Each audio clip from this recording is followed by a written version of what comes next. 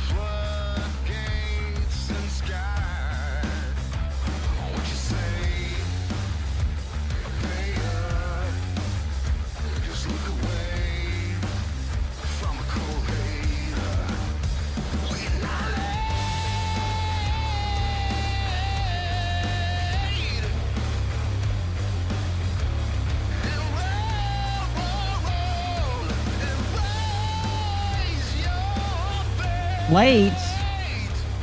Oh no. Sir, I'm like a day and a half early. Oh my goodness. Late and or gay? Maybe. I feel like that's kind of mean to say considering who used that the most. I'll have to give you a pass on it though.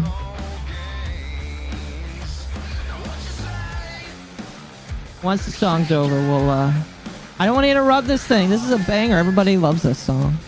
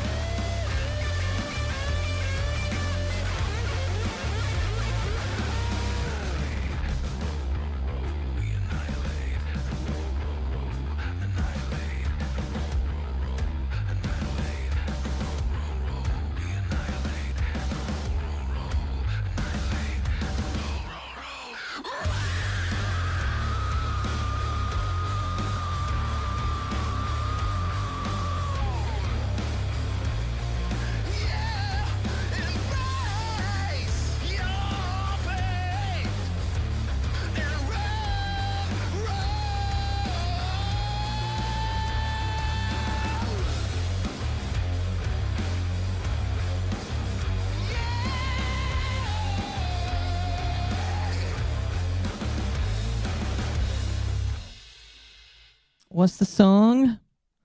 It's on Epidemic.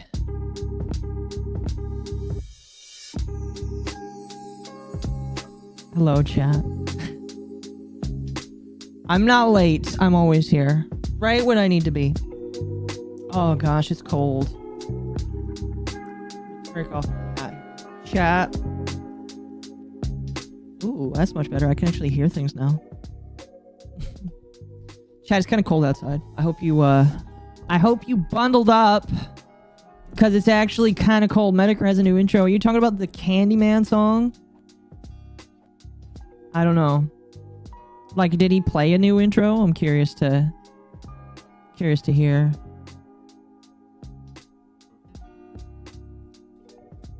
Rare for me to catch a stream live. I'm happy that you're here. Chat. Really quickly, I just figured I'd get it out the gate right now. I know I'm probably going to piss off people, either which way, and I really don't care. What I will tell you is that I am, for the most part, an impartial party. I didn't actually get to vote this election term because I was moving when that happened. I probably would have voted for somebody this year, but I just figured I'd put that out right now. It allows me to say that I'm for the state, even though I probably have some biases here.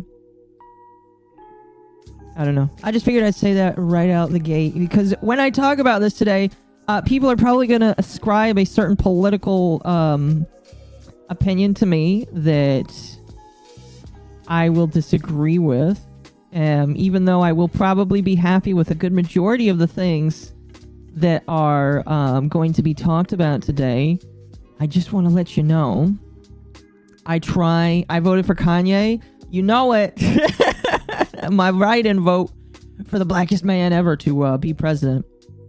Although, I'm going to be honest with you. Now that my manager is a Jewish man, I actually asked Bull today. You know, I feel like this is a funny thing to bring up. I asked Bull today, because I wanted to make a video on the Destiny leaks, which I think that I'm going to talk about a little bit today as well. because I thought about it and I was like, I can talk about Trump for 5 or 6 hours, but I'm probably not going to have a lot to say after like 1 or 2 hours, maybe even 3. So I felt like maybe talking about the Destiny stuff, because the Destiny stuff is pretty damn hilarious. Not for the reasons that you might think that is kind of cruel of me to say, but the Destiny leaks are kind of hilarious. Because the people surrounding Destiny are now saying that they can't be conscionable to him. So that's kind of funny. But anyway, I asked manager if I could make the video, and he said. I also asked him what a Hebrew word for like a friend or buddy was, and he said that the Hebrew word for friend or buddy is like haver. So, Bull, manager, being the haver, I decided to say, Haver-san has informed me that the video can only happen if I make sure to notify you. I'm under the control of Lucky's manager, Morton Schickelstein. So, just letting you know where my biases lie, chat. My manager will make sure that you stay in line with the correct opinion here. Have I ever did I talk about Goonergate? I had talked about I mentioned during a video. I had a video where I talked about it. However, I don't think I've ever done like a pretty extensive stream on it. So if people are looking for me to talk about that, I guess potentially I could do that. The problem is, like, there's so much of it that I don't know.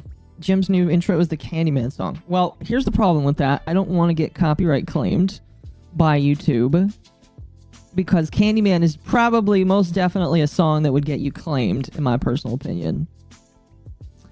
So while it would be fun to play, I would probably have to delete the VOD, and I really don't want to have to do that. When we talk about biases and who we shill for and who we don't shill for, the only thing I shill for is myself and my ability to continue to make videos on YouTube. And if I can't continue to make them, that kind of sucks. So that would be a funny thing to play, but I'm pretty sure I would not be able to keep this stream monetized, which is kind of what I want. We'll see. It's his own AI version, but they still claim it. Yeah, that's what I figured. What happened to Destiny now? Well, again, we'll probably get to that later down the line. But it has come out that he allegedly, and I'm saying allegedly here because I'm still parsing through it, and I don't feel like I can make a determining decision on it. But allegedly, a woman is claiming that he shared images of her without her consent, and she is planning to sue him for that. And that may, and I say may because I don't know all the proper. I'm sorry, I'm moving around. I'm going to be moving around a lot today, just because I'm antsy. I should have been at work today, but I got the day off today. But basically, a woman is claiming that he spread revenge porn of her. So that's definitely fun. Not really for her, but that's really fun to parse through. And the thing that's really funny about this is I personally, well, not just me, I know a lot of people that have watched Destiny's evolution for a while have kind of figured that he's got some stuff that he's hiding that was just not like out there. And the fact that this has like become a thing is not something that is entirely surprising to people. I myself kind of figured that there was a possibility that Destiny could could do something like this. But now, again, I have not parsed through everything. I have started to listen to videos from people, and we're probably going to go through those today once we get done with the Trump stuff. Once we get done with the Trump stuff, I am going to go through that today because I want to listen to it and talk about it. But I have heard rumors that apparently people are sweeping when it comes to when it comes to Destiny, the normal people. I have no idea if that's actually true. If it is true, that's kind of hilarious. For all the wrong and sad reasons. Oh my gosh, a cat. Sorry, I've got Minecraft on in the background. Chat, do you want to see? Here, while we're in the opening here, I'll just talk a little bit while I'm playing here. Hopefully, that's okay with you. I would wait for the lawsuit, but the CC is melting down. Yes, there is a lot going on when it comes to Destiny. And again, like, I am not one of those. I am one of those people that tries to be cautious when it comes to throwing out alleging stuff. Trump is about to make an announcement. Really? Cat, send me that. I'd be interested to pull that up. If he's planning to say something, I'd like you to pull that up. Am I a builder or redstone person? Both. I've done both. Although a lot of the time when it comes to redstone, I am not one that comes up with ideas. I just make what other people do. And I will never allege that the things that I do in redstone are my own. I can't come up with redstone stuff. Anyway, besides the point. But no, yeah, when it comes to Destiny, the big problem I kind of have is there are a lot of people around him that I felt have just kind of like excused a lot of his behavior. And so because of that, it's kind of funny seeing all of them just kind of be caught looking at their e-daddy have issues. Oh my gosh, do we have a second man here? Oh, we do. Why is there a cat in here?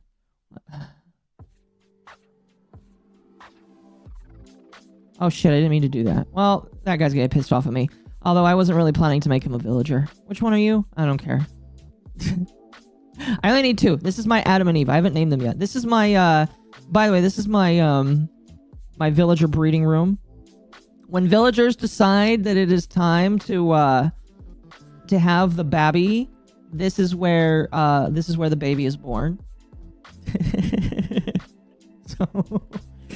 So there you go. Turkey Town was thrown under the bus. That sounds about right. I've heard that there have been a couple strays in regards to that, so that's cool. That's cool. But anyway, we're not going to talk about Destiny in the beginning here today. We're not here for Destiny. I don't know why you keep dying up there. So this is my iron farm that I made here. Let me switch to spec mode. This is one. This is a farm that I got ideas for a long time ago. I can't remember who originally made it. I just have my original one. But yeah, this is how you can very easily get iron if you're underground. Just make sure that there's no caves around you. And I feel like I did a pretty good job. You need like a 16-ish block radius. And then you just go to town. And you just need 1 zombie, which was a bitch and a half to get in here. But thankfully, you know, you can drag them in here on a boat and put them in. But anyway, you guys aren't here to talk about Minecraft. We're here to talk about Trump and Trump's first day. Now, I'm going to be honest with you, chat. I worked yesterday. I had to listen to the inauguration. I listened to a lot of different clips and shit and stuff when it came to what he was talking about. A lot of it was pretty interesting to hear. A lot of it is, in my personal opinion, when it comes to any political person, it is really just fluff until you see them do something. But Trump has, from what I've seen, already started to do something. He has signed a lot of executive orders in his first day. I heard rumors that it was like 200, but then I don't think it is 200. He signed like 20 or something like that within his first day. Like, I was very surprised. He came in like swinging his bat really hard, and he signed to 26. I think it was like 26, something like that. You didn't miss much. Awesome. You should listen to his debate with Medicare in 2016. The Destiny one. You know what, chat? I think we're probably gonna... I think I might do that.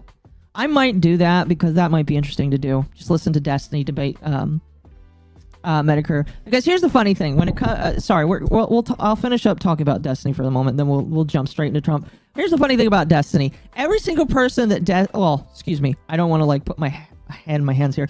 A good chunk of the people that Destiny debated back in the day, most of them are doing all right. John Tron, married, I believe has a kid on the way, if I remembered last, and has a successful channel where he can upload something and it will still get views. Doesn't always upload the most, and sometimes I'm not the biggest fan of all of his content now, but he's still he's still doing pretty damn well. Medicare, who was another person that he debated, you know, he's doing pretty good as well. So that is pretty exciting.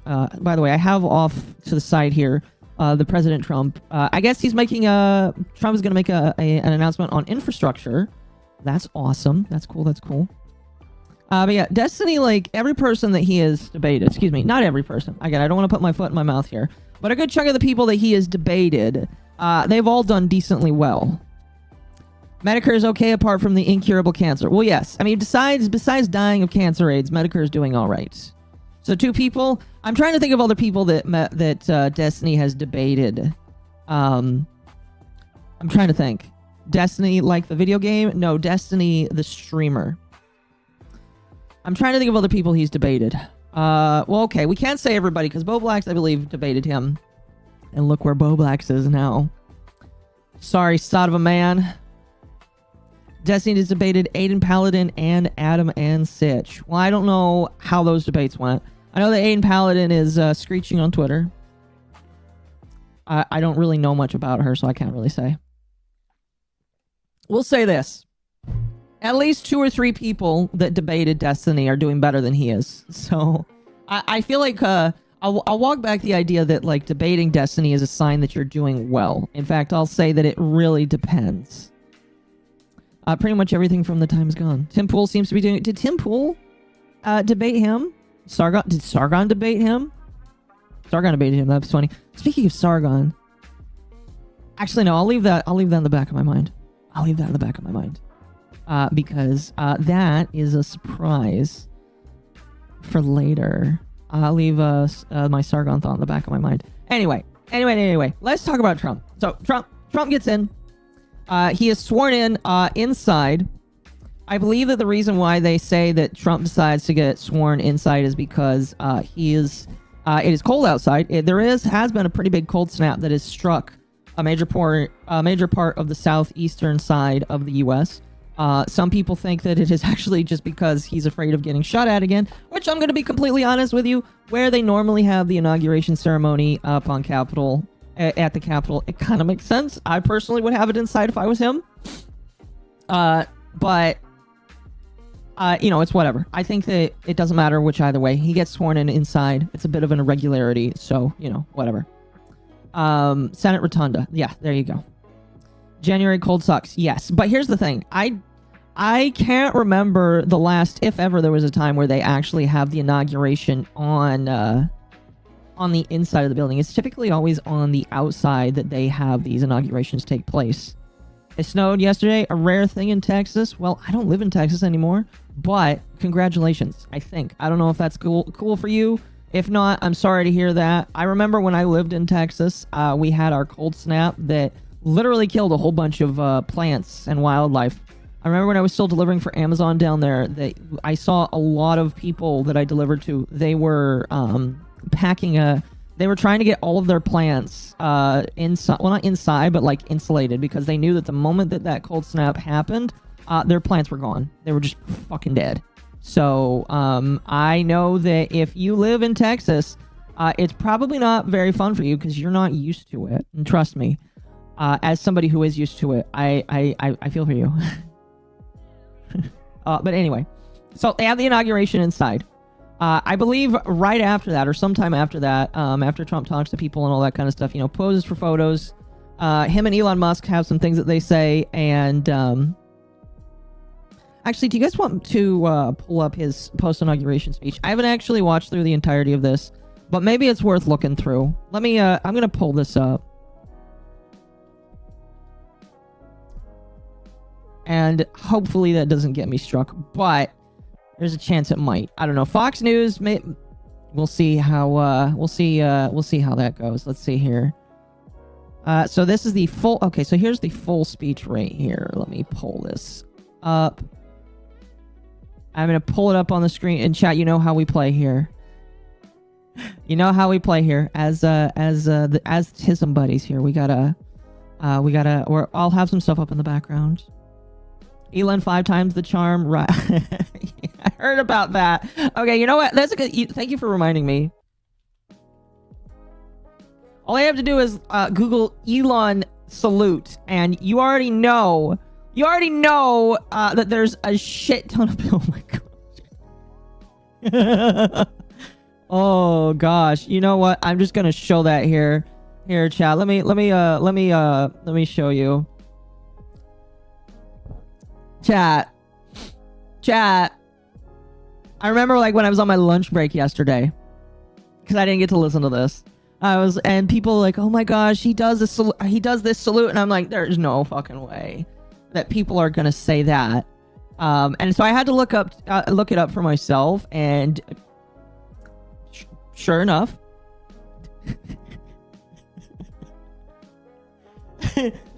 sure enough, he did raise his hand like this, but was it a salute? I don't think so. I think that if you believe that, you are just kind of retarded. I'm sorry. By the way, chat, we live in retardville now. Excuse me. We live in a world where that is allowed. In fact, I saw somebody meme that Trump made an executive order to make saying retard an okay thing again.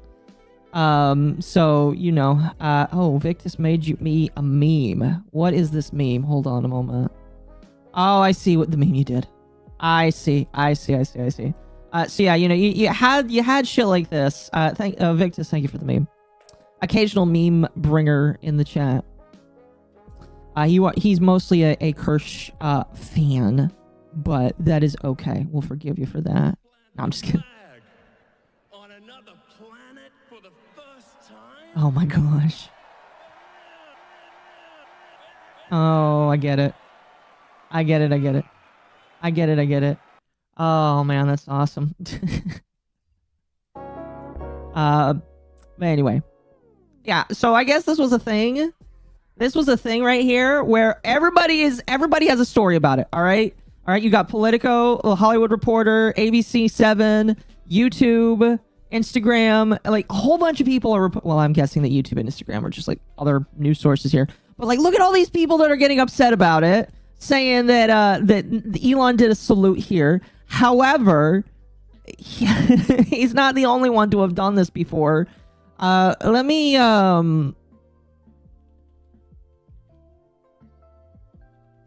I'm pretty sure. Yeah, here we go.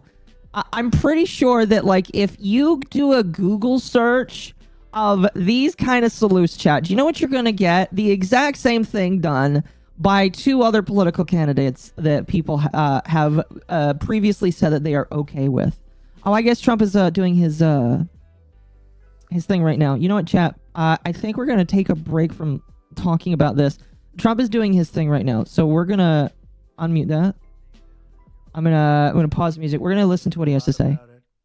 In the future, a new American company that will invest $500 billion at least in AI infrastructure in the United States, and very quickly, moving very rapidly, creating over 100,000 American jobs. Wait, so we're gonna okay, he's saying we're gonna start a new company for AI infrastructure. Ooh, that's really gonna piss off a lot of people. If you want me to be honest with you, that's really gonna piss off a lot of people. I don't really care. I think it's funny. I'm interested to see like what this infrastructure is gonna be for, but that's interesting. 500 billion. Oh my gosh. New president, I didn't say it, they did. So I oh gosh. Aqua citing racist facts again. Yes. Of technology. What we want to do is we want to keep it in this country. Oh, here's another one. Thank you, Victus. Appreciate that. Others are competitors. We want it to be in this country, and we're making it here's another good one. Thank you, Victus. I'm going to help a lot through emergency declarations, because we have an emergency. We have to get this stuff built. So they have to produce a lot of electricity, and we'll make it possible for them to get that production done very easily. So wait, what is this here? If he's just talking about infrastructure, I may not play the entire. It seems. Let's see. It looks like he's just going to talk about infrastructure. That will be incredible. But it's technology and artificial intelligence, all made in the USA. Beginning immediately, Stargate will be building the physical and virtual infrastructure to power the next generation of advancements in it. Okay, if you don't like Musk, you're gonna hate this. Well, to be granted, a lot of people that don't like Musk also don't like Trump, so that kind of makes sense. But it sounds, oh man, it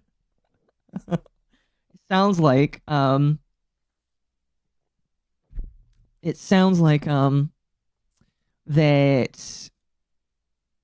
that Elon. Well, I don't know who is going to be a part of this, but there's going to be a company made Did he just say Stargate? That's what it sounds like. Chat, did I hear that correctly? Here, can I rewind that a little bit? Oh shit. It would No, it won't let me. impossible. Fuck. It would simply be impossible. AI holds incredible. I think he did say promise for all Stargate, of though. us, for every American. Who the fuck is this? We've actually been working with OpenAI for a while and with Masa for a while. The data centers are actually under construction. The first of them are under construction in Texas. Each building's 500,000 square feet. There are 10 buildings currently. That's a pretty big building. Holy cow. Will expand to 20 and other locations beyond the Abilene location, which is our first location. Turn up the The volume. kind of applications that we're building, to give you an idea, maybe the most charismatic and the one that I think touches us all is electronic health records. Not just maintaining electronic health records, but by looking at electronic health records, understanding the condition of doctors, better understanding the condition of their patients. Just gonna put that there, chat. And being able to provide healthcare plans that are much better than they otherwise would be. A doctor in Indian River Reservation would be able to see how a doctor at Memorial Sloan Kettering would treat the patient, or a doctor at Stanford would treat the patient. We actually provide all of that information, all of that guidance to the doctors who are treating cancer patients or patients with any other kind of disease, made possible by AI. I'm not going to take a lot of time. I'm going to pass it to Masa, but this is a very exciting program for Oracle to be a part of. Thank you. Oh, so they're involving Oracle. Interesting. That is really interesting. Can we get Temple Run? Get Temple OS. That's great. I feel tall now. Oh, Thank you. I feel bad for this poor man. Look at how tiny he is. Last month I came to celebrate your winning and promised that we will invest $100 billion. And you told me, oh, Masa, go for 200. Yeah. Now I came back Need with John 500. Connor. Oh man. I see it being used as a cross-reference, the because most this effective is the- treatments and recommended what should be done for patients based on what's been most effective. Yeah, I could see that. As you said yesterday, this is the beginning of golden age. Google has decided to side with Trump. Maybe we'll see the YouTube lighten up. That depends. That depends, because here's the thing. Yes, Google does have left-leaning people in the company, but it has always been my opinion that Google has sided more with advertisers than they do with their own woke ideologies. That has kind of gone up and down depending on the years. It's definitely been way more left-leaning during Biden. But I do feel like they are going to loosen up a little bit. But advertisers are still going to be the #1 key deciding factor in a lot of different things on YouTube. And that's just because advertisers are king. So it depends on how they feel. Banks too. Right? Because of your success. So we are very, very excited to do this. And No chat. our partner is, of course, SoftBank, OpenAI, Oracle, and additionally investing partner with MGX. On top of that, we have the technology partner, NVIDIA. Oh, and of NVIDIA's course, getting in there. Microsoft has been very, very supportive to. Okay, chat, I'm going to tell you this right now. If you got spare money, go buy NVIDIA stock right now. No, I'm just kidding. Please don't take anything I say as advice. Please don't do that. Oh, fuck. Oh, man, I have to catch myself there. Pay attention to them, though. I don't know. Play with your money wisely. Sam and continue to support, Don't make the mistakes that I do. all our success. This is not just for business. As Raleigh said, this will help people's life. This will help solving many, many issues, difficult things that otherwise we could not have solved with the power of AI. I think AGI is coming very, very soon. And then after that, that's not the goal. After that, artificial super intelligence will come to solve the issues that mankind would never ever have thought that we could solve. Well, this is the beginning of our golden age. Thank you very much. Oh, interesting. They're really talking about how they're going to I don't know too much to revolutionize add, things. but I did want to say I'm thrilled we get to do this in the United States of America. I think this will be Don't the most invest in important Trump. No, project yeah. of this era. So I don't know how many people know this. There is a Trump like meme coin that's out there. I believe it's already lost a lot of value. Don't invest in that. I don't know what he was thinking. That is already something that kind of has me bothered about Trump. I don't know how I feel about that personally. You guys might have different opinions, but I do find that kind of bad. Well, more than just kind of bad, because a lot of people I hear lost money. So I don't know. I don't know. And as Masa said, for AGI to get built here, to create hundreds of thousands of jobs, to create a new industry centered here, we wouldn't be able to do this without you, Mr. President. And I'm thrilled that we get to. I think it'll be an exciting project. I think we'll be able to do all of the wonderful things that these guys talked about. But the fact that we get to do this in the United States is, I think, wonderful. So thank you very much. There's a lot of AI jobs that are going to be created here. Positive things about what it's going to do for medical research and for solving things, cancer and all the different problems. Oh, apparently we're going to go for solving cancer. There's problems, disease. Not sure why I did that either. I don't get it. These guys can maybe share more about some of the work they're doing there. I think they'll jointly be some of the leaders about driving progress here. But I believe that as this technology progresses, we will see diseases get cured at an unprecedented rate. We will be amazed at how quickly we're curing this cancer and that one and heart disease. Stop investing in and crypto. what this will do for I disagree. You just need to invest smartly. I mean, like I have a little bit in Bitcoin right now, but it's just like you got to be smart about it. I think will be among the most important things this technology I don't know. does. Great. Very good. Thank you. Can I take it and answer that question? By the way, once this is done, we'll get on to So we're actually reading currently what I working wanted on- to go through. Should I step on this? Okay. All right. No, no. I'm not that tall. I'm not that tall. I'm not that tall. I'm not You look even better. Thank you, Mr. President. One of the most exciting things. Oh, that's we're very working on, embarrassing. again, using the tools that Sam and Masa are providing, is a cancer vaccine. It's very interesting. It turns out, I'll be quick. Wait, all of our are they saying there's a cancer vaccine? cancer tumors, little fragments of those Oh tumors boy. float around in your blood. So you can do early cancer detection. If you can do using AI, you can do early cancer detection. Oh, blood test. Interesting. And using AI to look at the blood test. They're going to use robots in your body and AI to find cancer in your blood before cancer starts up. Cancer diagnosis using AI has the promise. Oh, of just a man, simple blood chat. test. That sounds Then interesting. Beyond that, once Maybe I'm we interpreting that wrong, once we gene sequence that cancer tumor, you can then vaccinate the person, design a vaccine for every individual person to vaccinate them against that cancer. And you can make that vaccine, Nanomachines, that mRNA vaccine, potentially. you can make that robotically, again, using AI in about 48 hours. So imagine early cancer detection, the development of a cancer vaccine for your particular cancer aimed at you, and have that vaccine I want a available in bionic 48 spine. hours. That would be cool. This is the promise of AI and the promise of the future. Great, thanks.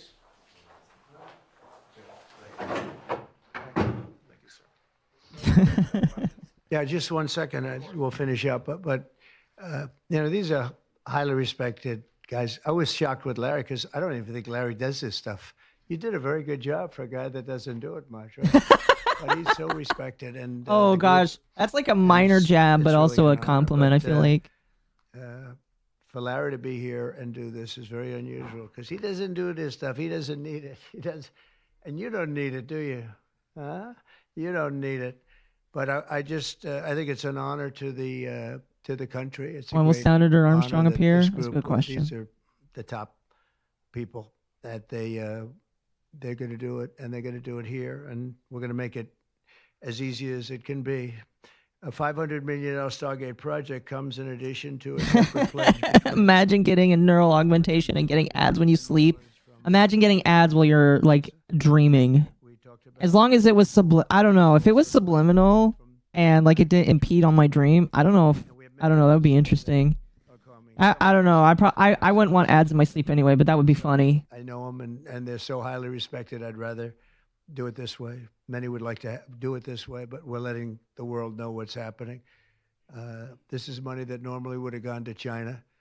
4 other countries, but in particular China. In total, before the end of my first Well, it's a full good thing it's not going to business day in China. Washington and the White House, we've already secured nearly $3 trillion of new investments in the United States, and probably that's going to be 6 or 7 by the end of the week. Tremendous amounts of money are coming in for many things other than even AI. AI seems to be very hot. It seems to be the thing that a lot of smart people are looking at very strongly, and our country will be prospering. Wake like up in the never night and crave before. I think Arby's. That's true, and it's going to be the golden age of America. As I say, yesterday we had the most ambitious, action-oriented day of any administration in history. No, there's never been a first day like yesterday, as you know. I signed a sweeping slate of executive orders to stop the invasion. Forget that of he our called Xi borders. Jinping brilliant. I mean, launched I a think he was just trying to be government-wide nice. I don't effort know. to defeat inflation and bring down the cost of daily life and bring down the cost of energy. It's my personal magnificently opinion, bring though. it down. He does a lot to just be nice And to when people. energy comes when he down, wants Larry, I'd something say from them. generally speaking, when energy comes down, everything else comes down. The prices of food and the prices of everything else come down. Energy is that's the big baby. And we declared a national energy emergency to drill, baby, drill, our term that we use. We're going to drill, baby, drill. I hope like that never we do before. drill. We ended More oil. I want destructive listen. DEI Listen, if he mandate. brings gas down by $1, I will already consider him a better president than a military system and a common a lot of other presidents. the Supreme Court gave us a decision on Bring it down by $1, Trump, and you're already my favorite president. I don't care about anything else. a lot of different rules, I don't know. regulations, and things that really. I don't know if people put would our agree with me country or at a not. Disadvantage. We permanently stopped government censorship and restored free speech. That was signed yesterday. That's how little it takes for me. The Gulf of Mexico, the Gulf of America. Sounds so beautiful. The Gulf of America, and returned the name of a great president, William McKinley, to Mount McKinley. They took off the name, and he was actually a great president. He was a very, very successful businessman. Bring He down ran gas for and governor of food. Ohio. Yeah, He if he won. does either of those things, he's Did a already great job as governor, a ran success for in my personal president, and opinion. He won. He was assassinated, ultimately, in his second term, unfortunately. But he was the tariff king, and he. I don't think he was as bad What as did I Biden am. do I think I without believe him reserves? even more than I think him, he but just believed used in it them. very strongly, and he raised. I couldn't massive tell you. I amounts don't of money. remember. Our country was at its richest from 1870 to 1913. We had the most. That was when we were the richest, relatively speaking. We were the richest during that period of time. That was tariffs from other countries. And our administration's moving with unprecedented urgency and speed to confront every single crisis. He's just having facing fun. Yeah, he is. us, and we'll get the job done. He And again, I is. want to He thank is. Sam and Masa It is and really just Larry for being posturing here. for It's him an honor right to now. have 'em. And we'll take But a I few do hope that questions. there is stuff that happens. Some of the executive orders, you would agree that it's never acceptable to assault a police officer, Sure. right? So then if I can, among those you pardoned, DJ Rodriguez, he drove a stun gun into the neck of a DC police officer who was abducted by the mob that day. He later confessed on video to the FBI and pleaded guilty for his crimes. Why does he deserve a pardon? Well, I don't know. Was it a pardon? Because we're looking at commutes and we're looking at pardons. Okay, well, we'll take a look at everything. But I can say this. Murderers today are not even charged. You have murderers that aren't charged all over. You take a look at what's gone on in Philadelphia. Take a look at what's gone on in L.A., where people murder people and they don't get charged. These people have already served years in prison, and they've served them viciously. It's a disgusting prison. It's been horrible. It's inhumane. It's been a terrible, terrible thing. I also say this. You go to Portland, where they wrapped police officers, shot police officers. Nothing happened to anybody. You go to Seattle, where they took over. He's a big deflecting. chunk of the I would city say so and a little people bit. died. Portland, But I think a he's lot of bringing up a people good died. point Wait a that, minute. like, And you go also. Take I mean, a look okay, at, let me say it like this. If it's accurate, the guy that they're bringing up is true, he probably should still be in jail. people were killed. Um, Nobody went to jail. So these people have already. I don't know. I do think that, like, And I made a decision. he's trying to say Joe Biden that, gave a pardon yesterday. oh, but these other people have done other things. I don't know. Criminals that he gave a pardon to. I don't know. You should be asking that question. Why He didn't answer why he should be pardoned. No, he did not. Basically, I think he basically was just like, because here's the thing. I believe that all of the J6 people This will be the first time I've ever talked about it. I don't think all of them are probably pure. I think that a good chunk of them probably were. And yeah, baked Alaska. But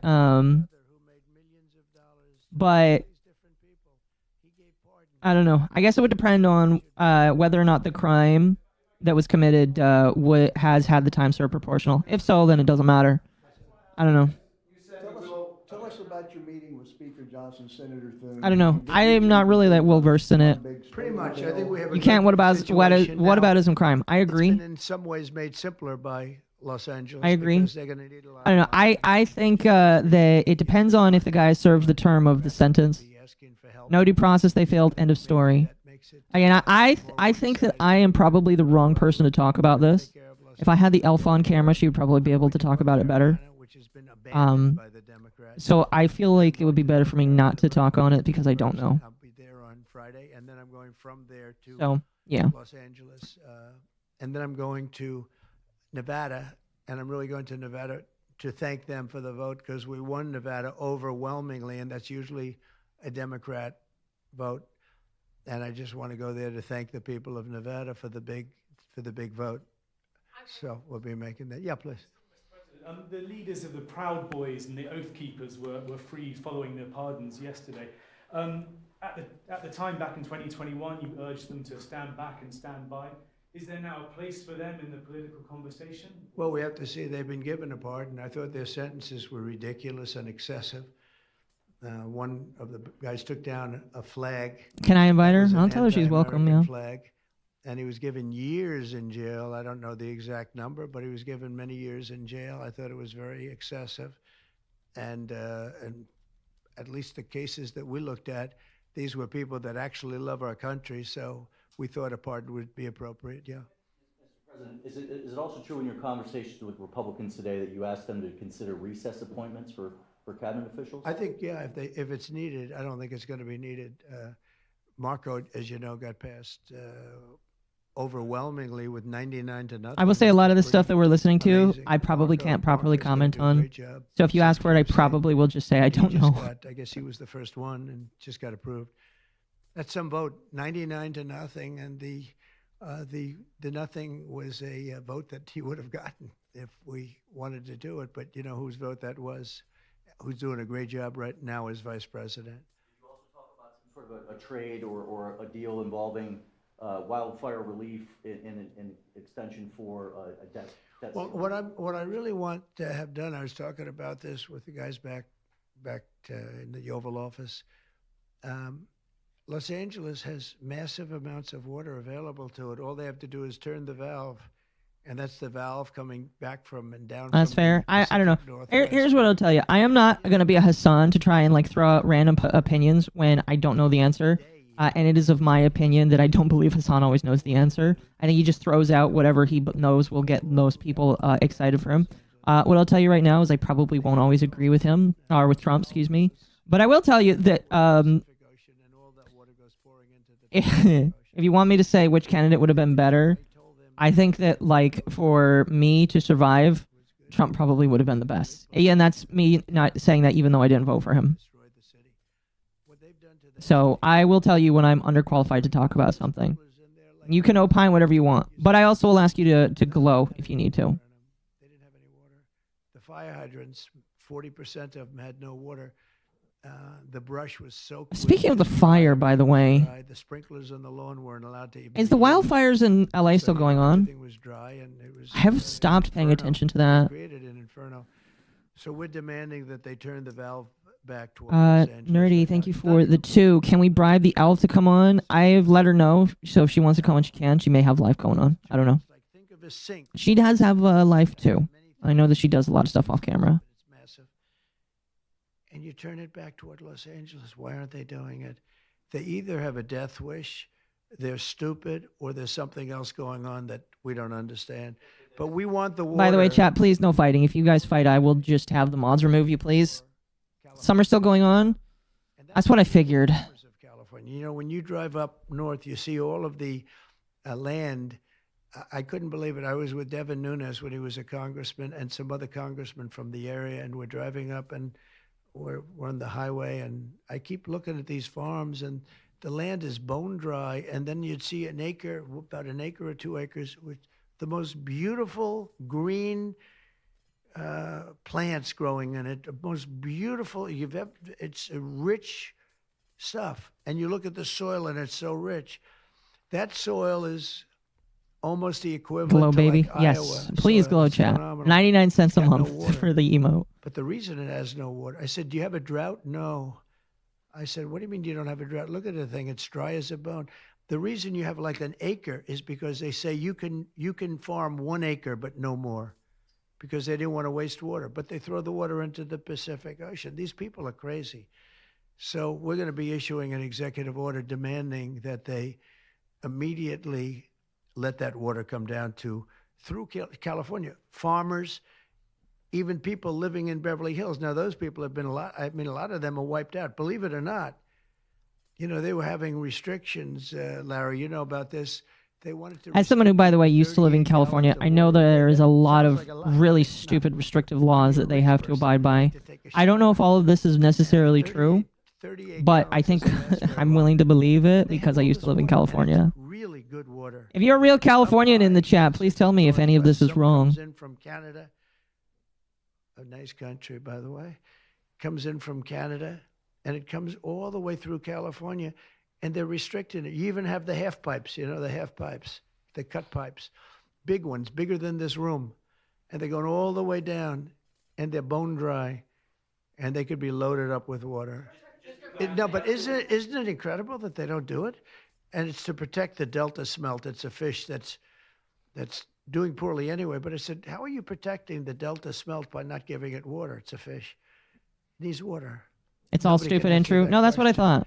I lived in San Diego for multiple Well, years. let me do this Oh. first. Are you open to Elon buying TikTok? Say it. Are you open to Elon buying TikTok? I would be if he wanted to buy If he it. wanted to buy it, yes, buy TikTok. On your inauguration? I'd like Larry to buy it too. I have the right to make a deal. So the deal I'm thinking, Imagine if Trump bought TikTok, chat. Imagine that. Would you be happy with Trump owning TikTok? That would be hilarious. By the way, I'm gonna misspeak your name, and I deeply apologize. Duke de Alba de Tormes. Thank you for the 10. The other side has set the standard. Pardon everyone, like Biden has. We're playing by their rules now. You're always gonna see me saying that I don't like doing that because it just leads to more hatred and all that shit. The problem is that when you turn the other cheek, like I want to do, it doesn't get you anywhere because the other side will just keep taking advantage of you. For many years, I think me and a lot of people are like, well, we just need to turn the cheek and hope that the better person prevails. But unfortunately, that's just not the case anymore because people will just continue to do evil. And again, maybe this is me being like religious. Maybe this is my hyper religious mindset coming out. But like Satan doesn't care about the rules of engagement. So sometimes you just need to play dirty back. Is that warranted here? I don't know. I'm just... Ow. Motherfucker. Okay. I wasn't bothering you. And I gotta get rid of the evidence. Anyway. they should not have served, excuse me, and they've served years in jail, and murderers don't even go to jail in this country. And we had this is true. 1,500, we This had is true. 16 I have seen under articles, review, as you know, we and committed read stuff about 16 this. of them because it looks like they could have done things that were not acceptable for a full pardon. But these people have served years of jail, and their lives have been ruined. And in many cases, listen to me for a second. Stop interrupting. They've served years in jail, and if you look at the American public is tired of it. Take a look at the election. Just look at the numbers on the election. We won this election in a landslide because the American public is tired of people like you. And I do that are believe this. just I do believe that one-sided, the American people are tired. horrible people in terms of crime. You don't talk about all the people that have been killed and what happens to those murderers. Murderers get no time. You take a look at some of these DAs. Turn the other cheek used to mean turn and face your attacker, not let them to continue to attack you. I'll be honest with you, I would have to reread it. I would have to reread it personally, but they know all about it. You could be right, but I would have to reread it. The shooting, No and witnesses. they don't even go up and tell Motherfucker. No, we pardoned people that were treated unbelievably well, poorly. In the history of our country, there's never been anything take place like this. They're still looking for them, but they're not looking for the murderers, the people that are killing everybody. We are, though, and we're getting them out of the country. We just started that. We're getting them out of the country, and they're going to be gotten out of the country fast. They came in illegally from jails and from prisons. They killed many people. Some of them killed many people. About 50% of them killed more than one person. They were released into our country. That's what we're focused on, not the kind of nonsense you're talking about. You've called for a ceasefire in Ukraine. If Vladimir Putin doesn't come to the table to negotiate with you, will you put additional sanctions on Russia? Sounds likely.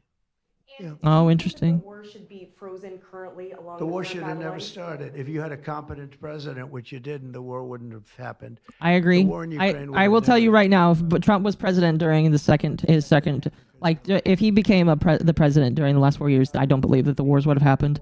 I personally believe that those wars only happened because Biden was in office. Well, I like both sides of the argument, but I also like very competent people coming into our country, even if that involves them training and helping other people that may not have the qualifications they do. But I don't want to stop. And I'm not just talking about engineers. I'm talking about people at all levels. We want competent people coming into our country. And HB1, I know the program very well. I use the program. Maitre d's, wine, experts, even waiters, high quality waiters. You got to get the best people. Now, then you go into people like Larry, and he needs engineers, and Masa needs, and this gentleman needs engineers like nobody's ever needed engineers, right? So we have to have the quality people coming in. Now, by doing that, we're expanding businesses, and that takes care of everybody. So I'm sort of on both sides of the argument, but what I really do feel is that we have to let really competent people, great people come into our country, and we do that through the H1 program. I disagree. I feel like it's just, again, and this is something that I've looked through, chat. We've looked at this. There are multiple articles that talk about how it's used for fraud. Maybe there are good people that can come in through it. I am just worried that it's used more for fraud than not. Why is this volume low? My apologies. Canada, very much so. They've allowed millions and millions of people to come into our country that shouldn't be here. They could have stopped them, and they didn't. And they've killed 300,000 people last year, my opinion, have been destroyed by drugs, by fentanyl. The fentanyl coming through Canada is massive. The fentanyl Now it's coming through Canada? I didn't know that. Massive. Never would have thought it was People are those getting dirty killed and Canadians. families are being destroyed. I mean, the son gets killed and the family is a basket case for the rest of their lives. I mean, I've seen mothers that thought they'd heal. They never heal. They say it gets worse with time. It gets worse with time. They lose their boy. They lose their baby. They lose their young daughter to fentanyl poisoning. And I had that talk with President Xi the other day, too, of China. I said, we don't want that crap in our country. We got to stop it. I would have stopped it. I had a deal with him where he was going to give the maximum penalty, which in China is the death penalty for drug dealing. And he was all said he was going to give the maximum penalty to fentanyl dealers if they sent to the United States. They were going to get the death penalty. Based. And of course, Biden didn't I'm pick sorry, that up. but based. I wish that actually went through. That would have been nice. Have it done. We don't need no And more then Walter the Whites in election, this country. Let's put it nicely. Didn't go the proper way. I'm trying to be nice about it. It was rigged, and we had an incompetent president elected, and he never followed up on that deal. But he should have followed up, because if they got the death penalty, they wouldn't be sending fentanyl to Mexico, Canada, and other places. I will say that's not going to completely stop, but it probably would have helped out a lot. But I think that's based. Tariff of 10% on China based on the fact that they're sending fentanyl to Mexico and Canada. And anybody who says that it's sad that I'm saying it's based, that you should have the death penalty for drug dealers, well, I disagree. All the people that you see, excuse me, not me personally, but all the people that you see get hurt from drugs. Run, Nick, run. Yes, Nick Ricada, you're next. We're thinking about going to the Middle East, not yet. We have a thing called the hostages are coming back going on right now, and they are coming She's gonna be your back. Jesse. She needs to play for some that of law them school. have been very, very damaged. You look at the young lady with her hand practically blown off. You know how that happened, right? Did you know how that happened? When you find out, you're not going to be too happy. That's because awesome. it was terrible. But See, Captain Furlow, thank you for the 5 Canadian. Sorry for the fan. It comes via BC from China under medicine due to large groups of Chinese nationals. It's abused, stolen, exported. Yeah. Yeah, I think death penalty. I'm fine with that. I'm fine with that. I don't know. Press 2 if you're against the death penalty. I think that's a great idea for smuggling drugs into a country. But through weakness, they allowed it to happen, and then it was a disaster from them. But It'll lower the amount of people that get hurt, for sure. Many of these young people were living. Young people don't die like that. They're just dying. And they're just young dying. People aren't dying at 22 and 23 years old. They don't die. But now they're dying, and you wonder why they're dying. They're being killed, and they have been killed. But they say 6 months ago you would have had 11 more living hostages. Think of that. If I send my resume to Trump, he'll respond. But You miss 100% of the shots you don't take, so you should always shoot your shot. That I put on as a deadline that got it done, but it's a very sad situation. It should have never happened. I'll tell you 2 things should have never happened. 3 things. Inflation should have never happened. It would have never happened except for what they did to energy and their crazy spending. And Ukraine would have never happened. Never. By the way, Thank you for the 2. Don't base yourself off the internet. Very strong understanding with Thank you. Putin. That would have never, ever happened. He disrespected Biden. Very simple. He disrespects people. He's smart. He understands. He disrespected Biden. And also, the Middle East would have never happened because Iran was broke. They had no money. They had no money for Hamas. They had no money for Hezbollah. It would have never happened. October 7th would have never happened. But it did happen. So this is the cards I've been given. Again, I personally believe that, if he was in office during that time, that the war wouldn't have started. I really do believe that. I believe that wholeheartedly. They were dying or being killed, but that was what was happening. Are you going to keep sending weapons to Ukraine, or are you going to turn off the tap soon? Well, the we're war's looking at that. We're talking to Zelensky. We're going to be talking with President Putin very soon, and we'll see how it all happens. We're going to look at it very soon. One thing I do feel, the European Union should be paying a lot more than they're paying because under Biden, we're in there for $200 billion more. Now, it affects them more than it affects us. We have an ocean in between, right? Little thing called an ocean. The European Union should equalize. We're in there for $200 billion more than the European Union. What are we, stupid? I guess the answer is yes, because they must think so. But the European Union takes advantage of us tremendously on trade, and they now take advantage of, and always have. If I didn't get involved years ago, my first term, one of the first things I noticed was that they're not paying enough. They're not paying. And a lot of those countries weren't even paying. The NATO countries, they weren't paying. Only 7 out of 28 were paying. We were one of them. And Poland was one. And they had a few of them that were paying, and some were paying very proudly. Usually the closer to the borderline of Russia they were, the faster they paid, okay? The ones that were further away tended not How's to everyone's pay so favorite, much. MommaOcco? And one thing Well, I didn't know I was everybody's favorite, but I think they should appreciate lift that. their Thank number you. Not to 2%, I'm doing all right. but to 5%. NATO should be at 5%, not at 2%. 2% is ridiculous, yeah. Did you ask President Xi in your conversation about Ukraine, did you ask him to get involved in helping settle that? Can you tell us about that? I did, yeah. I said, you ought to get it settled because he's not done very much on that. He's got a lot of power, like we have a lot of power. I said, you ought to get it settled. We did discuss it, yeah. Do you intend to continue selling products that benefit yourself personally while you're president? Well, I don't know if it benefited. I don't know where it is. I don't know much about it other than I launched it. I heard it was very successful. I haven't checked it. Where is it today? You made a lot of money, sir. How much? Several $1 billion, it seems like, in the last several days. Several billion? That's peanuts for these guys. Oh, gosh. President Biden, can you give us some sense, broadly speaking? Yeah, he wrote me a nice letter. I did open it last night.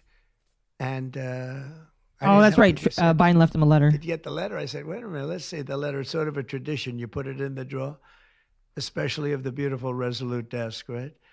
And I opened the drawer, and there it was. said to number 47. And it was a very nice letter. I mean, I could show it because I think it was a nice letter. Maybe I will. I think just basically it was a little bit of an inspirational type letter, you know, enjoy it, do a good job. Important, very important, how important the job is. But I think it was a nice letter. I think I should let people see Biden it left him because it was a nice positive letter, for or him whoever wrote in that letter writing left it. him a nice I letter. appreciated the letter. Mr. President, were security concerns at all a factor when deciding to move your inauguration indoors?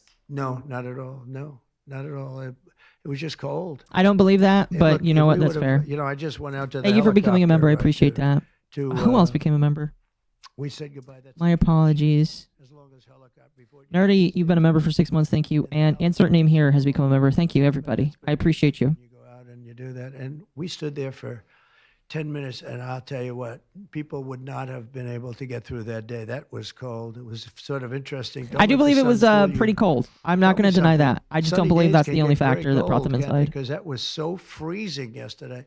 You couldn't have gotten through it. It would have been. And the answer is no. I wager Biden voted for him. With that being said, I thought the Capitol, the Rotunda, was beautiful. Probably.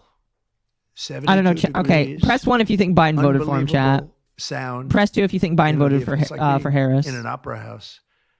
I could I'm see curious. people wanting I'm to do it curious there what rather your than what your outside. opinions are. Why did they remove John Bolton's security clearance, sir? Because I think that was enough time. It's we take a job.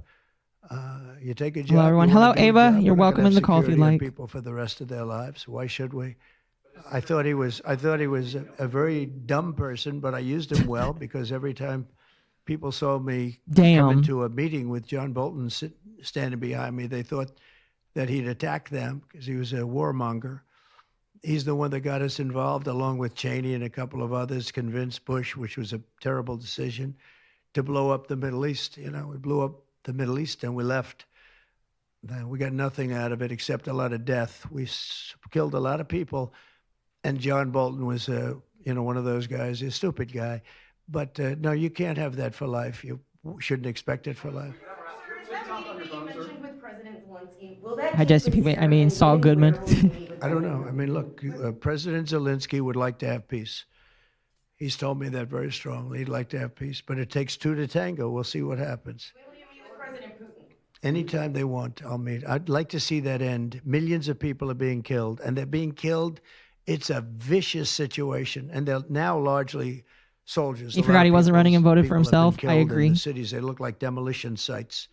Buildings, massive buildings bombed and coming down. What did I miss? The thing with Ukraine we is haven't that talked many about more the executive orders yet. This decided to just pop up. reporting the real numbers, and I'm not blaming you for that. We decided we're going to go through this, and then I'll talk about his executive orders, and we're going to go through my opinions on that, if I have any that I can contribute. Know about when those big buildings come down and they say 2 people were injured. No.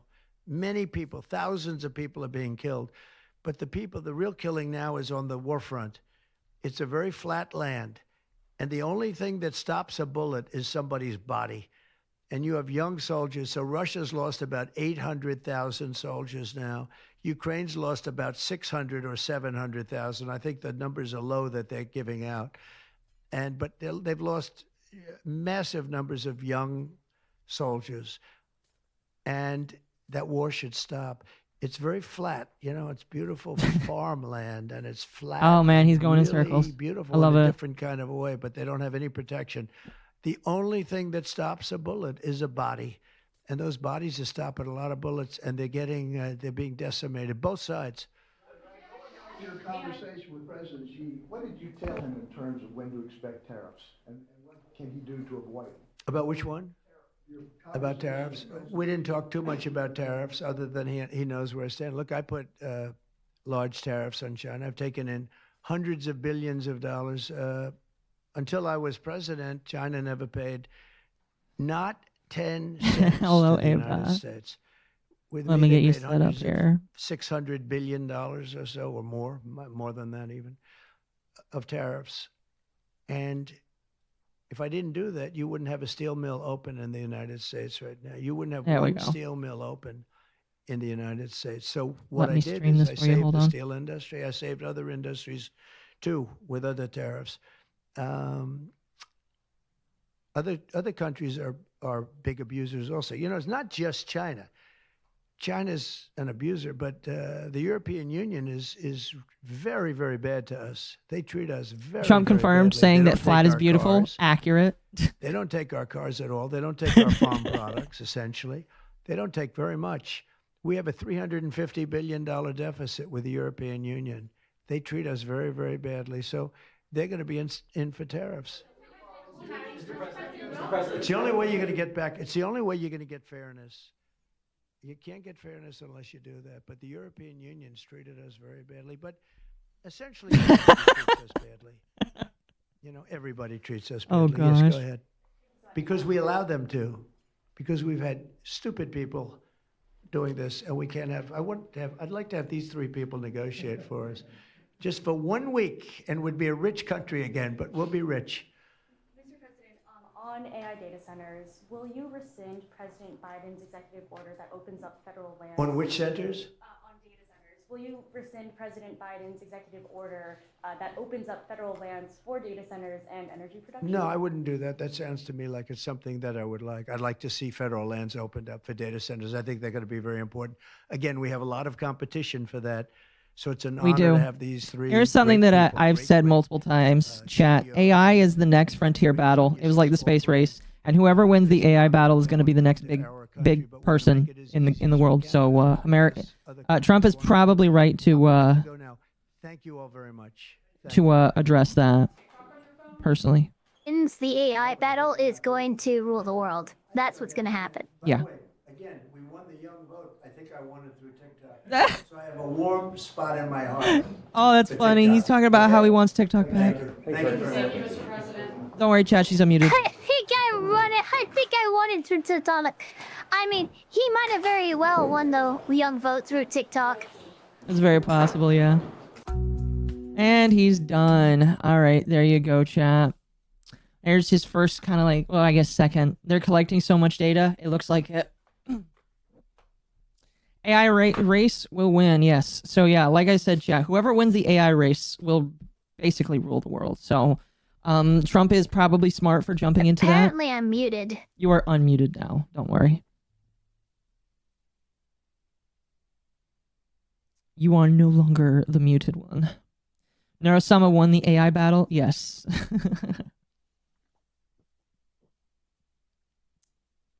AIM will run AI Mr. Medicare? That would be funny. She did. The swarm will now rule the world. This is very true. Yeah. So, I did want to ask you, they briefly talked about how, so he pardoned a whole bunch of January 6 people, and a topic was brought up of one of the J6ers that apparently assaulted an officer before they went to jail, and they were asking why that person got pardoned. And so my personal opinion on this is, I don't know, like, everything about it. My process would be if the person was in jail for the amount of time that the charges would probably go for, it probably wouldn't matter. I don't know. What do you think about that? Also, thank you, Nerdy, for the 2. Hello, Ava. Hello. So this is why pardons are, when they are done, they're done and they commute all charges related to that sentence. So if this charge should never have happened and it's been commuted, then the charge that they did while they were under like arrest and containment, they wouldn't have done that if they had been arrested. Yeah. Because they would have never been there. Yeah. So it pardons, this is why Biden gave his family and Fauci and a bunch of other people preemptive pardons dating back to when his presidency started. Because now it's like, okay, well, anything that they did from when my presidency started and when it ended, they can't be held accountable for. Yeah. They should not have been arrested, so that negates that. Again, I don't know everything in relations to it. I just know that a reporter brought that up, and it's just like, if it relates to the January 6th stuff, I can see why a pardon would probably happen because they wouldn't have done it in the first place. I don't know. My thought process is also like, if they served their time if the time served for those charges, what happened while they were in jail, it doesn't matter. Pardons are not a declaration of innocence. If anything, it is simply an acknowledgement that what happened, for whatever reason, clemency has been granted. Yeah. No, yeah, for sure. And again, in my personal opinion, when it came to the January 6th, like stuff, that's a whole lot of murky stuff that I only have surface level knowledge in. I think a lot of those people probably shouldn't have gone to jail, though. Like, some of them, if they defaced property and actually hurt people, yeah, they should have gone to jail. I don't think all of them were good people. But a lot of them that just did tours through the Capitol probably shouldn't have gone to jail. I am of that opinion. I don't know. I don't know. No one was touring through the Capitol that night. When the break-in happened, there was very little touring going on. And honestly, if there was touring going on, and you're somebody who's touring in the middle of a riot, what the fuck are you doing? Mm-hmm. Wrong Elf Joe said it isn't an admission of guilt. Some of those in prison did commit crimes. I'll say this. Joe Biden has done something completely unprecedented when it comes to pardons. He has preemptively pardoned people who are, for all intents and purposes, completely innocent. They don't have any charges pending. That's never happened before. But I'm sorry to say, but historically speaking, I've been in the right until Biden decided to throw this fucking curveball at the planet. I would say that you're probably more right than not then.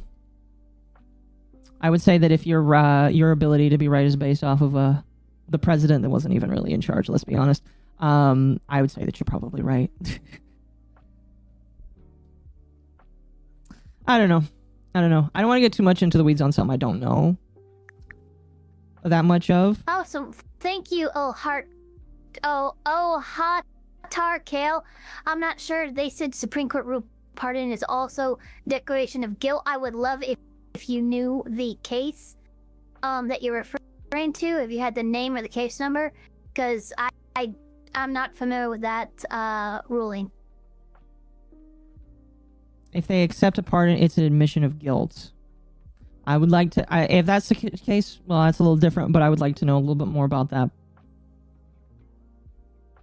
I don't know. Pardons only work on the federal level. I don't know. I don't want to comment too much on it because I just don't know, chat. So, the lawyer Elf would probably have more. Yeah, a federal like a presidential pardon only works for federal offenses. This state level, like for instance, Trump could not pardon himself, or a president could not pardon Trump for his 34 state felony counts in New York, right? Because it was not on the federal level. Right. The more the info they released about Jan 6, the more it's psyops. I'll be honest with you, I really just didn't look too much into it because it just was too... I just didn't care that much. I mean, I care, but at the same time, like... I don't know. The glow. I just suggest that people glow. I researched a lot into it, but a lot of people are fucking delusional about it on both sides, and I don't really talk about it. Yeah. So just glow if you want to talk about Jan 6.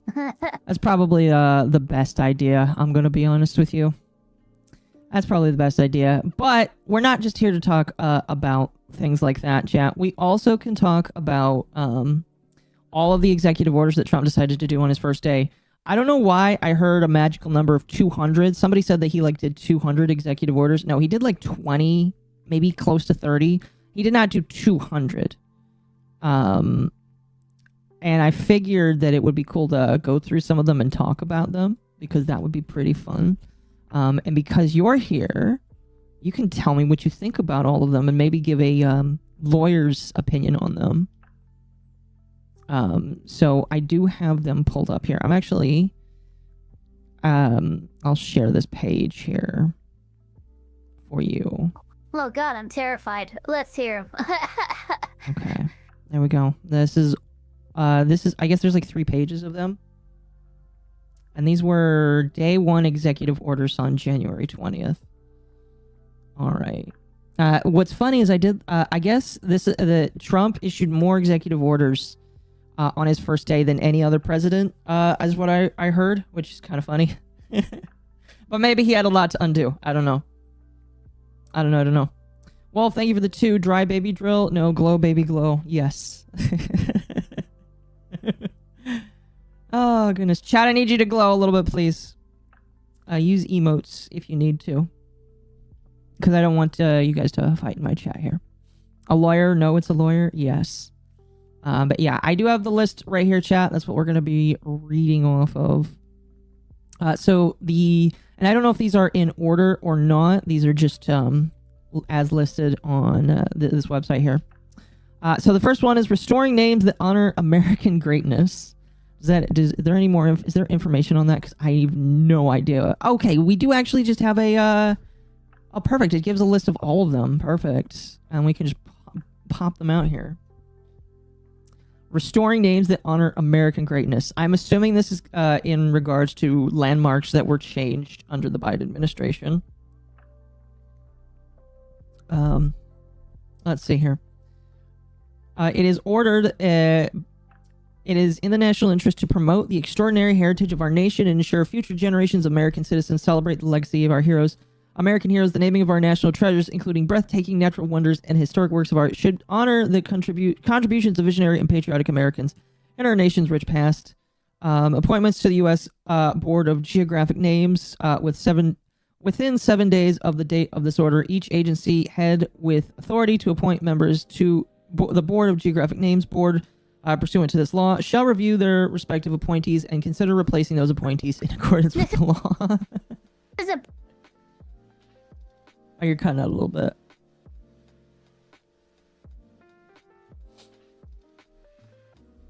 This is about the Mount McKinley stuff, right? I'm pretty sure it is. Might be. Yes. Okay, so down here it talks about this. Yeah, so Section 3, renaming of Mount McKinley. President William McKinley, the 25th president of the United States, heroically led our nation to victory in the Spanish-American War. Yeah, so it talks about renaming of that mountain there. The Gulf of America. I'll be honest with you, chat. Oh, go ahead. Oh, Hatar Kale with the 5 actually giving the fucking case number that I asked for. That is sexy as hell. If you know the case law, chat, you'll get Ava going. It's like the autism number in her brain. My favorite lolly, the court case is Burdick versus United States, 236 U.S. 79, 1915. It's autism. Yes, it's beautiful. It's beautiful and amazing. But yeah, it looks like this executive order is about the renaming of Mount McKinley and the Gulf of Mexico to the Gulf of America. And chat, let me pull up a picture of the Gulf of America here. Here we go. If you want me to get Starlink, donate to my Ko-Fi. Yes, please donate. Chat. That's where everything that I'm making is going right now. Yeah, chat, please. Oh dear, she's cutting out a little bit. It's okay. We'll wait for her. But yeah, chat, donate to her Ko-Fi so that she can buy Starlink. Hopefully, it's better. Dear God, apparently I'm having a goddamn stroke. Excuse me. Am I here? Yes, you're here. It's kind of wonky. But we can just blame my internet if you want.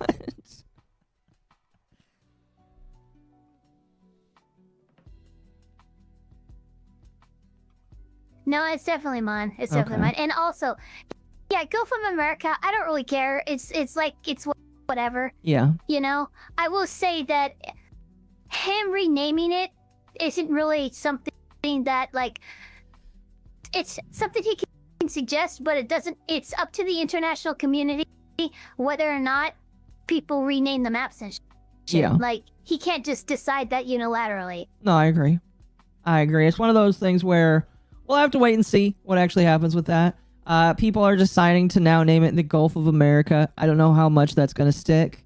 But, you know, it is what it is.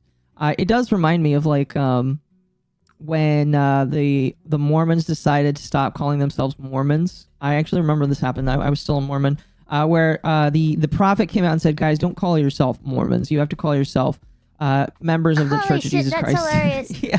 Apparently, the Wikipedia already locked the pages to prevent people renaming them. Really? Really? Oh, let me look here. Is it on Wikipedia? Gulf of America. Oh, that's funny. Oh, that's really funny.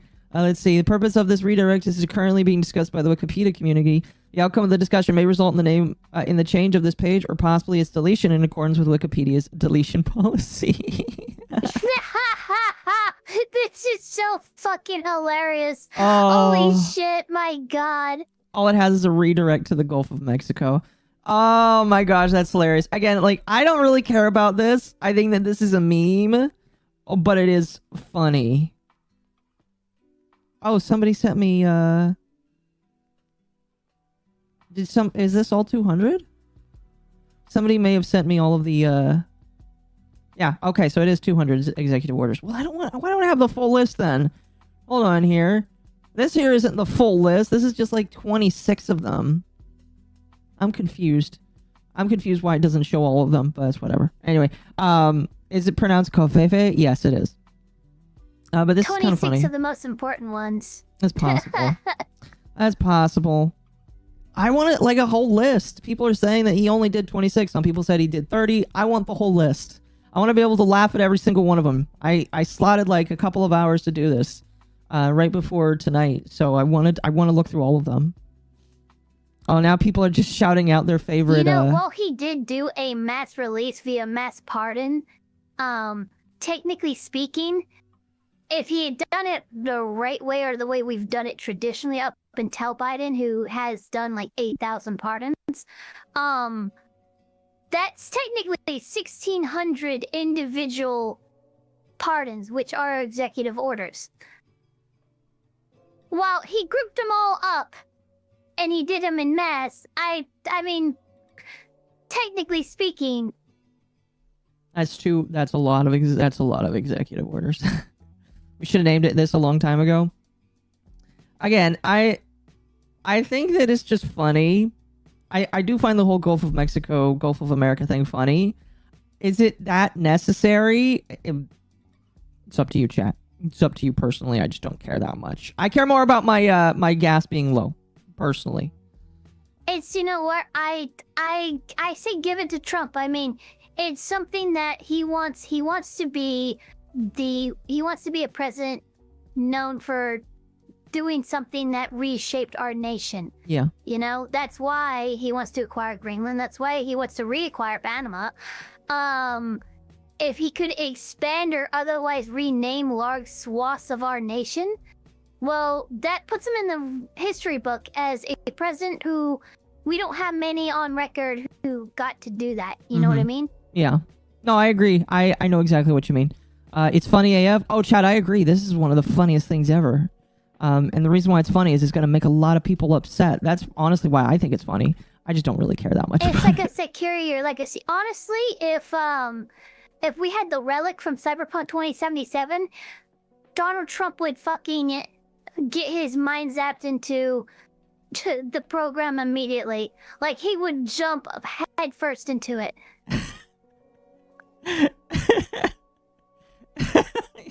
You know what? Oh, fuck. You know what? You're probably right. Oh, that's But could awesome. you imagine you put in the relic and Donald Trump is the one slowly taking over your body?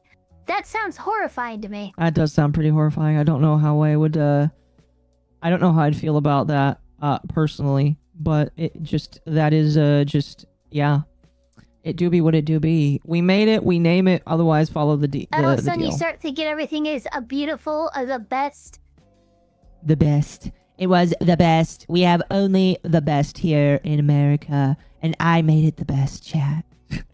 Absolutely amazing. We have only... Yeah, the man is very ambitious. But you know what I am excited to see? I'm excited to see a president who has no red tape in his way, really. I agree. You know, Congress has a Republican-controlled majority in Congress, in the House, in the Supreme Court, in the executive. Like, right now, all the doors are wide fucking open. It's on you. Impress me or destroy us. I don't give a shit, but at least we have motion. I agree. No, yeah, I'm kind of the same idea. Like, the last 4 years have been really a lot of nothing. Like, literally nothing. So I am interested to see what happens. Period. Oh my god. I have transferred my engram into a woman. I'm the first female president. You lose. I'm beautiful. Look at me. I'd probably do me. Wait, well, I want to read that in a Trump voice. Hold on a moment. I need to.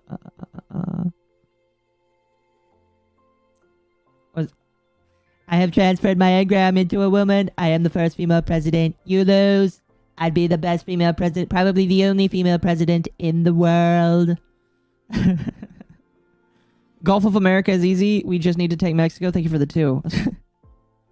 Shout him like, oh in man. the world, and then, you know what? If there's any others, I'll kill all the other female presidents until I'm the only female president left. Thank you, beautiful. In Minecraft, yes, in Minecraft. Thank you for the 2. No, seriously, Chad. That's I do imagine that he would do something like that. And to his credit, I think it would be funny if he did do something like that. You know, completely relive himself. I just almost went full on Sam Hyde, Hassan Piker. Okay. You said it, so I gotta play it. Chat, we have a tradition. If this is your first time here, by the way, I have a tradition. It's such a good fucking clip. It is such a good clip. Such a good fucking clip. It is a fantastic clip. Here, chat. Here, I'll fix this for you so that you can see it as well. Chat, we have a tradition. Whenever a stream, not me, I don't count because I am me, but whenever somebody on my group brings up Sam Hyde, we have to bring up this. Sam Hyde or Hassan Piker? In the heavyweight division. Oh, you know it, lad. You know that Hassan Piker? I'm coming to kill you! In Minecraft. In Los Angeles, at your house! Probably won't be in LA anymore. No, in real life. I'm going to stalk him and become obsessed with him. And wear his makeup and his dresses. And use his skin as a coat. Like the ancient Irish did. Well, that's your winner, Sam Hyde! Yay!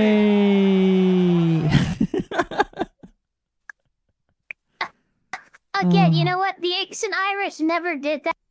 I had to impress upon everyone. The ancient Irish did not wear their enemy's skin as a coat. Well, you could start. You could be number 1.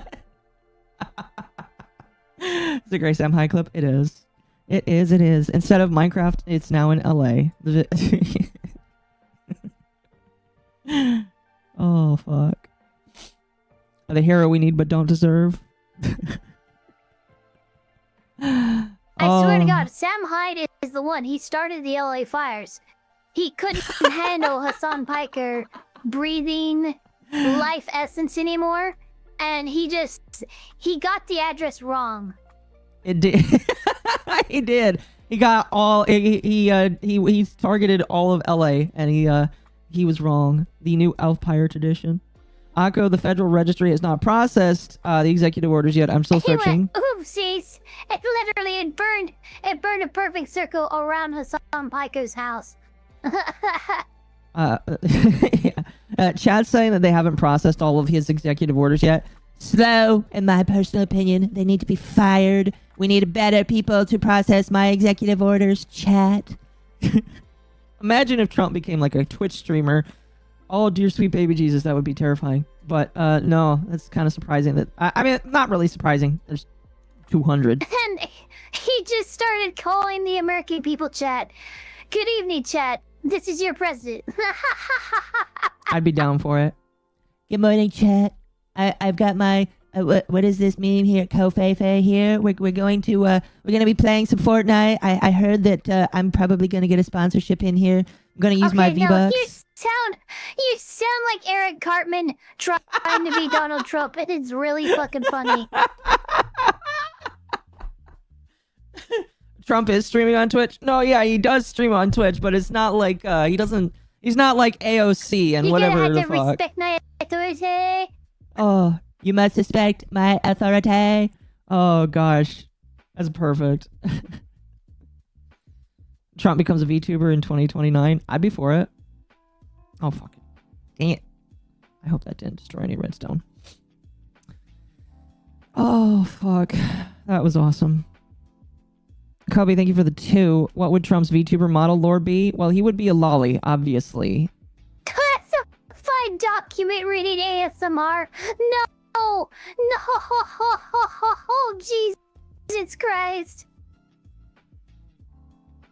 Trump becomes a VTuber and he just streams himself. Oh gosh damn it. I broke it all. That's okay. We can fix it.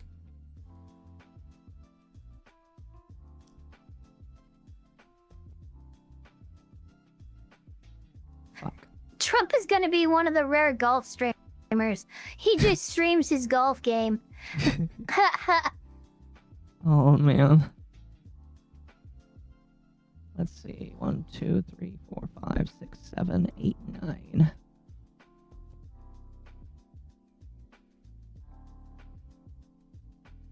I feel like I'm missing a comparator here. What the hell?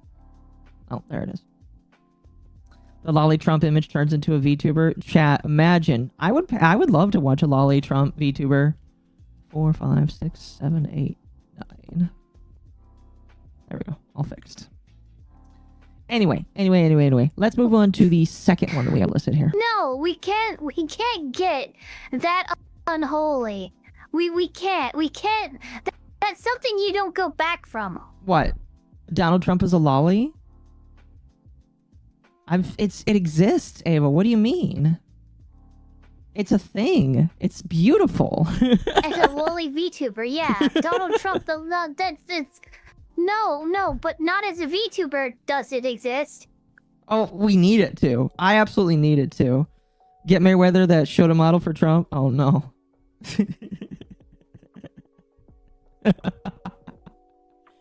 Oh fuck. See, chat, there's more than one. Oh, here's another one. This one's pretty good. Here, we're gonna get rid of this one. Oh, what happened to that? No, what happened? This was on image. Okay, hold on. Open image. Why is it doing this? No. Oh, okay, hold on. Hold on, chat. There you go. You know what? After some based consideration, you're fired.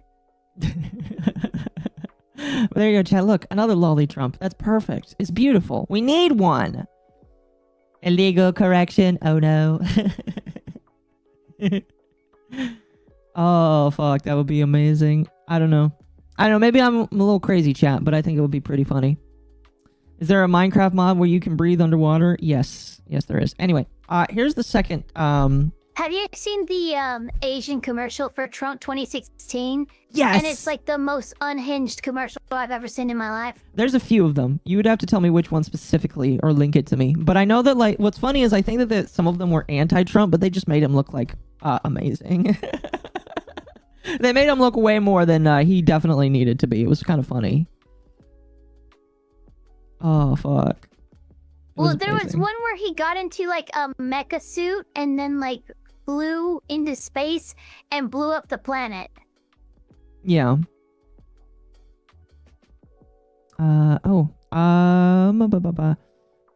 Catch up chat. There we go. Chu Chanchel, thank you for the 10. Trump 2016.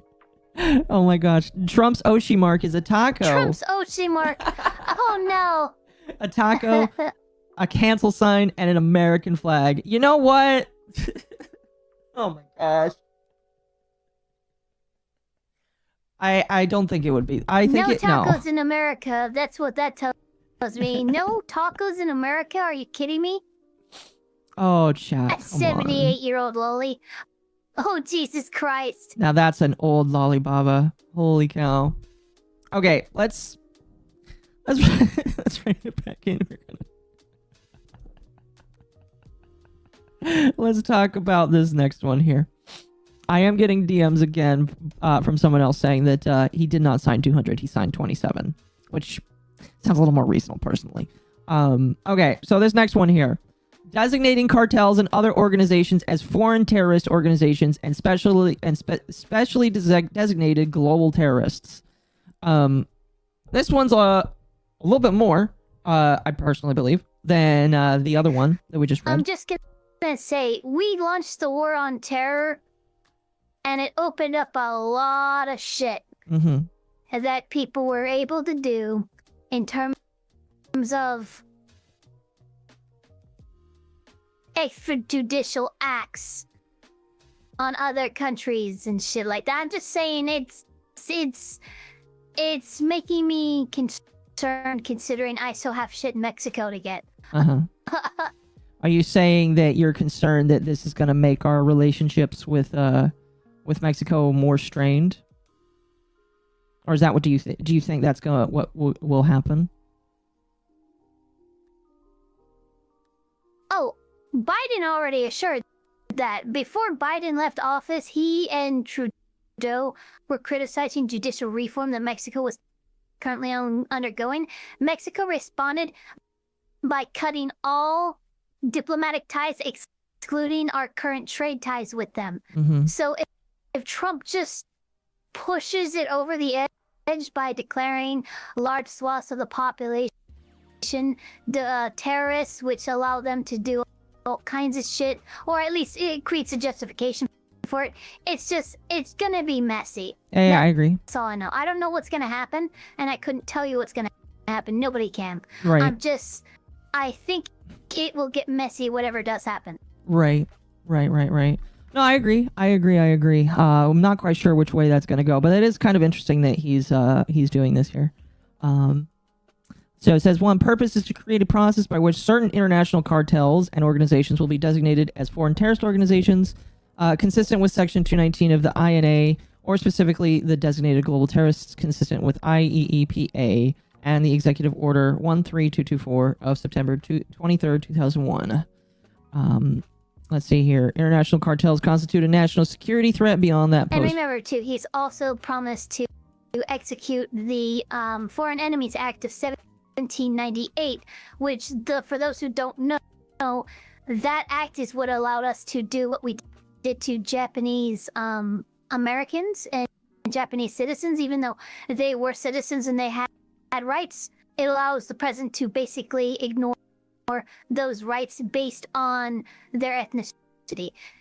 This is why those immigration rates are probably going to catch a lot of legal immigrants with it. You think so?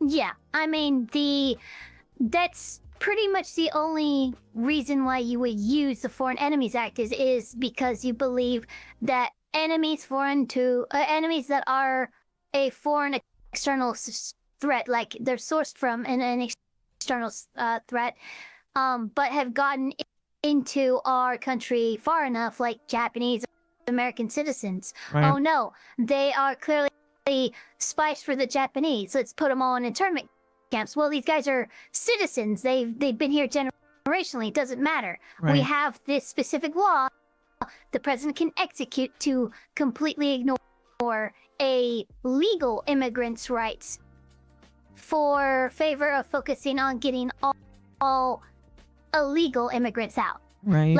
Like it will get a lot of illegal immigrants out. I'm just saying that some illegal immigrants are probably going to get caught in the net as well.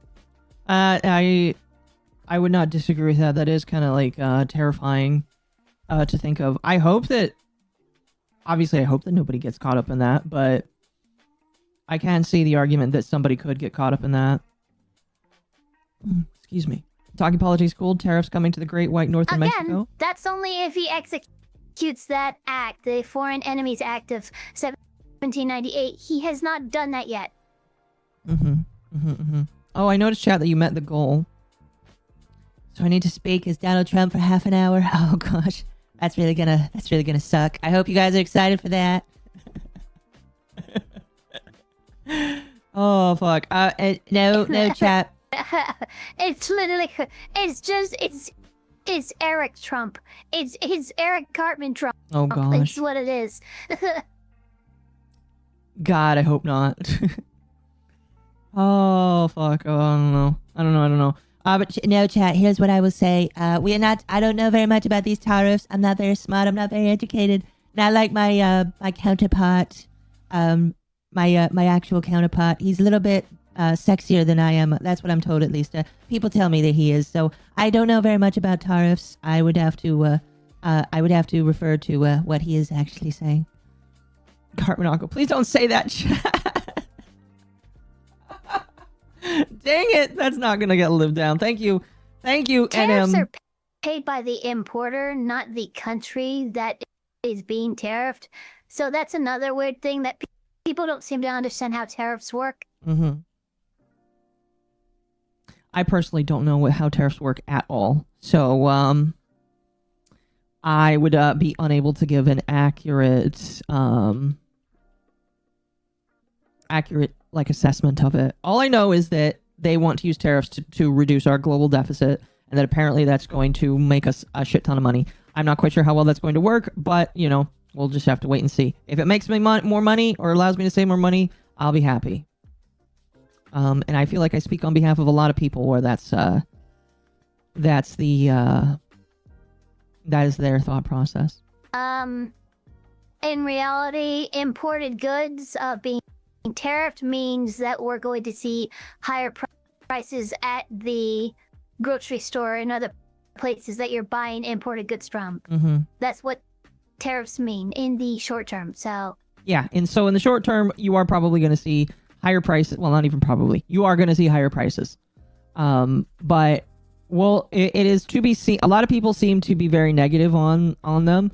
I guess it is to be seen whether or not they will help us in the long term. We're just gonna have to wait and see. In my personal opinion, I don't really feel like I can give an opinion on it just yet. I don't know. Yes, tariffs are immensely complicated. I will say that. Yeah, I agree. Sorry, I have some super chat I want to make sure I get through. Thank you for refreshing Streamlabs. I appreciate that. NM403, thank you for the 11. Trump's Bizarre Adventure, Part 1. Phantom Vote, Part 2. Election Tendency, Part 3. Illegal Crusaders, Part 4. Wild is Unbreakable, Part 5. Golden Hair, Part 6. Monkey Ocean. Money Ocean. Thank you for the 11. I appreciate it. Yes, it will end up causing domestic products to be more appealing. However, right now with what the DOJ right now is looking into Kroger and Albertsons for price fixing, why we've seen such radical inflation with our grocery stores. Usually if a imported price is going to be inflated because of a tariff, a pricer will probably do that to the domestic product as well, just because they think they can get away with it, because they have gotten away with it for so long. So we want Trump to crack down on that as well before tariffs would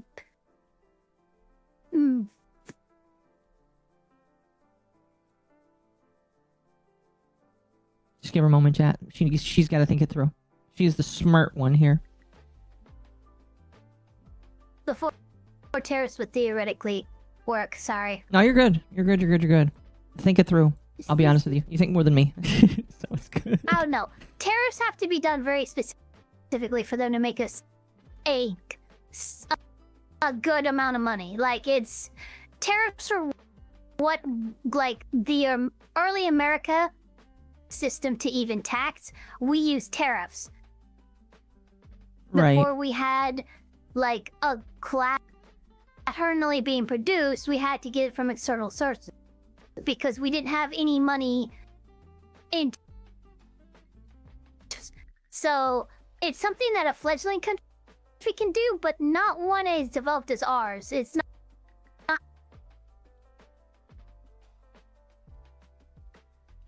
You cut out there a little bit. Just give her a moment, chat.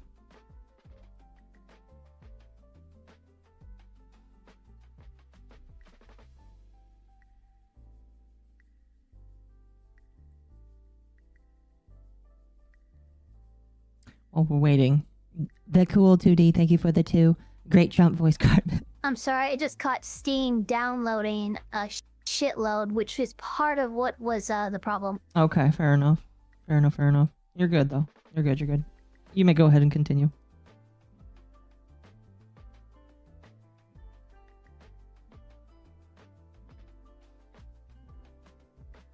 Oh, I completely forgot what I was saying. That's the curse of ADHD, everybody. You're good. You were basically talking about how because America is too big, it's going to be very interesting to see how the tariffs work.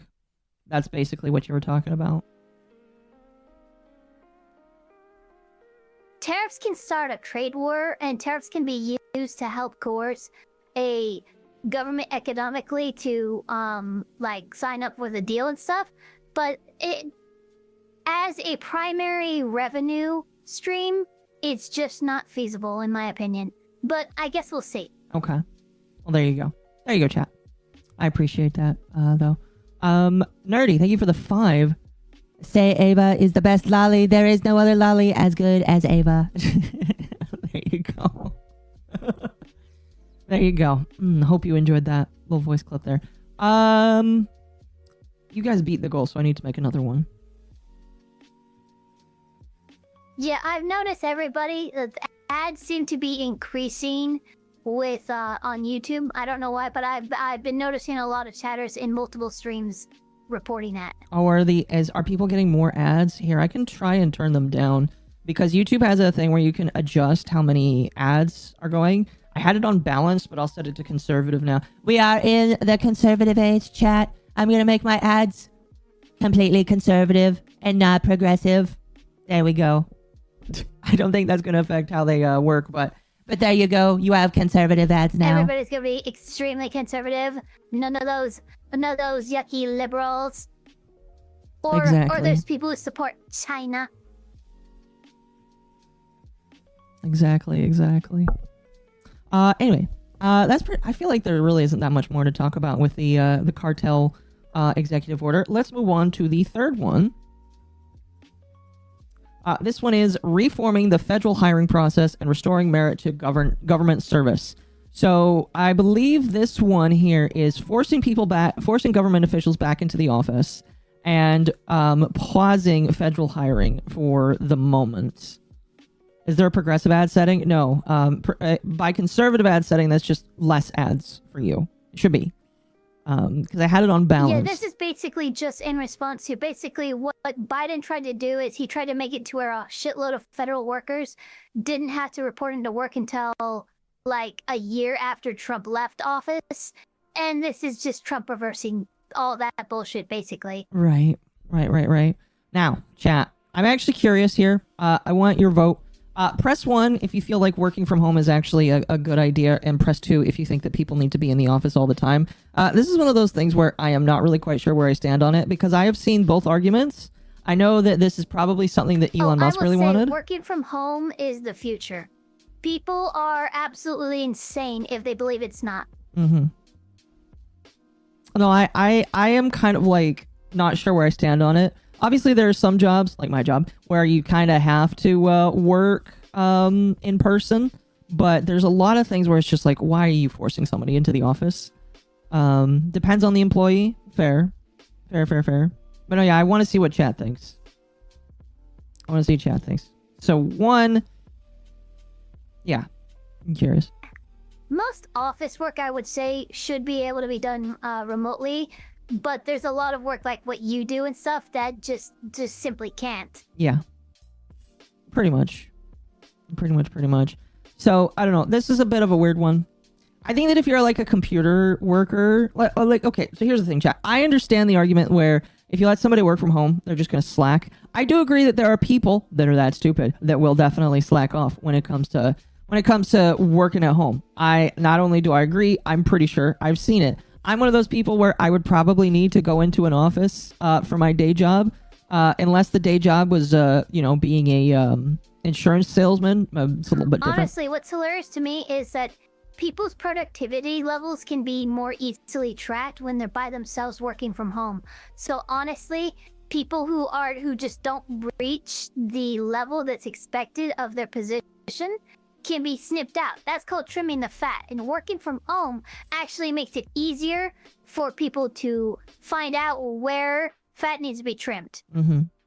No, that's actually the point I was thinking about as well, because like if I'm working from home and I get distracted easy, it'll be very easy to I'm pretty sure there are ways to tell these days, depending on the job online, that where your how good you are in terms of I will your say stuff. this. There is, if you're going to work from home, it should be something like a computer or something should be dedicated and provided that specifically for work, because a lot of people who do work from home stuff, they have monitoring software that's just straight up Orwellian levels of intrusive.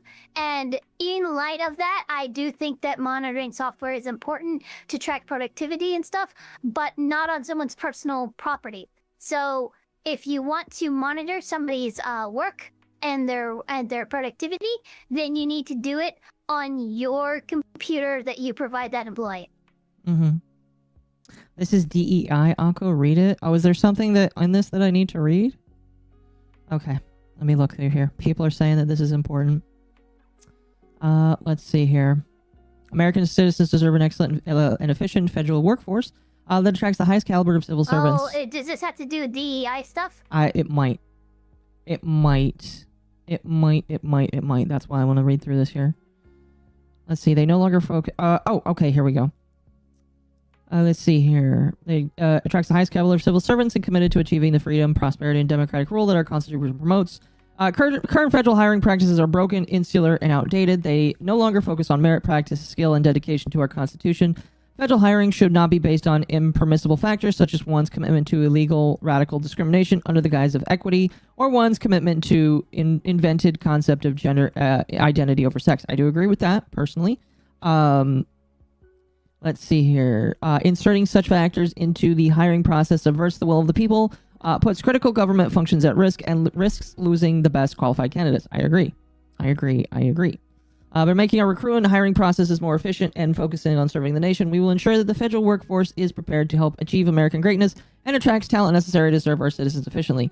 By significantly improving hiring principles and practices, Americans will receive the federal resources and services they deserve from the highest skilled federal workers in the world. Federal hiring plan. Within 120 days of this order, the Assistant to the President for Domestic Policy, in consultation with the Director of the Office of Management and Budget, the Director... Oh, there's so many people. The Director of Office of Personal Management, and the Administrator of the Department of Government Efficiency. I can't believe that this right here is actually in a federal document. Doge is in a federal document. I don't know how I feel about that. I really don't. Shall develop and seek to agency heads a federal hiring plan that brings the federal workforce only highly skilled Americans dedicated to the furtherance. It's actually amazing. Doge is now an official entity. It's fucking ridiculous. It is. It is. It's just kind of crazy. The federal hiring plan shall prioritize recruitment of individuals committed to improving the efficiency of the federal government, passionate about the ideas of our American Republic, and committed to upholding the rule of law and the United States Constitution. Prevent hiring of individuals based on their race, sex, or religion, and prevent the hiring of individuals who are unwilling to defend the Constitution or faithfully serve the executive branch. What the Doge doing? Doge mentioned? Yes. May I add that the gender discussion doesn't stop people from developing a gender identity, and it can still be supported for individual agenda when it comes to identity, as it should always have been. And I say that as someone who is femboy, non-binary. Well, there you go. I mean, like, hey, that's how it should be. You can. I think it's fine that you decide that you want to be whatever you want to be, but that's not why you should be hired for a job. If somebody gets hired because they're trans, I think that is very dangerous. And I already discussed this when it came to the LA fires, when they hired a police chief. And I felt like it was based off of the fact that she was a female lesbian. Should be hired on merit. I mean, God forbid people be judged not by the color of the skin, but the content of their character. Yeah. No, I agree. So it's just like, I do think it's nice that he is basically implementing this. Excuse me. Decrease government-wide time to hire to under 80 days. That's interesting. Improve communication with candidates to provide greater clarity regarding application status, timelines, and feedback. Basically, whether you're hired or fired quicker. Including regular updates on the progress of applications and explanations. Maybe this will apply to the post office, and maybe I can fucking apply to the post office and get hired faster. Because I fucking want to work for the post office. Not where I am now, which I can't say. Akko, what is a male lesbian?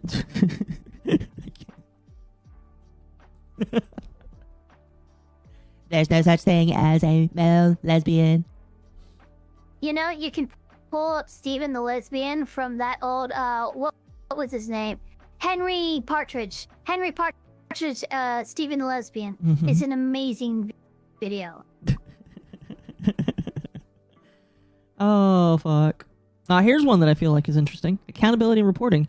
The director of the Office of Personal Management shall establish clear performance metrics to evaluate the success of these reforms and request agency analysis on a regular basis. Basically, Elon Musk is going to walk in there and say, were you productive this week? The truth is, I'm not quoting the Reverend Dr. Martin Luther King Jr. I'm quoting whoever he plagiarized.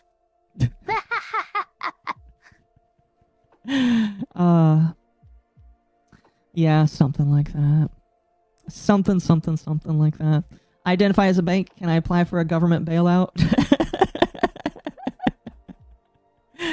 Oh, fuck, that's awesome. You think I want a femboy, non-binary person getting into a position because they're weird and quirky? Heck no, only if they're good. Well, I mean, if you had a Stolfo apply to be a government agent, I'd probably be okay with that. I don't know. I don't know. Oh, fuck. Anyway. Basically, it sounds like they're freezing hiring for a little while, and they are going to reevaluate how hiring works, and they are also going to basically implement ways to track the efficiency of the government. So basically, Elon Musk is going to come to your office and say, what did you do this week? And he's going to wait for you to explain it. They did that with Twitter as well, and I kind of liked that he did that. Again, like, a lot of people probably don't like Elon Musk. I'm not really the biggest fan of all the things he's done, especially with the recent HB1 stuff. But I do like that they are promoting accountability in terms of the office. And if you aren't performing the way that they need you to... Elon Musk can be a great contributing factor to the government as long as he's kept in check. I agree. Because, like all of us who have autism, we occasionally just need to be kept in check. And I feel like that's Elon Musk. I'm a blah. Man, I can't speak. I'm 100% in agreement with you on that one. I think that the greatest strength for Elon, which is also his greatest issue, is that he's very autistic, and he just needs to keep it in check. Elon leaked DMs. He did. That really bothers me that he did that. Fuck.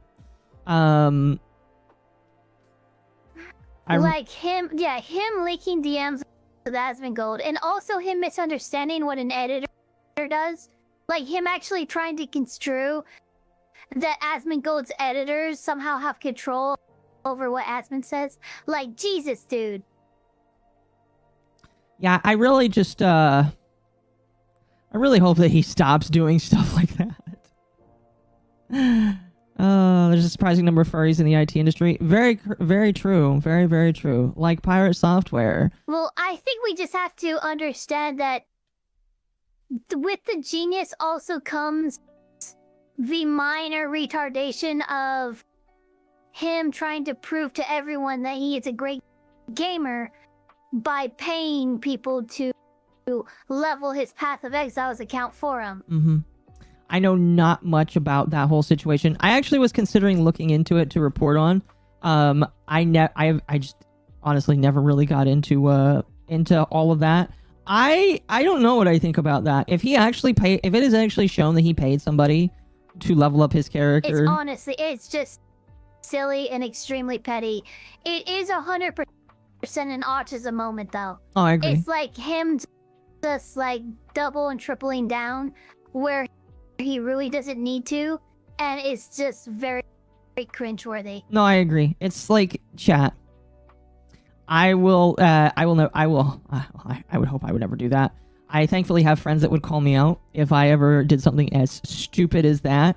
But like, I think that he needs to kind of give that up because he's got way more important things to do, and all of those involve the government, not like what he's doing I've right actually now. called you out before it.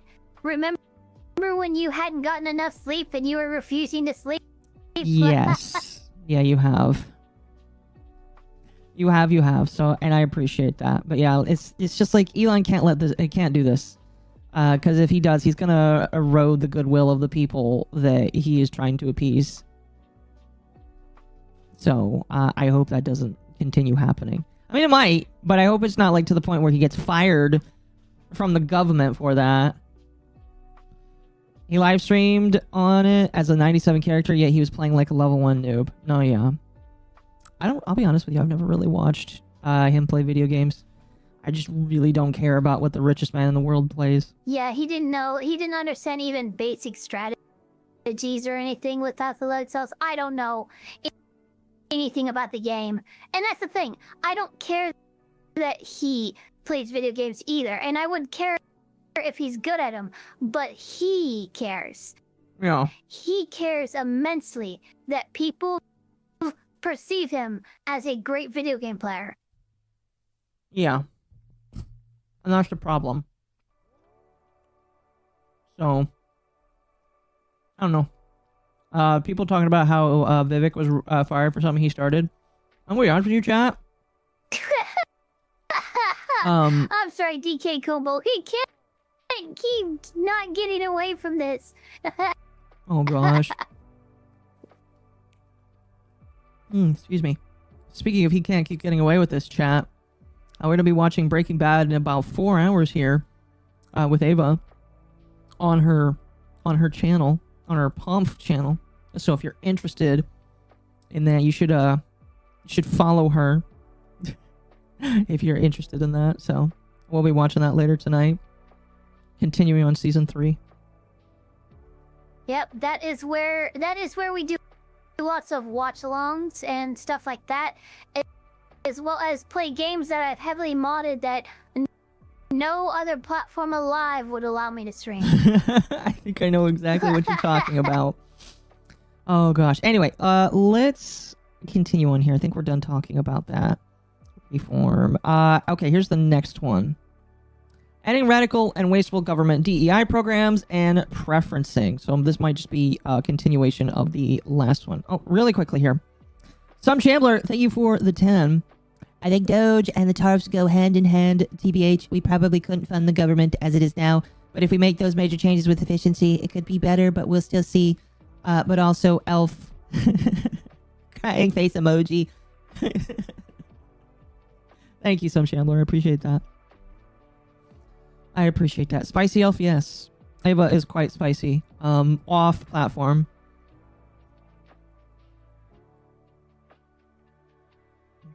Give me one moment. Alright, cool. Okay, so let's go through this here. So this is ending radical and wasteful government DEI programs. What's funny is I do remember that like once he was sworn in, there was like a website on the White House that was like 404'd. I can't remember what it was, but it was like some sort of Spanish like reading page, and it was like a 404 error, and and below it just says go home.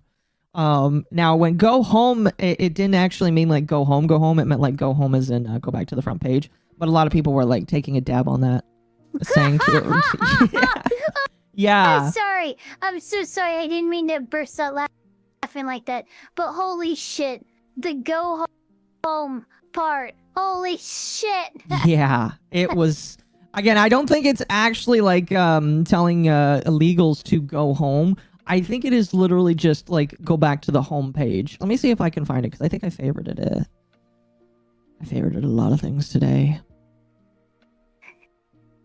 Yeah, it's definitely go back to the home page. I can tell. I've done user experience and user interface design, but it's just the political context of that particular website saying that is just fucking great. Yeah, I can't. Okay, well, I can't find it. But, chat, what I did find... You want to know something that's funny, chat? When people say that VTubers can't get into politics, well, obviously, you know, it's a little different now. But when they say VTubers can't get into politics... Oh, boy. Did you see this? This is a bit of an aside here. Stepping away from, like, Trump here for a moment. Did you see this, Ava? That Crony decided to... I don't think she actually did this. I think this is a joke. I'm pretty sure this is a joke. But Crony decided to launch a shitcoin called Crony. No, because I saw this, and immediately after I saw it being announced that their channel was hacked. Oh, was their channel actually hacked? Hold on a moment. Was it actually hacked? Oh man, that would be very unfortunate. Yeah, I looked that up right now. I was looking, and I was reading through this like just today. On her clowning on that hacker. Oh man, was it? Let me see here. It's a joke? Okay, that's what I thought. Like, okay, yeah, no, yeah, I'm pretty sure it was. Yeah, here, chat, look. This is her stream. I can't believe it. Oh, it's a joke based on the like 2-hour hack. Okay. Here, let me see here. Yeah, because she like does a stream where she's talking about it. Good. I know she had a graph up. Here, actually. Where's the graph? There it is. Okay, so here she like puts up a graph. She's like doing the entire graph. I love it's like money and time. Yo, what the fuck happened to that graph? It just got fucking wild.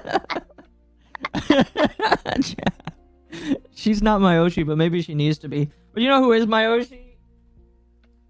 You know who is MommaOcco? Who decided to clown right back on her?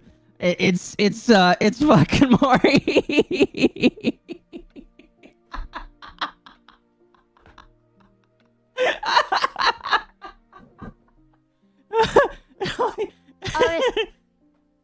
Honestly, Maury Calliope is total goals because I love rapping and doing covers.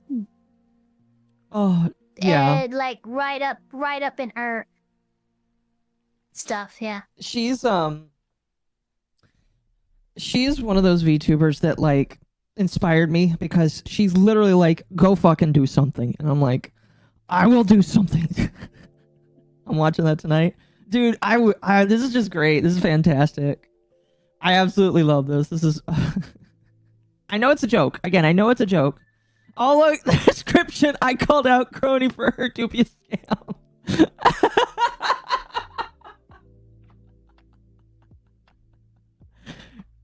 Dude.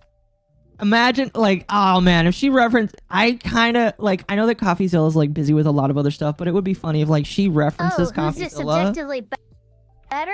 I'm not sure. I haven't seen how fast and how skilled enunciation Maury's raps are, but Eminem has held world records for speed and pronunciation before, you know? Oh, she's pretty good. I don't think he holds them currently, but he did at one point.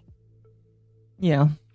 No, I she's pretty good. I like a lot of her music.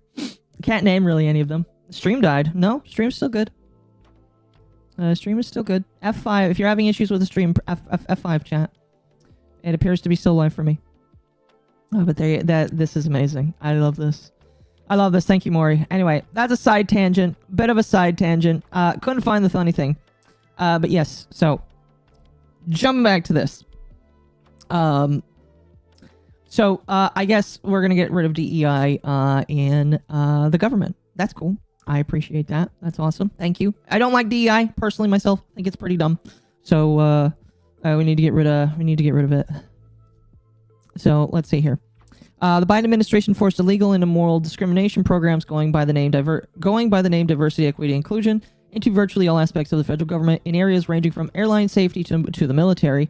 This was a concerted effort stemming from President Biden's first day in office, where he issued Executive Order 13985, advancing racial equity and support for undeserved communities through the federal government.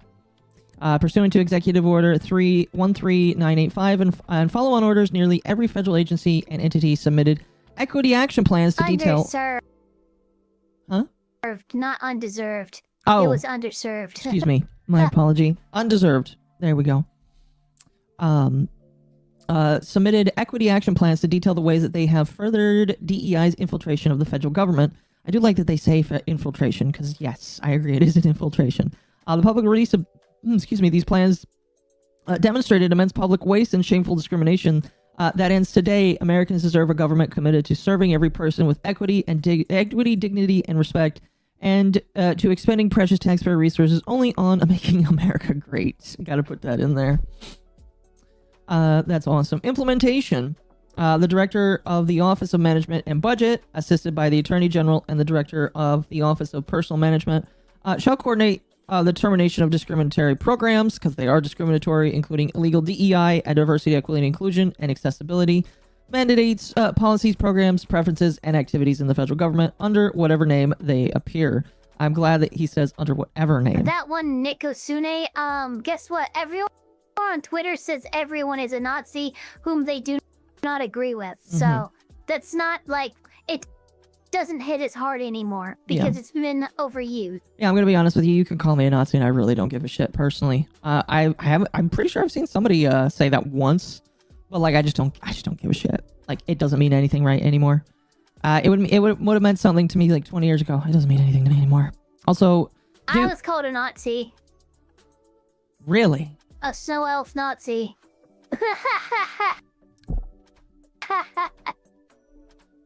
What are the names of the factions in Skyrim? I can't remember their names. Like there's one that everybody like jokingly calls Nazis, but like did they call you the fucking is it Stormcloaks? You have the Stormcloaks. Yeah.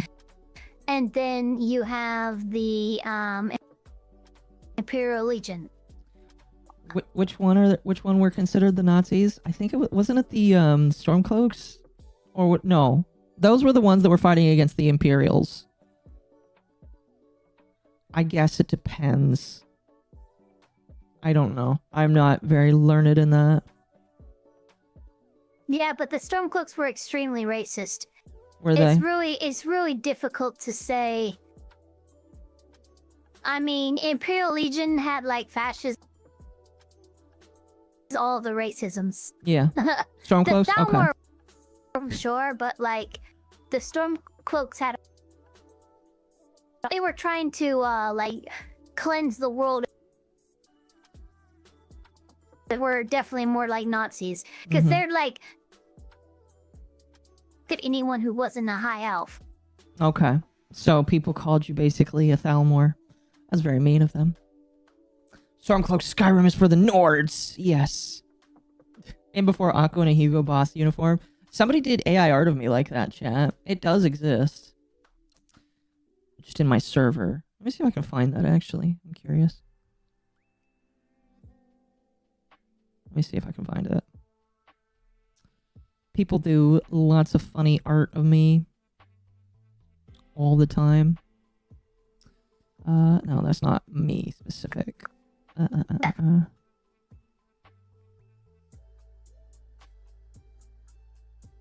know what? I'll look later. But anyway, that's kind of funny. But no, yeah, everybody's a Nazi. Everybody's homophobic. Everybody's sexist. It's all. Everybody is all of those things.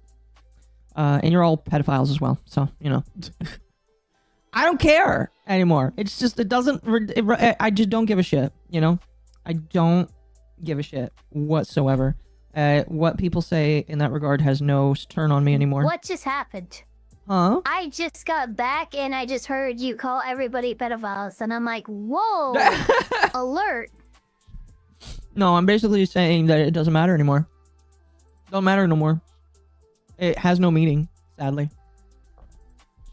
You know? Anyway. Anyway. This whole thing here, good. Get rid of DEI. It's true. Oh man, I wish. Are we allowed to talk about that guy? No, we're not That gonna. you know, the guy from yesterday. No, we're not gonna. Now that he left. I see no reason to talk about it. There's no reason. Ooh. Nice. Chat draw MommaOcco holding me tightly and telling me I'm strong and handsome and that everything will be okay. I'm down with that. But yeah, when it comes to all that, get rid of DEI. I agree. The plot twist is like you are being held tightly, but it's by a mass of tentacles, and you're upside down. Well, I know that somebody here would probably like that. I know a couple people would not object to any of that. It's quite a hentai, in my personal opinion. But you all would be okay with that. Excuse, listen. Yeah? I'm listening. I don't know what we're listening for. Just move on from that subject of conversation. If you know what's good for you. Your whole channel could be nuclear bombed. You have no idea. Okay. Fair enough.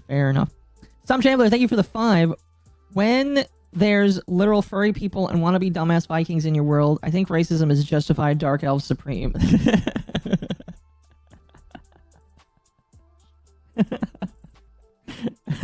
Oh, fuck. Yeah. Get the tentacles? Yes. Oh, gosh. Listen, there's nothing after that. Ava, definitely. Yo, why? No, hold on, real quick. One response to some Shambler. Here's the problem with that. Dunmer, the fact is, the god that you worship punished you and cursed you. You used to not be a dark elf now, did ya? Oh. I don't know the lore, but it sounds like she's got you there. Orc supremacy? Oh, gosh. Let's see here. We're not going to get through all of these if we keep going the rate we are, so I'm going to start, like... Orcs were also cursed by their god king. Okay. So we're going to start shifting through some of these here that may not necessarily require so much commentary. Also, thank you for the 2,000 views on the chat. Deeply appreciate it. If you haven't yet, chat, make sure you hit the like button. Deeply appreciate all of you here today. All the super chats as well. You guys are fantastic. But yeah, hit the like button. And subscribe to the channel if you're brand new. I deeply appreciate all the new people. I like to focus on screaming about stupid people, so if you like that. I appreciate you being here today. We're a good chunk of the way to what is it? 13,000? Yeah, 13,000. So thank you for being here. Anyway, establish and implementing the President's Department of Government Efficiency. This is literally just, we're going to make Doge. We're going to make Doge. The Doge is going to be a real thing. Exciting. Exciting. Next one. America First policy directive to the Secretary of State. Let's see here. So basically, we're going to focus on ourselves, and the Secretary of State is to put America first, from the sounds of it. So that's awesome. Yay. Cool. Fantastic. Next one. Protecting the United States from foreign terrorists and other national security and public safety threats. Let's see here. So, is the policy of the United States to protect citizens from aliens who intend to commit terror attacks, both on Earth and in the sky? I just added that bit there. Enhanced vetting and screening across agencies. Oh, are they going to do more vetting across people that they hire? I mean, that would be nice, I guess. Let's see here. To protect Americans, the United States must be vigilant during the visa issuance process to ensure that those aliens approved for admission to the United States do not intend to harm Americans or our national interests. Oh, they're going to be a lot harder on the visa program. Okay. Okay. More importantly, the United States must identify them before their mission or entry into the United States, and the United States must ensure that the admitted aliens... Yeah, what they do is they add a single question. It says, do you intend to harm any citizens while your visa is pending? And they go, shit, they got me. I have to click no.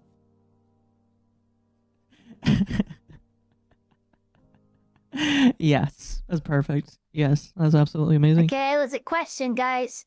It was a question on the intake form. I have to abide by it. Oh, that's funny. That's really funny. But that's pretty much it. There you go, chat. Next one. Unleashing Alaska's extraordinary resource potential. I'm assuming this means that we're going to go look for oil in Alaska here. Let's see. The state of Alaska holds an abundant and largely untapped supply of natural resources, including, among others, energy, mineral, and timber. We're looking for oil in Greenland.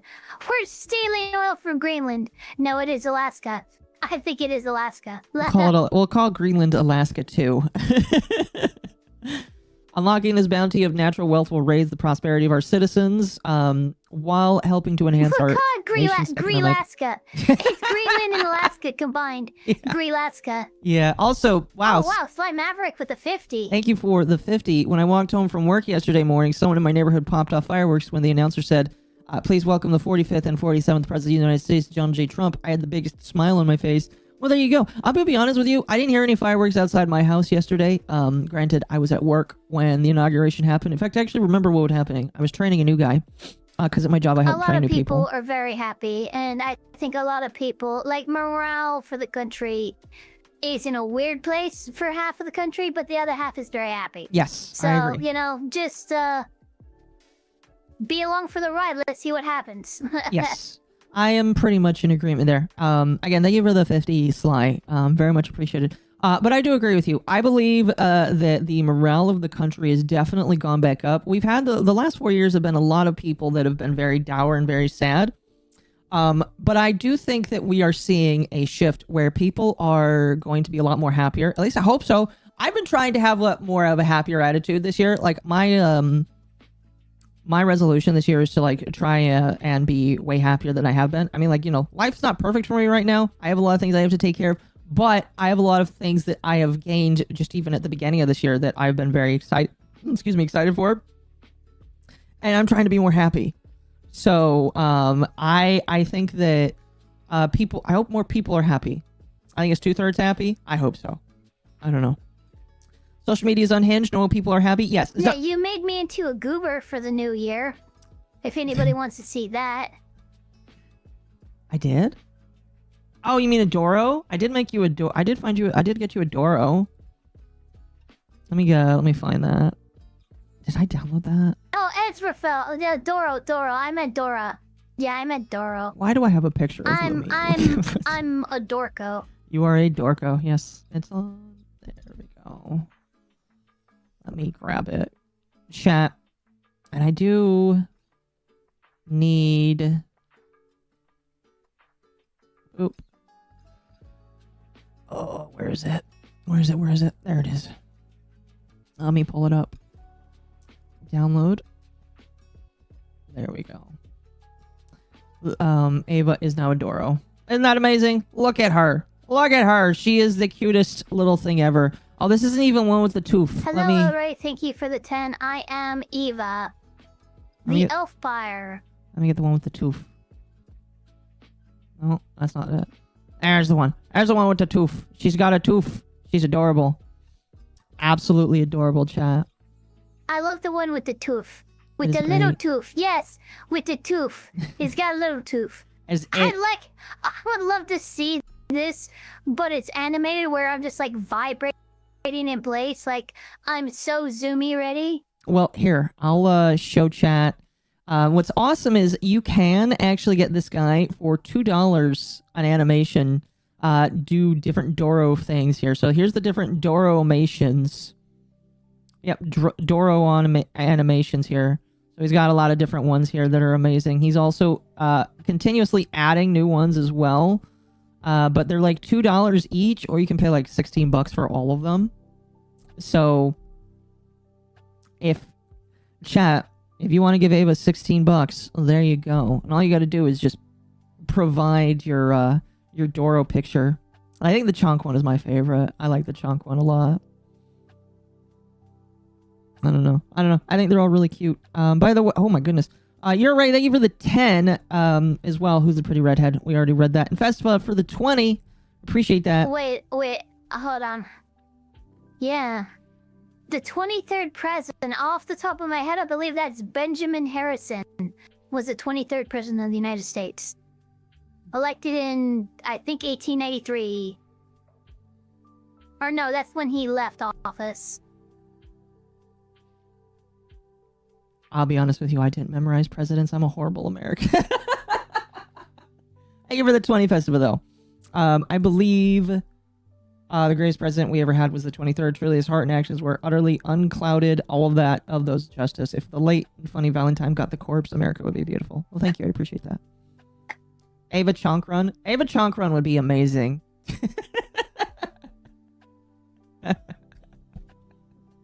Maybe I'll get those for you next month. I don't know. Because I want to see, I don't know, which one, Ava, out of all these, which ones do you think that you would love the most? A teabag one would be pretty funny. You can make it go fast. You can do fast, Doro. Let me grab it. A teabag one would be really funny, but I think Fast Doro would be the best. Yeah. Is it this one? Yeah, this is the fast teabag. Look at her go! She won't stop, chat. Endless teabagging. And then when she's done teabagging you, she'll eat some Doritos. I vote She won't stop. She can't stop. She doesn't even know how to stop. Some Doritos, some D's nuts. What? Yeah, I'll tell you what, chat. You guys have been very generous tonight. I deeply appreciate it. I will, I'll make it happen. I'll make it happen. You guys are amazing. I will, here, I'll do it in the background here. Accept terms. And I'll, have I Doroed before? Yes. Place your Doro. The guy's very cute with it. Place your Doro. Oh, is that the one with the tooth? I hope it's the one with the tooth. Let me double check here. Okay, so we want 6, 8. Give me one moment.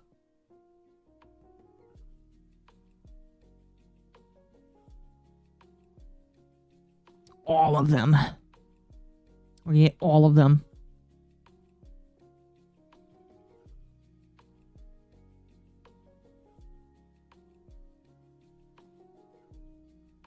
There we go. Oh, for the Laughing Doro one, you can do custom text. Is there any custom text you want to include? Here, I'm going to hide the screen just in case.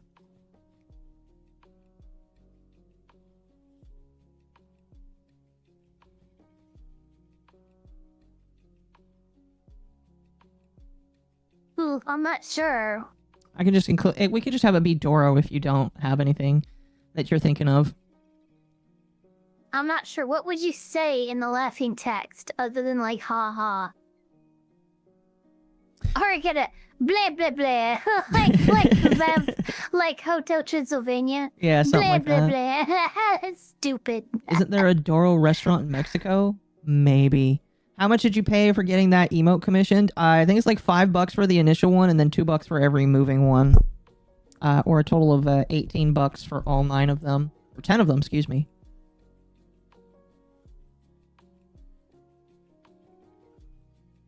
Please don't make me log into my PayPal. No, you're gonna make me log in. Alright, fine. Well, I have the screen hidden. It's okay.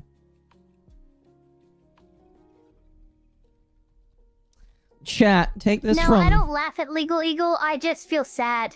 Why? Wait, what's going on? What did he do? Oh, wait, yeah, he's got TDS. What did he do? What did he do? I must know. He must be very upset right now.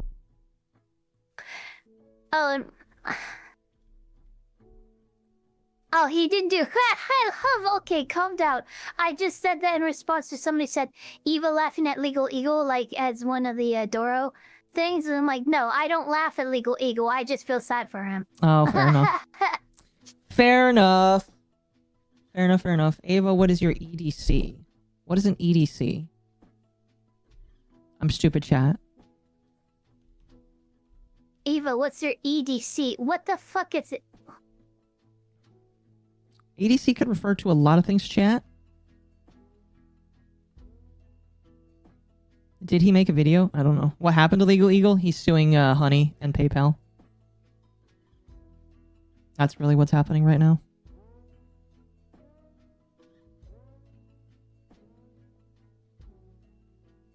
He's suing Honey and PayPal and the federal government and like a bunch of other things as well. Mm-hmm. Fair. Well, yeah. What's my everyday carry basics and essentials breakdown? What? Like, what do I carry? I have a bug out bag if that's what you're asking. Oh, I see. I need to make one. I kind of have essentials that I carry with me at work every day, like extra clothes and shit. But like, I don't really have a bug out bag. I should get one eventually. Excuse me. I don't have a gun. If I had a gun, my everyday carry would be 1911. Because 2 world wars, motherfucker. Fair enough. Gamers Nexus is also suing Honey. Yes, we talked about that during the last Nightwave, where we were talking about Linus. By the way, this is something that somebody brought up to me. I won't say who. I don't want to out them or anything. But somebody said that apparently I agreed with Linus when it came to the effect of yeah, I Honey. realized what you meant in the context, which is why I said I don't have a gun. I used to have a gun. It was a 38 snub-nose revolver. It was a Colt Cobra. That sounds nasty. Which is why I think it's cool. I don't know. Does he have money to do those lawsuits? Legal Eagle? He's a lawyer. He probably does. I don't know. Didn't know Legal Eagle is becoming a lolcow. Legal Eagle has always been a lolcow, in personal opinion. You just really haven't... Well, he owns a firm, and yeah, he definitely does. And he's also representing, well, he's not really, I wouldn't say he's a lolcow, because he doesn't make content for you to laugh at. He's just... I don't know, I laugh at him a lot. Honestly, he's almost exactly the type of person I would... Like, he's a stereotypical lawyer if a stereotypical lawyer made a YouTube channel. You know? Like, if Better Call Saul made a YouTube channel. Mm-hmm. I mean, the fact that he has a literal, like, he has an actual, like, he'll have a break videos where he's like, oh, if you in his actual fucking, legal team, you need the Eagle team. It's like, dude, make your video. Why are you showing out your own firm? Like, yeah. Come on. No, yeah, he is kind of interesting. I don't know. I guess I kind of consider him a lolcow just because of how much he reads about Trump. But that is it. That is really it for me. I can agree that some people might not say that he agree that he is one, but the only reason why I think he is one is just how passionately upset he gets about Trump. That's about it, and that's the only thing I find funny about him. He is a lolcow. Again, it's a personal interpretation. A blatantly biased attorney, and he's somebody I would expect in a few years to step into politics. Because that's what ends up happening with a lot of attorneys who get involved with politics like that. They end up becoming congressmen or running for office themselves. That's what happens. I feel like he kind of already does because he wants to become the way he's doing his lawsuits, it kind of sounds like he is kind of posturing himself to do that in the future. It might just be me being stupid, but I feel like he's getting to that point. He really wants his channel to be considered a news organization. We know that. Yeah. He got really upset that it wasn't considered a news organization by the courts. No, yeah, that was hilarious. Oh, chat, you should watch. I need to upload that segment, but like, yeah, man got really pissy.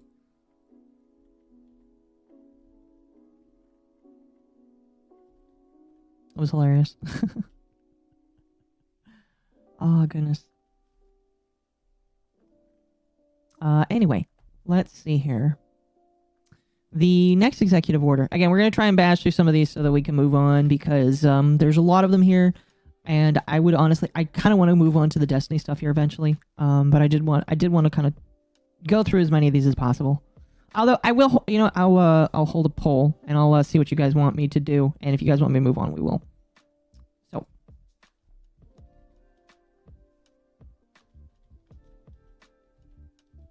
Well, give me one second. I've got to put on the chicken to cook, but I am going to be having to hop off here in a second. Okay. Because I am making chicken egg fried rice. That sounds amazing. I wish I could eat some of it with you. So if you have to go on, that's fine. I will see you tonight then. And yes, it is proper Uncle Roger approved. I have a walk and everything. Yeah, I'm gonna go ahead and just head out, and I guess I will see you tonight for Breaking Bad. All right, sounds good. You have a good one. Thanks for jumping by. I appreciate you. And there goes Ava. Very much appreciated. All right, chat. Tell me what you want me to vote on. Vote. What you want to see. It's very split down the middle. Holy cow. Get the noms? Yes. Yes, yes, yes.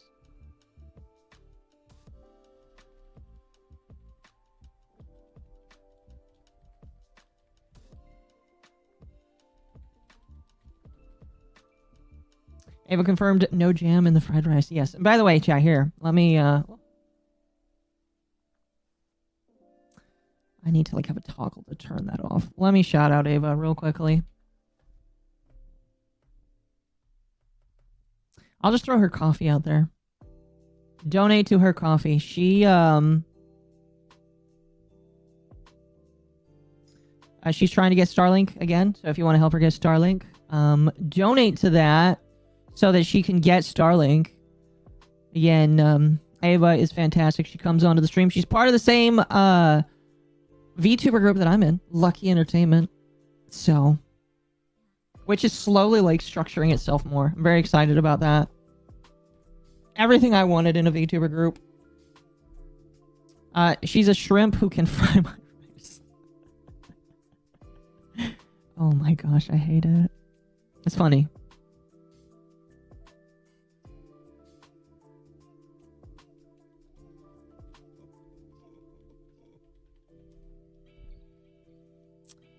Anyway, it looks like a majority of, well, okay, let's see here. We have 200 people watching. We have a vote. By the way, if you are watching, we do have a vote going on. Vote. All right. It looks like a majority of you do want me to continue reading executive orders. And if that's the case, we will continue to do so. Again, I will be shuffling through them just so that I can move on to the Destiny stuff when I am finished with them. But it does look like you guys want me to continue the executive orders. I'll leave it up for about another minute or two. And while you guys are voting, I'm going to go grab something to eat from the fridge here. I'll be back in a minute. So you guys vote.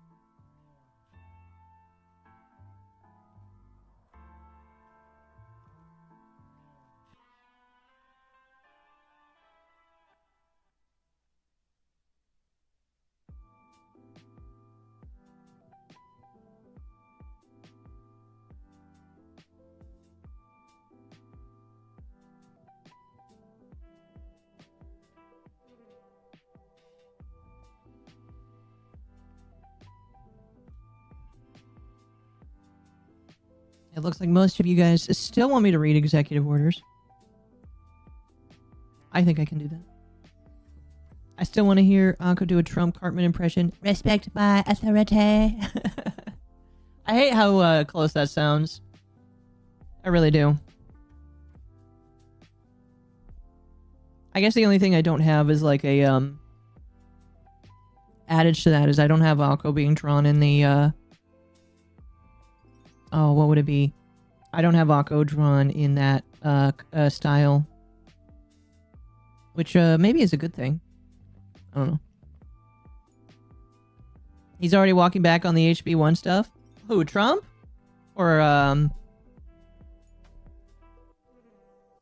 fucking Musk?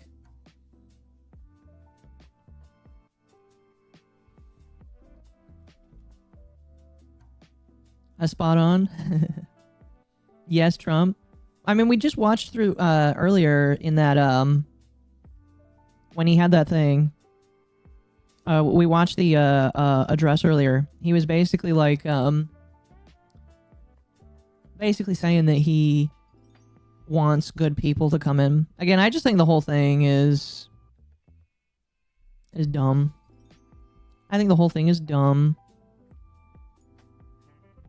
I am getting words that there is a like IBS meltdown right now when it comes to the Destiny stuff. If I don't have time to get to the Destiny stuff today, we will get to it later.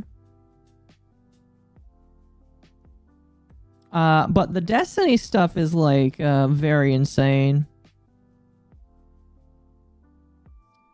And again, I'm of the opinion that it's all fucking dumb. Proof is in the pudding. If you're talking about the Destiny stuff, it's... I don't know. Again, I'm of the opinion that, like, commentary community...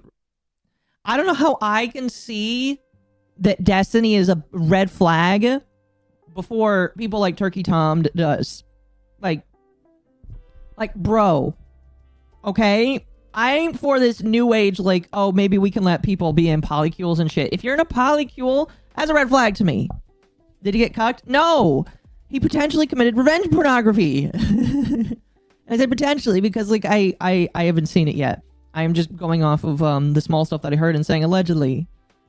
So I don't look like an asshole if what I heard was wrong. Did it blow pickle? What, Destiny, the content? Yes. But, like... So... I don't understand how people didn't see him as a red flag. I know a lot of people saw him as a red flag. I don't know why Turkey Tom thought that he could rehabilitate the image of Destiny. I don't know what he had in him. I don't know what, I don't know if he was blackmailed or what. Maybe this is just a conspiracy theory in the back of my brain. But he is not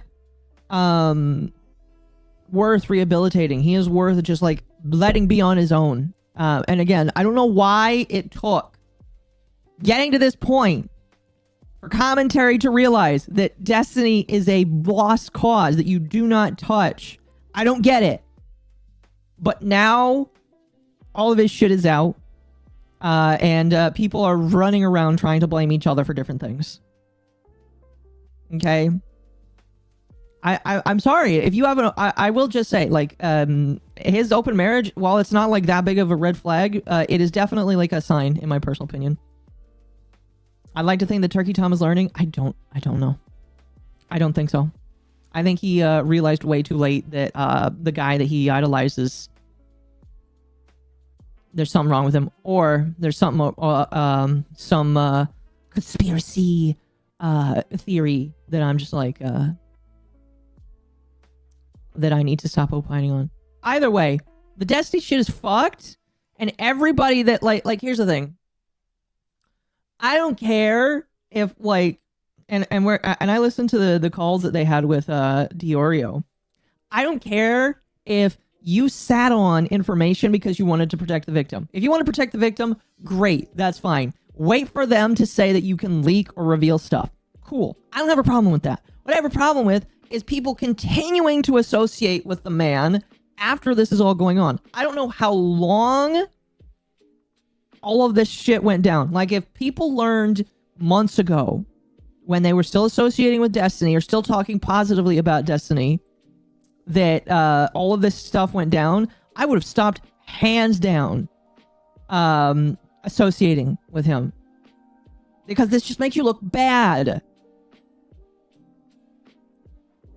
I would need to know when all of these leaks were given to people behind the scenes to determine whether or not, like, I think that there are more shitty people. Because if people knew about these leaks and still decided to shout him out, still decided to give him attention, still decided to say he was a good guy, I have a major problem with that. Period. Like, if they learned about the leaks literally last minute, that's a little bit different. But even still, the signs that Destiny is a bad person were kind of there, and people didn't care. Or they just danced around in fire. What happened with Destiny? Somebody decided to come out and say that he may have potentially committed revenge pornography against them, and they are suing him. That is what happened. And now everybody's getting caught in the crossfires because a lot of people defended him for a long time, and a lot of people are trying to figure out just how much they knew and how culpable they are when it comes down to it. So I think that the next couple of weeks are going to be very interesting when it comes to all of that. Because again, if like all these people knew a lot of stuff, because again, if you want to protect a victim, fantastic. I am right there for you. Mizu protected some of the Bond Live people, still doing it, I imagine, to this day, if they're still feeding information. And that's fine. But, and we will get back to the executive orders chat. I promise. Just let me finish this thought. All right? But like, if you knew of stuff behind the scenes that makes Destiny a really, really, really bad person, you stop associating. Period. It's just not worth it. Excuse me. Anyway, we're going to push that down until we're done talking about these executive orders. Here, I'll do this. The fact that he pushes an equity of outcome system and yet collects sports cars like a typical limousine tanky should be a red flag by the default of his own inconsistency/hypocrisy. Which Destiny? What did Bungie do? Wrong Destiny. Wrong Destiny, but fair. Anything to postpone talk about Destiny? Yes. We'll postpone it for now. Alright. Alright. Next this right here. Oops. Okay, that's right there. Awesome. Perfect. Alright. Protecting the American people against invasion. Over the past 4 years, the prior administration administered, and oversaw an unprecedented flood of illegal immigration. Oh, is this going to be him basically saying he's taking on illegal immigration? Millions of illegal aliens crossed our border or were permitted to fly directly into U.S. on commercial flights and allowed to settle in American communities in violation of long-standing federal laws. Many of these aliens unlawfully within the United States present significant threats to national security and public safety, committing vile and heinous acts against innocent Americans. Others are engaged in hostile activities, including espionage, economic espionage, and preparations for terror-related activities. Many have abused the generosity of the American people, and their presence in the United States has cost taxpayers billions of dollars at the federal, state, and local levels. Policy. It is a policy of the United States to faithfully execute the immigration laws against all inadmissible and removable aliens, particularly those aliens who threaten the safety or security of American people. Further, it is the policy of the United States to achieve the goal of an efficient enforcement of those laws, including through lawful incentives and detention capabilities. So basically, this is the order to deport a whole shit ton of people. Let's see. The Secretary of Homeland Security shall take an appropriate action to enable the Director of U.S. Immigration and Customs, the Commissioner of U.S. Customs and Border Protection, and the Director of U.S. Citizenship and Immigration Services to set priorities for their agencies that protect the public safety and national security interests of the American people, including by ensuring the successful enforcement of final orders of removal, Further, the Secretary of Homeland Security shall ensure that the primary mission of the U.S. Immigration and Customs Enforcement Homeland Security Investigations Division is the enforcement of provisions of the INA and other federal laws related to the illegal entry and unlawful presence of aliens in the United States and enforcement purposes thereof. So basically, they're telling ICE to get off their butt and to work. Awesome. Reevaluating and realigning United States foreign aid. It sounds like that we're gonna pull out of foreign aid when necessary. Let's see here. 90-day pause in United States foreign aid development assistance for assessment of problematic efficiencies and consistencies with United States and foreign policy. All department and agency heads with responsibility for United States foreign development assistance programs shall immediately pause new obligations and disbursements of development assistance funds to foreign countries and implementing non-governmental organizations, internal organizations, and contractors, pending reviews of such programs for problematic efficiency and consistency with the United States foreign policy to be conducted within 90 days of this order. So basically, they are going to review where the money is going and see whether or not we're going to keep sending the money where it is supposed to go. And they're going to determine whether or not it still determines that it or determine if it should still go in that direction. Cool. Declaring a national energy emergency. I am going to assume that this is basically going to tell people that they can start drilling for oil and drilling for oil fast. Let's see here. Purpose: the energy and critical minerals, energy identification, leasing, development, production, transportation, refining, and generation capacity of the United States are far too inadequate to meet our nation's needs. I agree. We need a reliable, diversified, and affordable supply of energy to drive our nation's manufacturing, transportation, agriculture, and defense industries, and to sustain the basics of modern life and military preparedness. So basically, we are saying that we need to get back up when it comes to energy. So, like, how good / enforceable are these executive orders? Sounds good to me, but I don't know if it's really applicable or not. That's a good question. I'm going to say... I don't know. That's a question for the lawyer, and she's gone. I'm going to say to a certain extent they probably are. I know that there's some where constitutional law might be in the crosshairs. I'm not sure. Might be nuclear energy unlock as well. I'd be fine with that. Listen, okay, if you don't know this, chat, nuclear energy is actually pretty based. And if you think that nuclear energy is wrong, you've had the wrong propaganda fed to you. All right, nuclear energy is not bad. For one, it is extremely clean. If people are not stupid idiots. And the people that are in charge of these, now that DEI is out, should be smart people. In addition to that, the storage and disposal of the waste that comes from it is not bad at all. It's actually very efficient and safe to do as long as we're not stupid. So I do believe that, like, nuclear energy is a net positive, in my personal opinion, as long as people are doing what they are supposed to be doing. And I do believe that, like, you know, provided we don't have idiots, we're not going to have another Chernobyl incident. Chernobyl incident. There we go. But yeah. I just think that that's a big deal. All meltdowns have been man-made? Yes. Well, I can't say yes because the ones that I can think of, I believe Chernobyl have been man-made. Although I think the one in Japan was kind of like... Wasn't that one just natural disaster? I can't remember.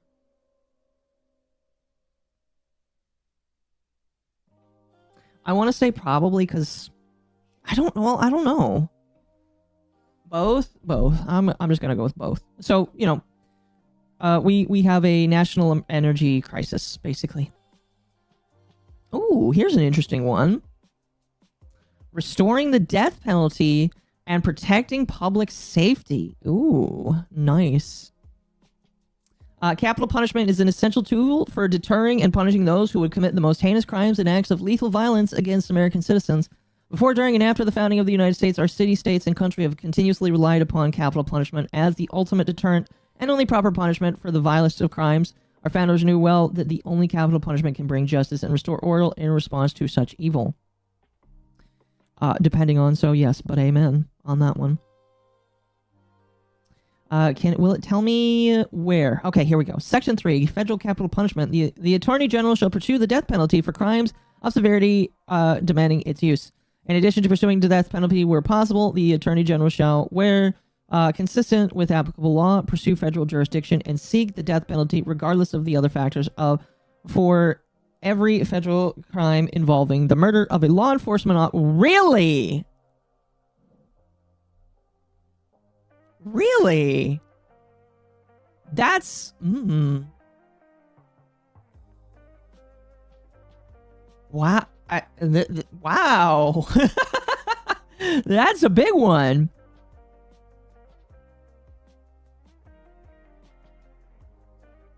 So if you murder a law enforcement officer, you could get the death penalty.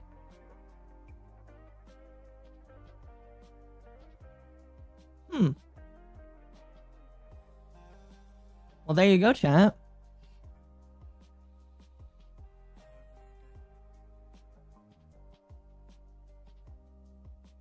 Regardless of other factors, too.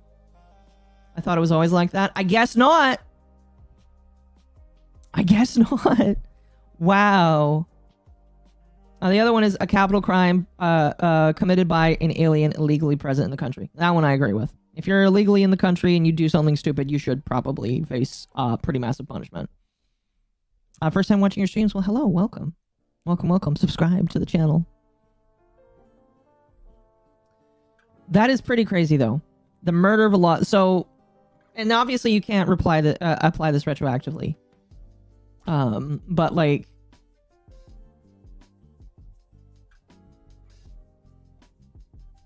That is pretty crazy.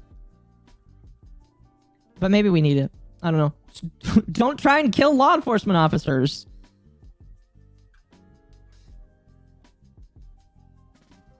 A hot take, but it's a bad thing for any sort of death penalty. Makes it easy of a punishment. I don't know what you mean by that. Some states don't have the death penalty. This is true. Some don't. Some believe it to be a very heinous thing. My personal opinion is there are very few instances where you should require it. The actual harming of a child should probably be one. Like the not like the actual harming of a child.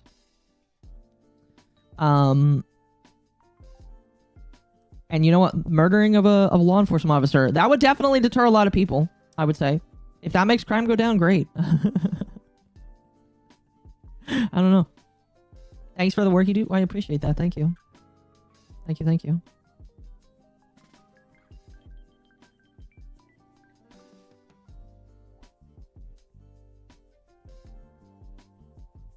But yeah, that's pretty crazy. Pretty crazy. Instant death penalty. They should be locked away with just enough to survive. No, that's cruel and unusual punishment. We don't believe in cruel and unusual punishment.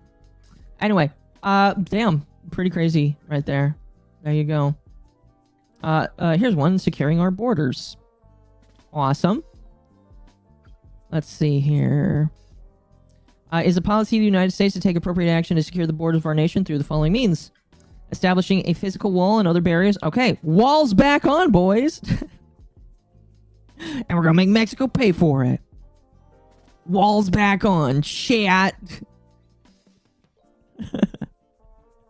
I've never taken that fully seriously. I just think it's kind of funny. Deterring and preventing the entry of illegal aliens in the United States. Detaining to the maximum extent authorized by the law, aliens apprehended on the suspicion of violating federal or state law until such time as they are removed from the United States. Removing promptly all aliens who enter or remain in violation of federal law. Pursuing criminal charges against illegal aliens who violate the immigration laws and those who facilitate their unlawful presence in the United States. Cooperating fully with state and local law enforcement officials in enacting federal state partnerships to enforce the federal immigration policies, priorities, and obtaining complete operational control of the borders of the United States. There we go. There we go. There we go. I'm going to make our border secure. We're going to make Mexico pay for it. Oh, gosh. Here's the next one. Realigning the United States Refugee Admissions Program. Let's see. Policy. Is the policy of the United States to ensure that public safety and national security are paramount considerations in the administration of the U.S. RAP, and to admit only those refugees who can fully and appropriately assimilate into the United States, and to assure that the United States preserves taxpayer resources for its citizens. It's also the policy of the United States that to the extent permitted by the law and as practical, state and local jurisdictions be granted a role in the process of determining the placement or settlement of their jurisdictions of aliens eligible to be admitted into the United States refugees. So basically, we're gonna tweak the refugee program. It sounds like that's cool. That's great. Awesome. Love it. Let's see here. Unleashing American energy. Hell yeah. Is the policy of the United States to encourage energy exploration and production of federal lands and waters? Really? So we're just going to use federal land and water for energy now. Interesting.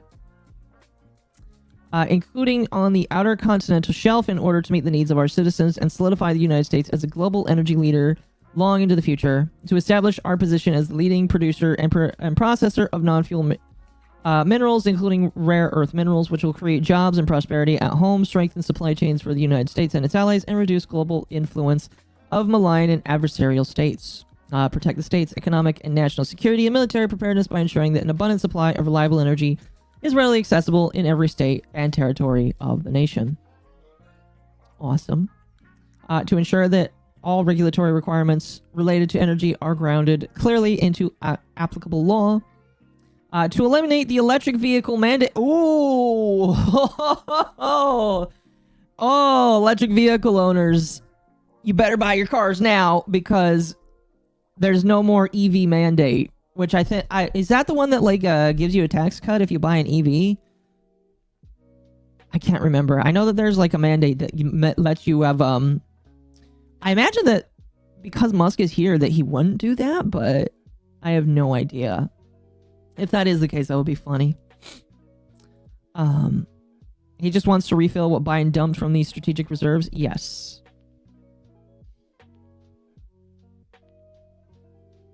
Pretty much. No Musk, I got a different contract? Okay, good. Good. We gotta protect our Musk boy. Oh, fuck.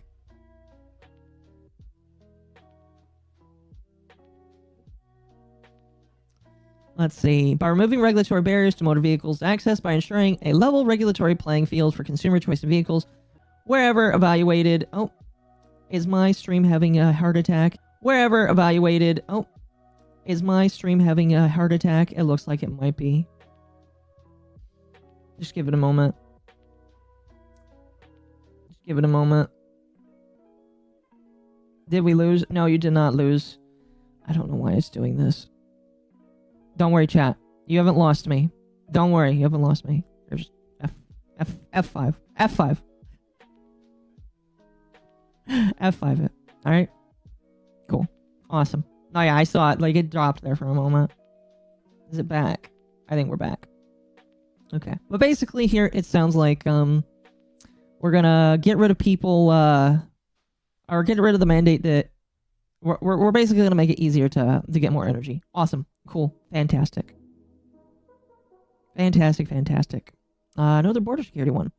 Clarifying the military's role in protecting the territorial integrity of the United States. Alright. It's the policy of the United States to ensure that the armed forces of the United States prioritize the protection of the sovereignty and territorial integrity of the United States along our national borders. Excuse me. The Secretary of Defense shall, no later than 10 days from the effective date of this order, deliver to the President a revision to the Unified Command Plan that aligns the United States Northern Command, the mission to seal the borders and maintain the sovereignty, territorial integrity, and security of the United States by repelling forms of invasion, including unlawful mass migration, narcotics trafficking, human smuggling, and trafficking, and other criminal activities. On the effective date of this order, add the following requirements to the contingency plan guidance and guidance for the employment of the force, a level 3 planning requirement for U.S. Northcom to seal the borders and maintain the sovereignty, territorial integrity, and security of the United States by repelling forms of invasion, including unlawful mass migration, yada, yada, yada. Okay. Electric vehicles are not that good, TBH. It depends. I have a EV. I have not an EV. I have a mixed vehicle. It's both. So I'd say that that's pretty good. I still like gas, but an electric vehicle that is also a... I like hybrid vehicles. I think that they're a good mix in between, at least so far as I've seen. I've definitely saved on gas, I'll tell you that much. So it sounds like this is I don't know, honestly. It just sounds like it's a reaffirming what the military's use in protecting the border is. So that's awesome. I'm gonna grab some food here, chat. I'm hungry. I'm kind of hungry.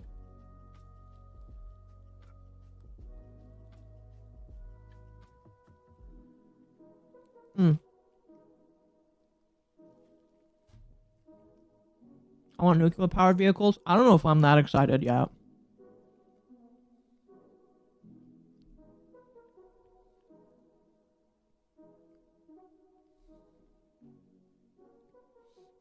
Hybrids are different from full electric? Yes. Basically, the battery is charged by the gas running, and then you can use it when you need it.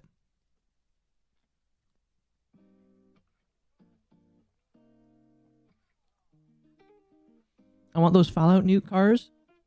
I've never played Fallout, so I've not seen them.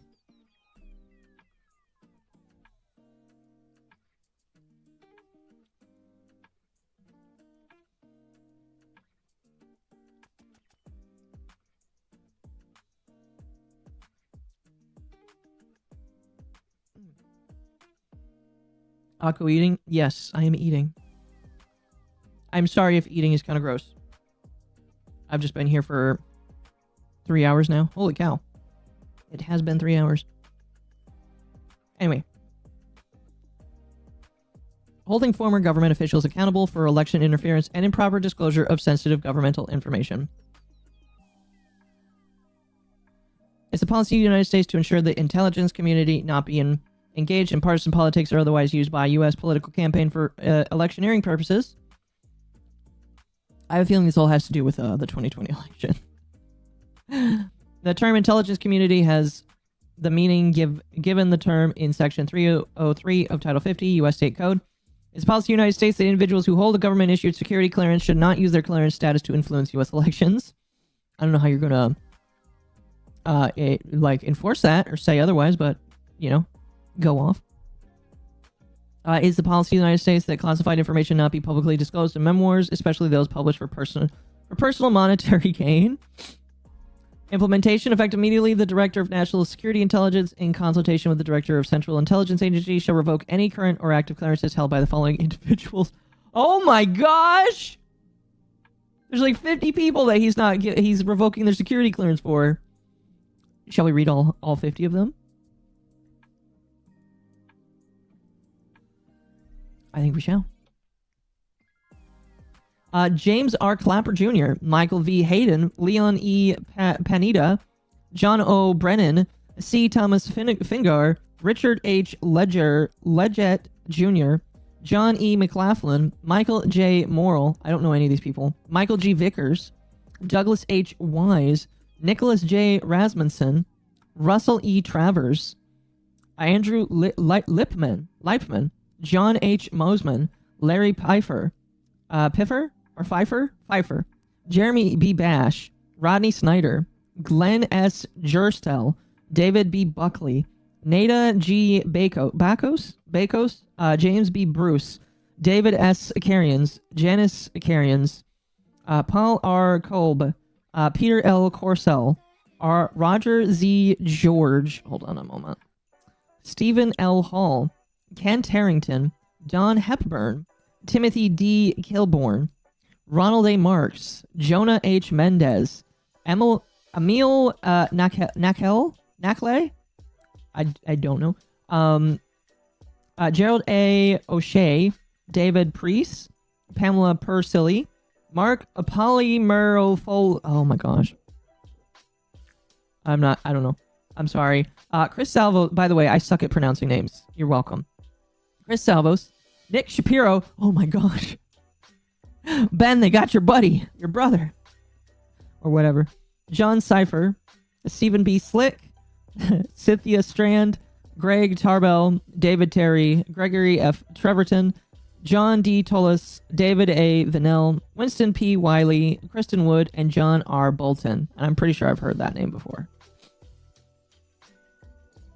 Two signatories, Patricia A.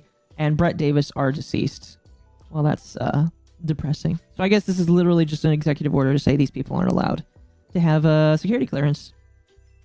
There you go.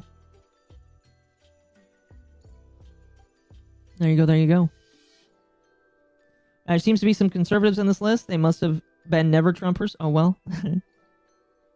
It's the one signing the letter saying that Hunter Biden's laptop was Russian propaganda. Really? Okay. Okay. Restoring accountability to policy influencing positions within the federal workplace. Let's see. Where's the policy? Is there no policy? Let's see. Article 2 of the U.S. Constitution vests the president with the sole and exclusive authority over the executive branch, including the authority to manage the federal workforce to ensure, effective execution of federal law. A critical aspect of this essential function is the responsibility to maintain professionalism and accountability with the civil service. This accountability is sorely lacking today. Only 41% of the civil service supervisors are confident that they can remove an employee who engaged in insubordination or serious misconduct. Even fewer supervisors, 26%, are confident that they can remove an employee for poor performance. Oh, hold on. It's military instruction to challenge all people to try and get information. You have to have the proper clearance and need to know to get access. If they get info, it's a security violation. I see. Good. Thank you. Appreciate that. Bolton was a national security advisor under Bush and Trump. Okay. Accountability is essential for all federal employees, but is especially important for those who are in policy influencing positions. Okay, what is the policy here? Let's see. Reinstatement of prior administration policy. Executive Order 13957 of October 21st, 2020 is hereby immediately reinstated with full force in effect, subject to the amendments described in Section 3 of this order, provided that the date of this order shall be treated as the date of the executive order. Amendments to the prior administration policy is amended as follows. Replace the letter F throughout when used to designate an exempted service schedule with the words policy/career. Okay. In Section 1, remove the text between the words make necessary in the 7th paragraph and accepting such positions in the 8th paragraph and... Okay, this is just a bunch of different changes here. Okay. These are just a bunch of policy changes to another executive order. Okay. Cool. Thank you. All right, we're almost done, chat. Then we'll move on to Destiny. And I'll get a bit of a talking break. I have to watch the rest later. All right, you have a good one.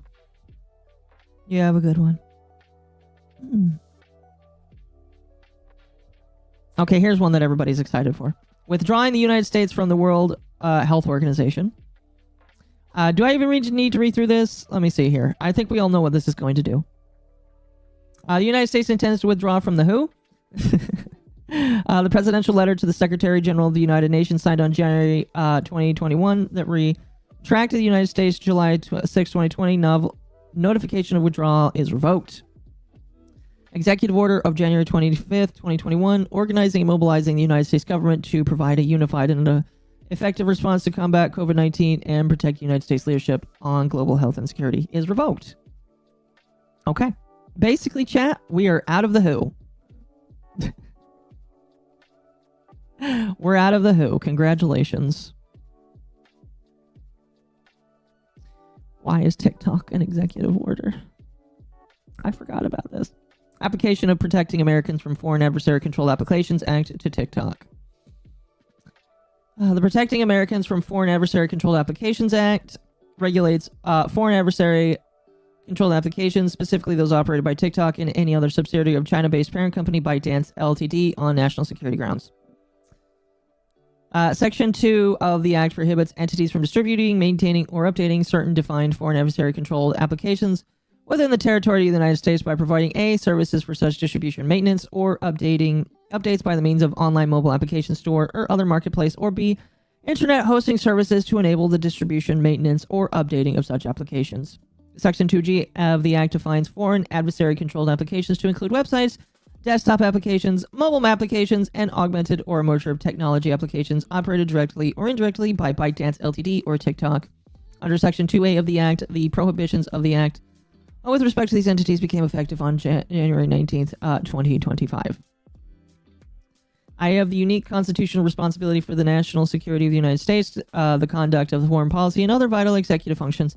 To fulfill those responsibilities, I intend to consult with my advisors, including the heads of the relevant departments and agencies, on the national security concerns posed by TikTok, and propose and pursue a resolution that protects national security while saving a platform used by nearly 170 million Americans. My administration must also review sensitive intelligence related to those concerns and evaluate the sufficiency of mitigation measures TikTok has taken to date. Basically, chat, we're gonna see if we can save TikTok. It sounds like we're gonna try and save TikTok. Yay. Let's see. Initial rescissions. Yes, initial rescissions of harmful executive orders and actions. Purpose and policy. Previous administration has embedded deeply unpopular, inflammatory, illegal, and radical practices with every agency and office of the federal government.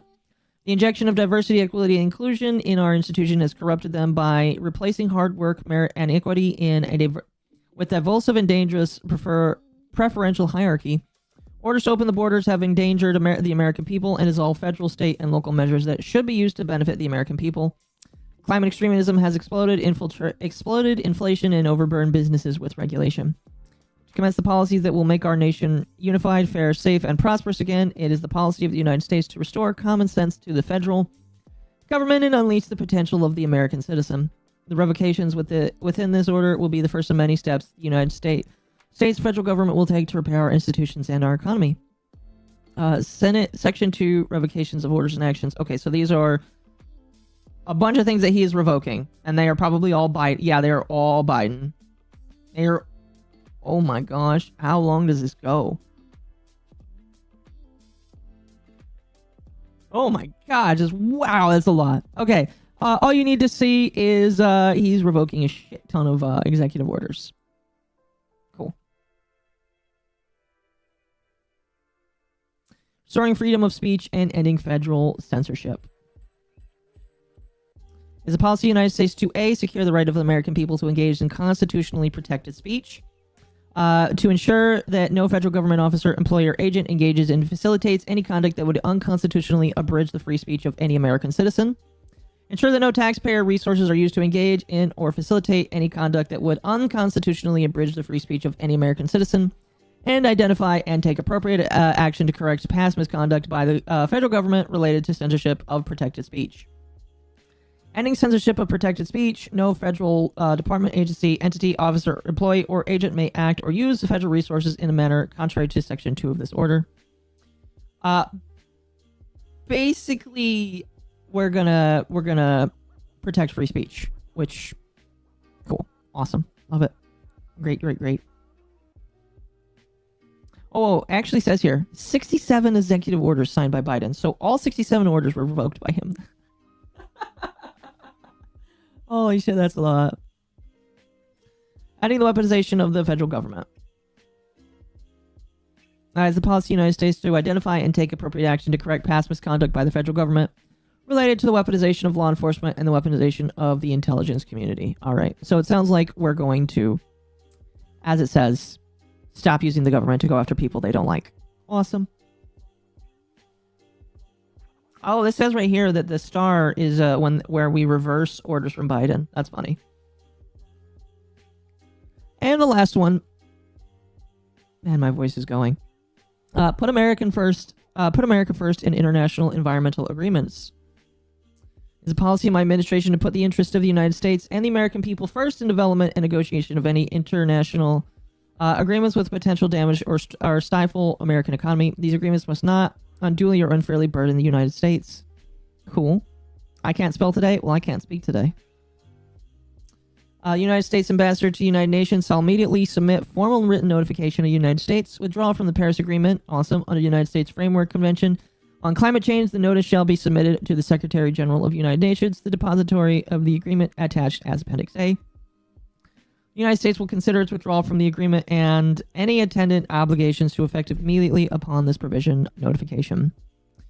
United States Ambassador to the United Nations shall immediately submit written formal notification to the Secretary General of the United Nations or any relevant party of the United States. Withdrawal from any agreement, pact, accord, or similar commitment made under the United Nations Framework Convention on Climate Change.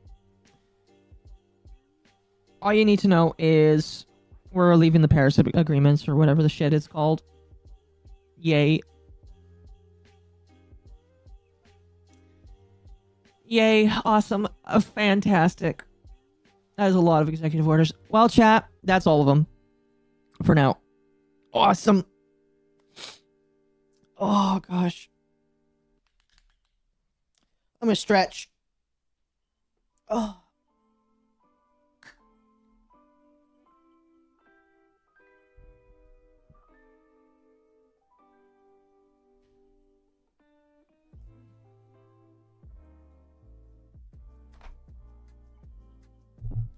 All right.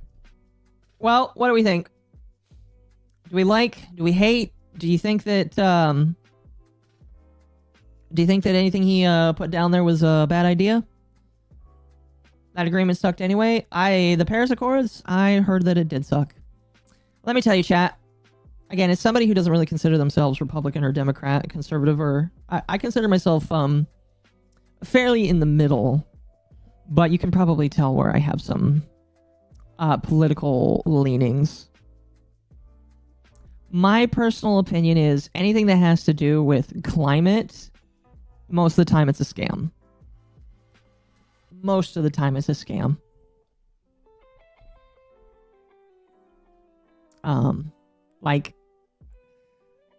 Do I think that we need to take care of our planet? Yes, I think that we should take care of our planet. Do I think that America could probably improve in some places? Probably. You would have to tell me legitimate places where we would have to improve for me to agree or disagree. But yeah, we could probably improve in a couple areas. Do I think that other countries need to do some work because they are way worse than we are? Yes. Yes. We have a lot of other countries that need to do more as well, that do way worse than we do. China, yes. China. We need to make China fix themselves first. It's not going to happen, though. It's just not. So you know.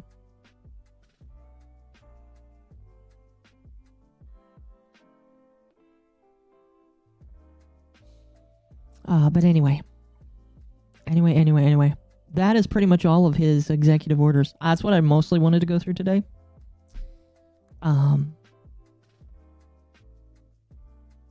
But yeah, that was a lot.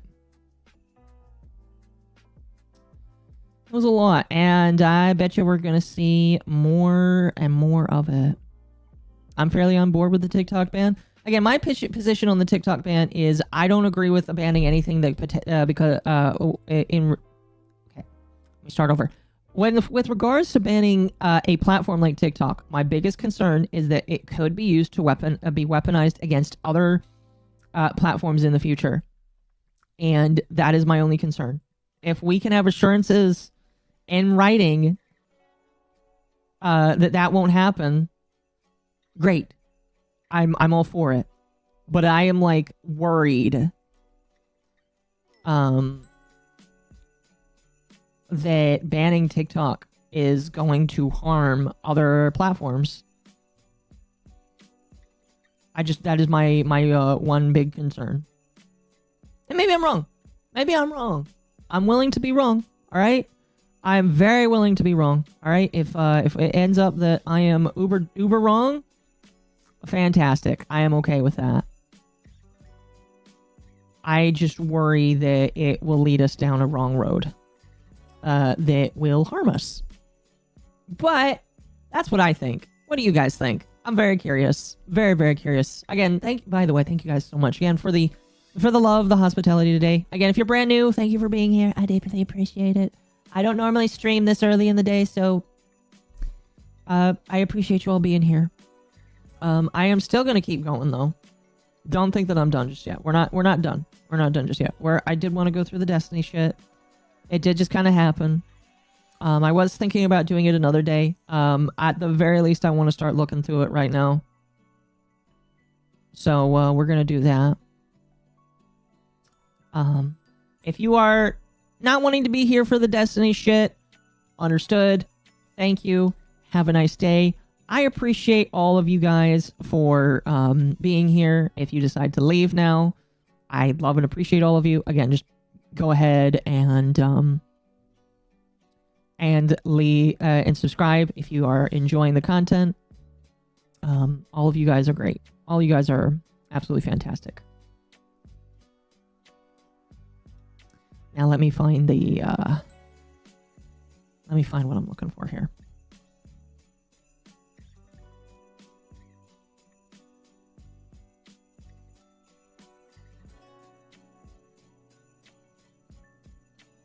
What did Destiny do? A lot of things, chat. A lot of things. Again, give me like I need like a good solid 5 minutes to get working on this here. Because I didn't pull it up. I had some links saved. Maybe I should have saved them better, but I didn't.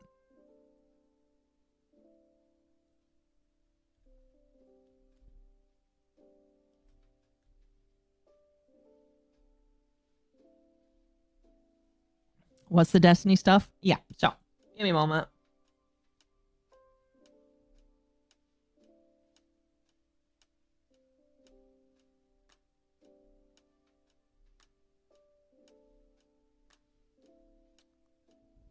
So, it has come out that Destiny has allegedly, and I say allegedly because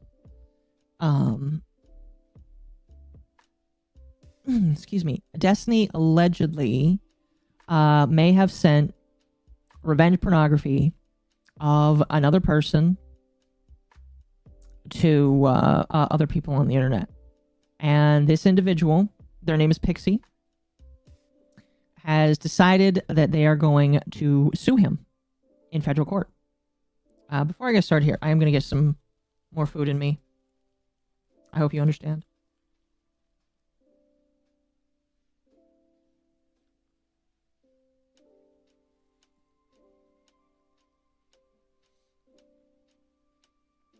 Is Kingdom Come too woke? Not as far as I know. As far as I know, it's just fine.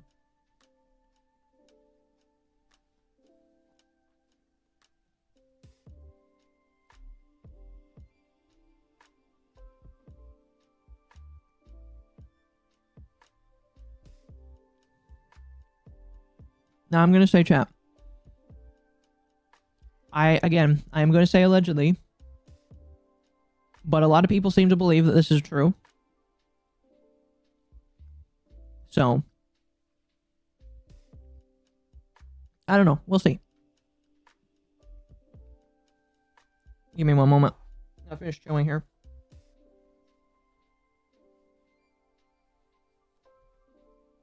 It's also getting cold. I'm putting some socks on.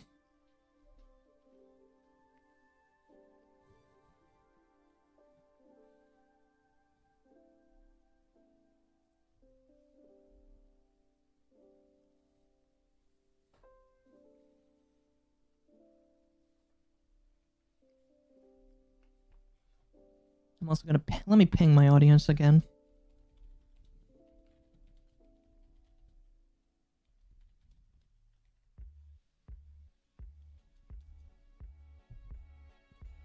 Smug, he did everything.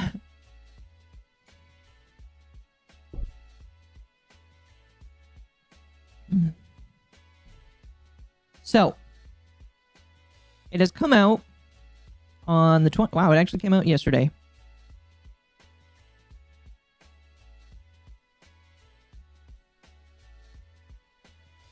This Pixie girl says, on November 29th, the streamer Destiny non-consensually shared my nudes, making me a victim of revenge porn. I will be suing him in federal court. Here's my story. And she has a tiny URL. Let me open this. Actually, hide my screen real quick.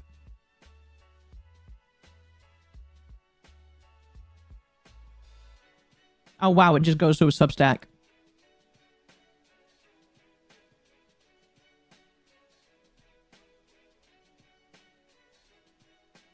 Oh my gosh. Hold on. It's got 110 comments on it. Wow. That's a lot of comments. Okay. More reading. Yeah. Cat model. I don't need a cat model. But I appreciate the suggestion. I'm an octopus. Cats eat octopuses. Anyway. Let's hope the degeneracy doesn't escalate, just in case. Keep him away from kids. I mean, I'd hope it doesn't escalate. I hope he uses this as a moment to, like, evaluate himself. I hope he uses this as a moment to evaluate himself, because holy shit. His name is Kenneth. I do see that, yes. Okay, we're just going to start off reading this here. I will be suing Stephen Kenneth Bunnell II on November 29th. I learned that the streamer Destiny had non-consensually shared pornographic content of mine online. My dignity, peace of mind, and hopes for the future were stripped away in mere matter of seconds following the betrayal of someone I previously trusted. I'm going to tell you right now, chat. As someone who has covered sex pests a lot in the past, in fact, here, let me bring up Under the Tea real quickly for you all. As someone who has covered multiple sex pests, all right? Here, I'm just going to bring up our channel. You know, we've covered multiple sex pests, all right? I mean, like, Mizu and Lumi covered this one mostly themselves. Let me see if I can point out another one. I would consider Evil Toast to be a potential sex pest with how he talked and treated people. Let's see. I'm pretty sure there's a couple others on here as well. I don't think Silly Sparks is a sex pest, but he's a rape apologist. That's a little bit different. I swear there was another one on here. Where is he? Where is he? There it is. Pappy. So we've covered... this one was especially disgusting as well. We've covered sex pests. Okay. Here's what I'll say. If you were to tell me that Destiny did all of these things, unfortunately, because of his past and his history, I would believe it. Now, I again have not seen any of the proof of these things. We are going to be watching a video by what is his name? President Sunday. This man did a video, and we'll be going through that. He has done a couple videos that I want to watch, actually. But here's the problem. I have covered so many sex pests in the VTubing sphere, that hearing that Destiny did this, along with his track record of other things, which includes polyamory, and being very openly sexually active in the way that he is, it does not surprise me. It is my opinion, that being as very sexually open as Destiny is, while it is not necessarily a heavy indication of your potential proclivities, I do believe that it can be a red flag that people should, pay attention to. Also, a lot of some of the stuff he was talking about and how he acted around people, again, in relations to his polyamory and talking about how he just like to take pictures of himself and other people, like all of this stuff paints a horrible picture, in my personal opinion, a very disgusting, horrible picture. And it just does not surprise me. And I say that as somebody who has seen a shit ton of these weird people online.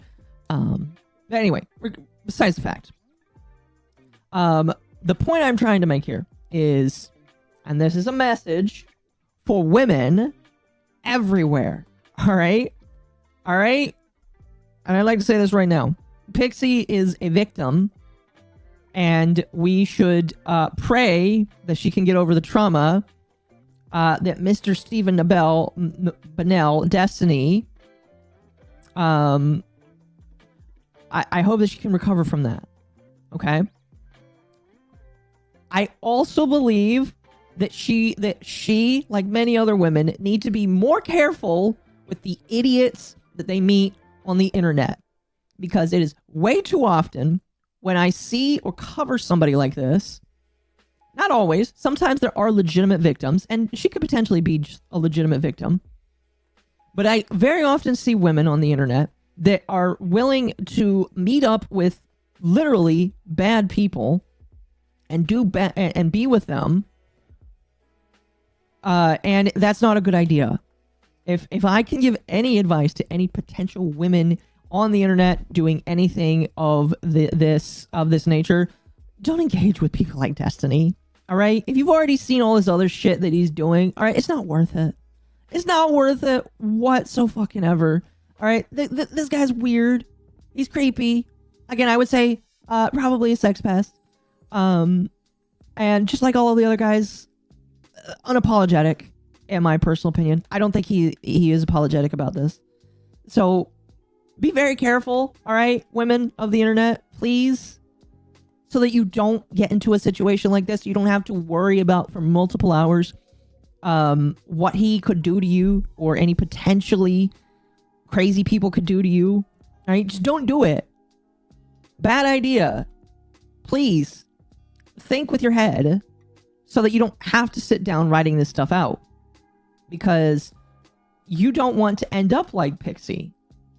And again, I don't really know the whole circumstances around how she got into this situation with Destiny.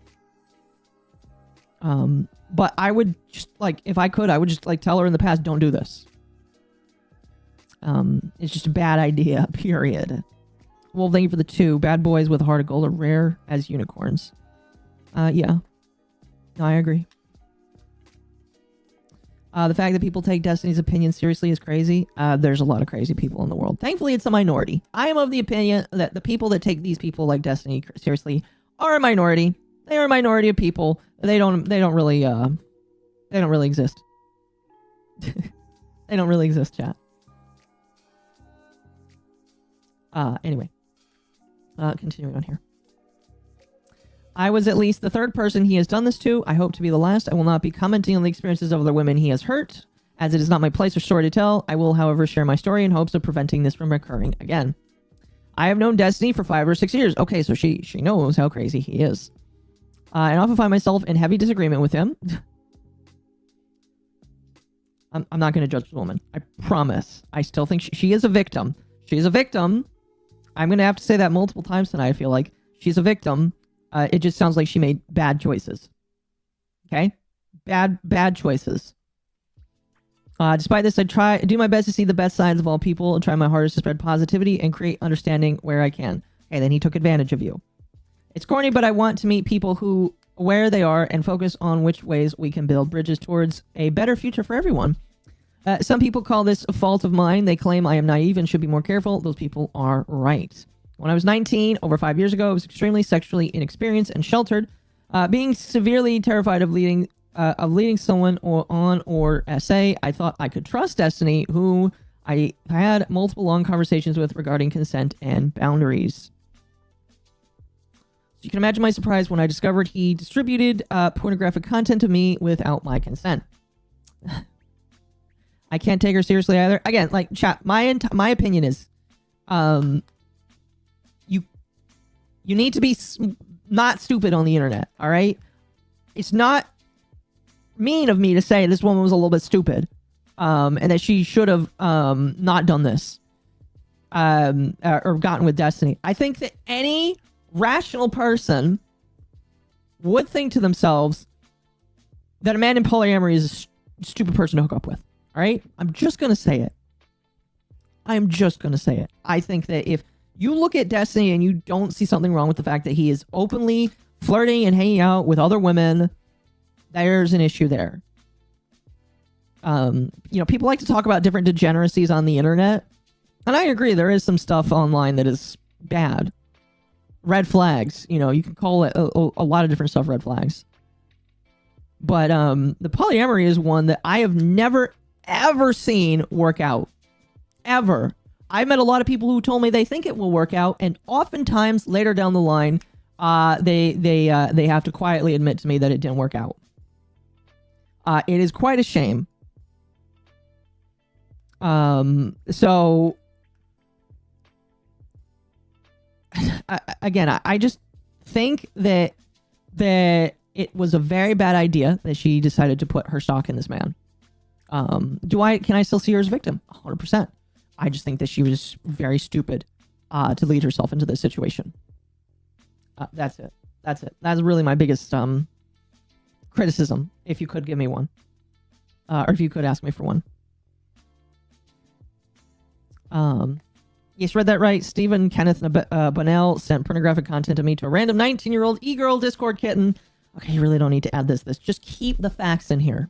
This is just like petty shit that I feel like could get you in trouble later. Whom you had never met before, then she published it to the whole world. This is why you don't trust e-daddies. All right?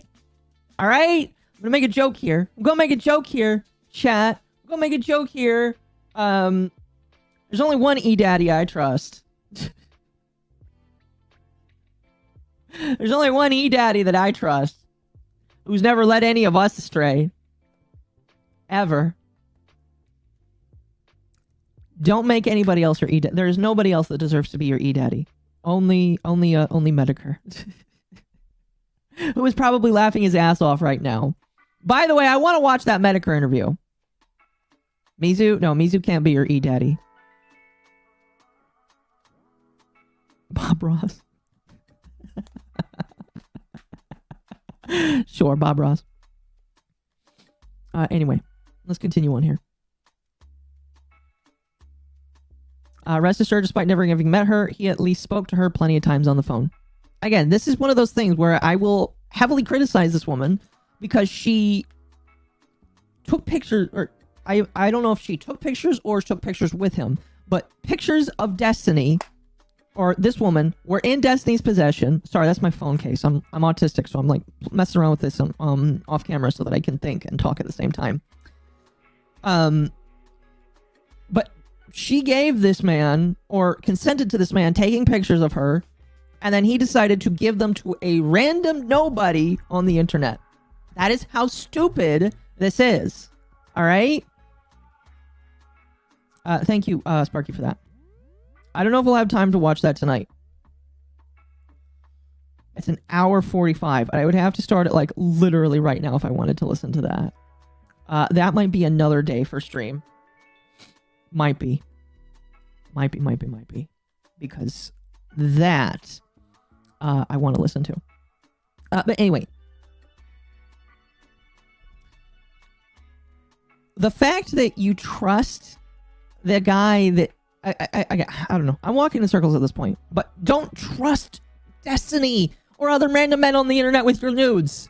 They will get out. They will get out. I don't care how safe you think the person is.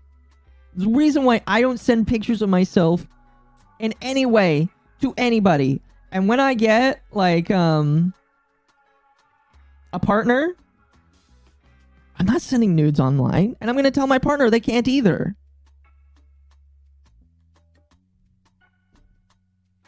Just saying. What, did I miss anything? Yeah, we are now talking about the Destiny leaks.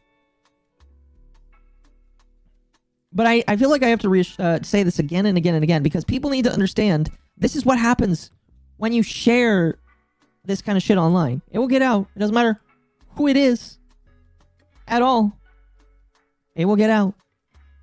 So you only give that stuff out if you're okay with the world seeing it. If you're not okay with the world seeing it, you better not send it.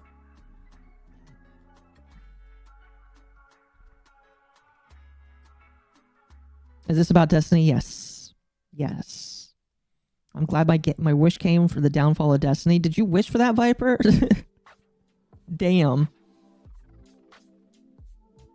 Of course, this is what he says happened. I think it is just as likely that he used her as a proxy to why distribute this material while claiming deniability. That is also a possibility. I do not understand why Destiny would knowingly and willingly put me in a position where I would receive non-stop sexual abuse and harassment. If we believe him, he was trying to impress a barely legal teenager using my body and my privacy. The betrayal, coupled with the hundreds of messages I've received filled with sexual harassment and abuse, has left me feeling hopeless and devoid of almost all happiness. The only thing that has kept me going is the hope that I can bring this man to justice and have him face legal consequences for his actions. For the past month, I have been speaking to lawyers about my situation and what to do, and have decided this is the best course of action. I will be suing him for violating U.S. Code 15 U.S.C. 6851, civil action relating to the disclosure of intimate images and for the publication of private facts in Florida. Oh, wait, does Destiny live in Florida? I didn't know that. I'll be seeking emotional and punitive damages for his actions. I've been told that the court case like this could potentially cost over tens of thousands of dollars. I am terrified. I mean, this guy talks about potentially suing us on as if for fun, and his son actually has the resources to defend himself. I cannot imagine what he might try to do to me in this process. Sometimes I wonder if he does this as an intimidation tactic. I wonder if he is purposely trying to put fear in my heart when he casually talks about throwing money into a lawsuit with multimillionaire who can fight back. As if it's an indirect flaunt/warning over his capability of outspending me in whatever legal case I throw at him. At the request of my friends, I have been encouraged to link my GiveSendGo regarding this case in hopes that we can raise enough money for me to legally succeed. So there's her GiveSendGo right there. I'm not going to open that. Now, whoever the next Joe Rogan of the left is, again, that's a little bit of a petty dig that you don't need to give.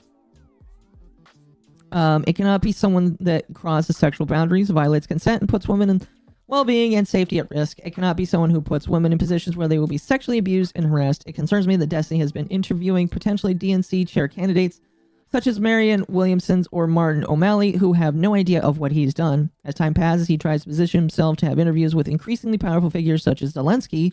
I can't help but be filled with the fear that Destiny might continue to succeed, despite facing no repercussions for his actions. If the Democratic Party wishes to succeed in... Dude.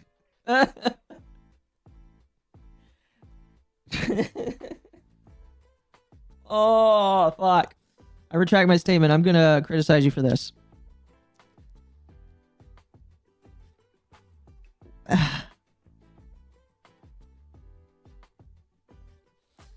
This reads to me, guys, help me take down Destiny so that we can succeed in the Democratic Party and take down the evil Donald J. Trump. That is how this reads to me, chat. I'm like, you don't... Oh, maybe you do. I don't know. Am I wrong? Am I wrong? I don't understand why this needs to be included. Like, just say, I'm suing the motherfucker. He did all these things to me.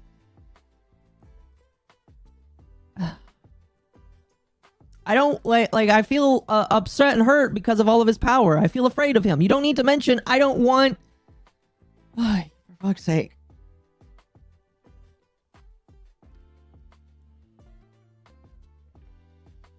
I don't believe that this helps you. I really don't.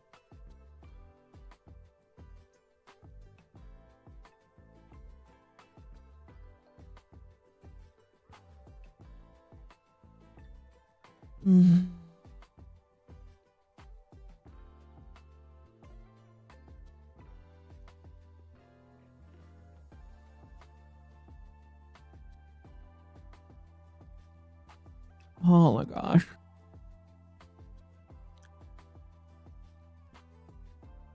Thank you for the 2. She lost me. Let them fight. I'm just like...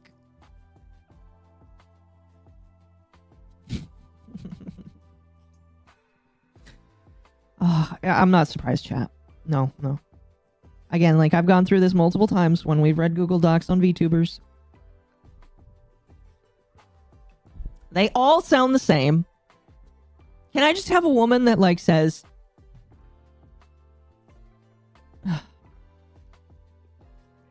In order to defeat Trump, we must defeat Destiny. Exactly. That's how it feels, yes. Like, bro... Please, bro. Can I please have somebody, like, say... well, I mean, like, in my brain, like, in a perfect world, you know, a woman wouldn't fall for Destiny. You know? But, like...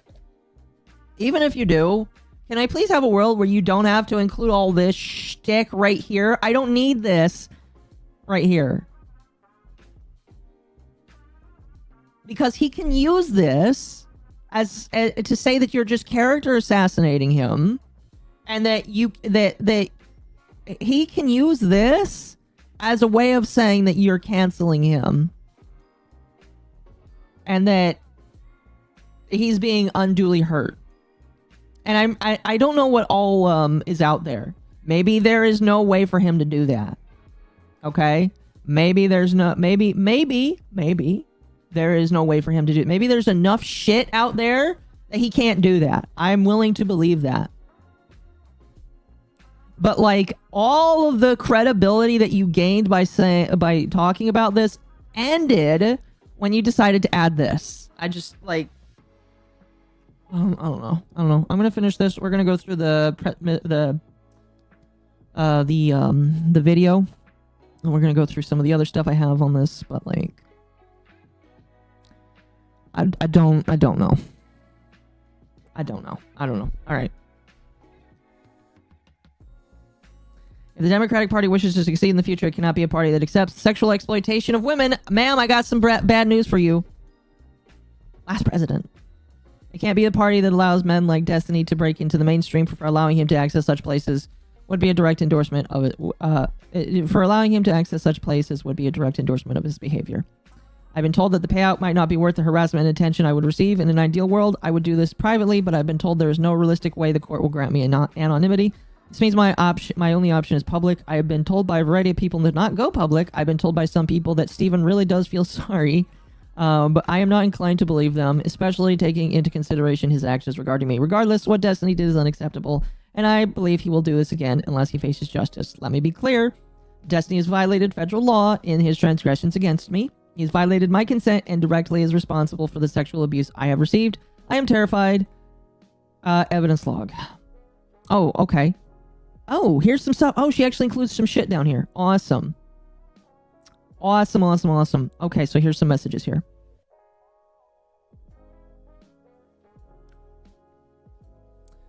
So this is 11/29/24 in Destiny.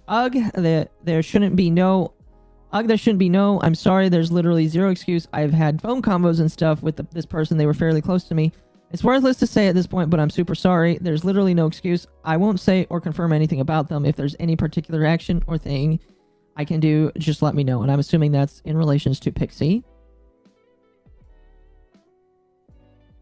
And then this was on the 12th of December.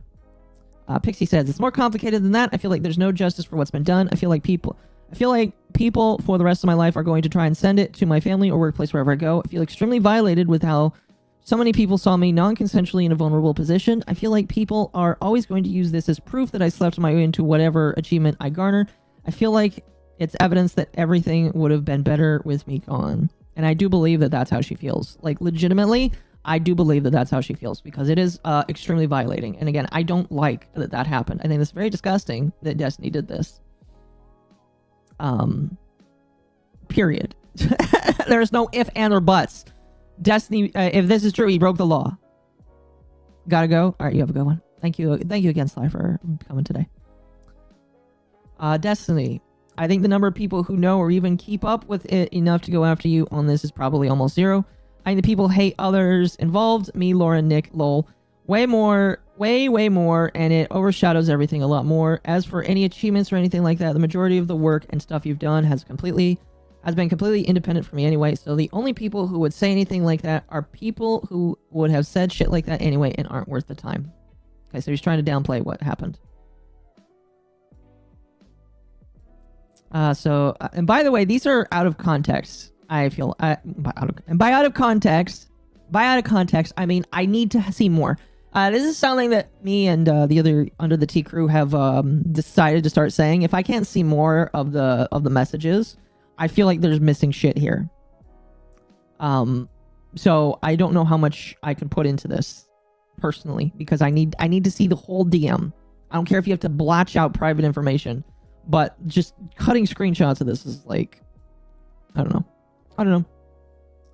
On the 12th of December, this feels super lame and I don't at all want to imply that somehow just giving you money helps anything go away or fixes anything for you.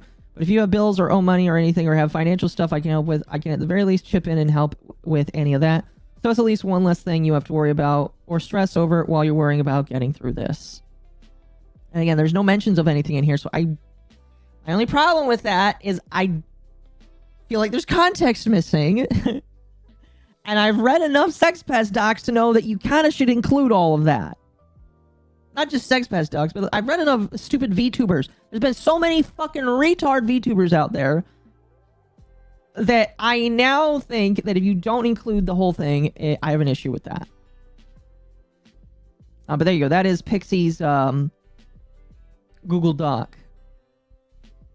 She's probably lying. Listen, I am not on Destiny. Listen, I am far from being on Destiny's side. I don't like the man whatsoever. I think that the guy sucks. I think that how he has decided to start treating people in the last couple of months just because he doesn't like Trump is very disgusting. In fact, chat, you might remember I did do a video on the guy. It was one of my very first breakout videos here. One of the first videos I actually made that popped out into the stratosphere. Let me scroll here. This one. Destiny's epic fail. Trying to get a win on Kirsch. Like, literally. It was this day that I decided that anybody trying... Like, 6 months ago. This video... here... was me deciding... that Destiny... There was no way that Destiny could be redeemed in my eyes. Because I saw a lot of people... deciding... that he was irredeemable, and this moment decided it for me. When all of this went down, that decided it for me.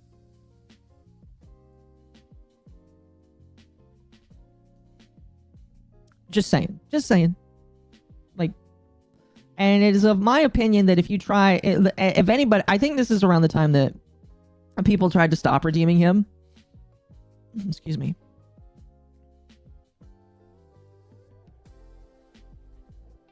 Like, this is the moment where I saw a lot of people just stop trying to redeem him. I do feel like we did see some people trying to sweep for him. But this is the moment where people were like, ooh, Destiny is kind of cringe. I guess I've been sent an account from another person. Let me see here.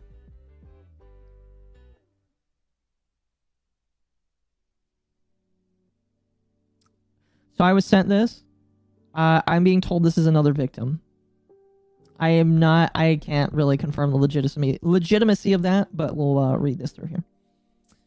Destiny has blocked me and banned me and people supporting me from his community. I've not done anything besides ask him for an explanation, as I was assured this was something he didn't do to me. When I wasn't given one privately, I spoke publicly. I'm not involved in any lawsuit or coordinating with anyone seeking justice due to the leaks in November. Though they have had my empathy and support in their efforts, it's only yesterday I became aware that Destiny had recorded me while we had sex without my consent, and with no regard for me, also shared that recording with others. So this is another person that claims that he did this to them as well. Cool. Two women now have let me know that they have received sexual recordings taken of me in September of 2023 without my consent. I thank them so much for their concern for me. No amount of public humiliation will ever make me regret being made aware of what was done to me. I will be filing a police report and pressing charges. Cool. He's irredeemable? Yes, I agree. He is irredeemable. 100% irredeemable. Like, there's no way that you can redeem this man. And if you try, there's no way you can. I think now people are starting to, like, agree with that. I would have to watch the Turkey Tom, because I know that Turkey Tom reacted to it. I'm pretty sure I heard people say that he wasn't sweeping. I heard people saying that he was, like, saying that it's pretty fucked up what happened. So, that's good. If that's true, that is good. Glad. And I can kind of get into my frustrations with the commentary community on this, but, like, I've been frustrated with how they've just, like, kind of ignored him for a while. And by ignored, I just feel like they downplay a bit of him. Mr. Obvious comment, I saw that. I like...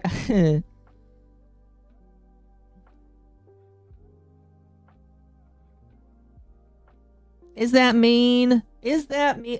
Okay. Let me read this. Secretly recording you is screwed up. That being said, this is what happens when you act like a whore. I hope you learned from these transgressions. Unfortunately. Destiny, really you. Turkey Tom's glazing stopped at 0 of his latest video on Destiny. Good. Good. Good. Divorce the E-Daddy. Alright? I hope there's no leaks that come out about him. Oh gosh. Oh gosh. I just thought of that. I just thought of that. Oh no. You know what?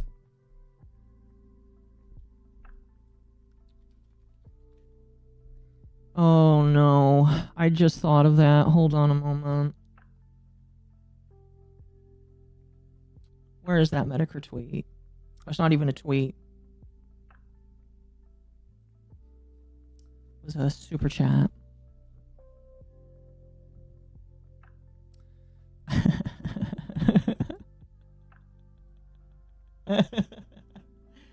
Oh no. Chat.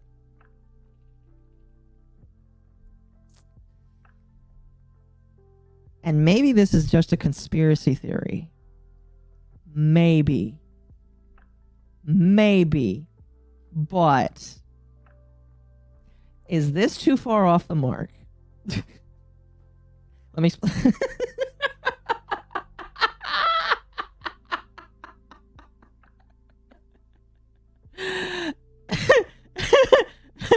oh.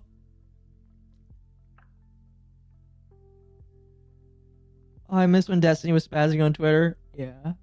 Is it too off the mark to imagine? And again, I have no evidence for this, no impetus for this whatsoever. This is just a thought thrown out of the stratosphere. Okay? A thought thrown out of the stratosphere, and technically, Medicare threw it out first. Okay? We know that at the very least, Turkey Tom, and to maybe a lesser extent, Nick Diorio and some of the other commentary community. Okay. We know that they have been nice to Destiny. I believe rehabilitating his image is probably wording that I would use. Okay. We know that is the case. I do not know. I have not seen anything. So this is, again, just me being conspiratorial here. All right. If I'm blown the fuck out, if people can prove that I am wrong, great, fine. Honestly, I really hope that my conspiracy theory is not true, because it is very depressing to think about. All right? All right? But people have already speculated that Turkey Tom and Destiny could have done something. And if that is true, one, that's pretty gay. Pretty damn gay, personal opinion. But if it is true, do you think he recorded it? And do you think that he distributed it?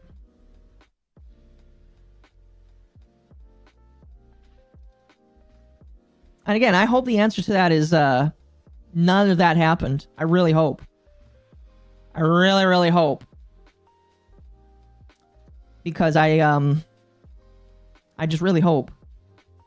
Now, granted, with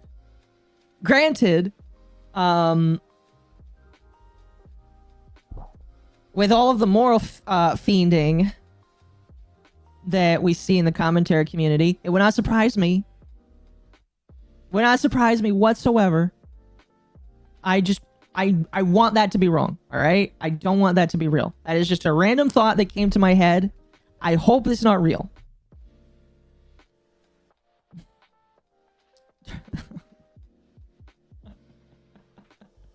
Oh, you guys suck. I just don't want that to be real. All right. Yes, he absolutely recorded it. Only if it benefits Destiny. Again, I hope it's not real. I hope it's not. I hope and pray to God it's not. But it would make sense. That's all I'm gonna say. That's all I'm gonna say. All I'm gonna say. All I'm gonna say. Oh, fuck. Like,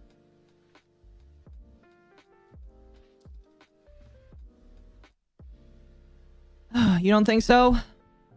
I don't know. I'm hoping not. Again, it's a random thought. And I only think that again because, like, they were so buddy-buddy with each other. So buddy-buddy. So willing to go to bat for Destiny. I mean, like, okay. Is it Turkey Tom or... I think it's Tom Dark. Where he does his non-Turkey Tom stuff. Sparky, thank you for the 5. Destiny was stuffing that turkey. I hate that.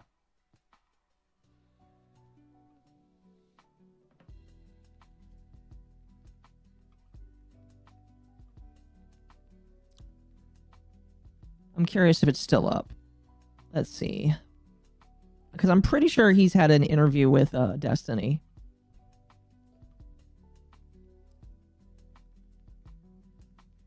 Somewhat recently. I could be wrong.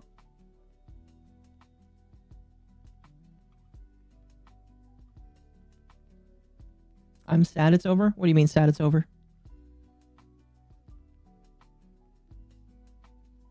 A Tom Dark stream?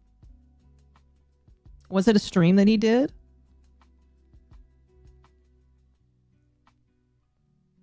No, he hadn't. No. I'm not talking about today. I'm saying he somewhat recently interviewed Destiny. No, that is... Well, he's done some videos on Destiny. But I swear... I could be wrong. Again, if I'm willing to be wrong on that.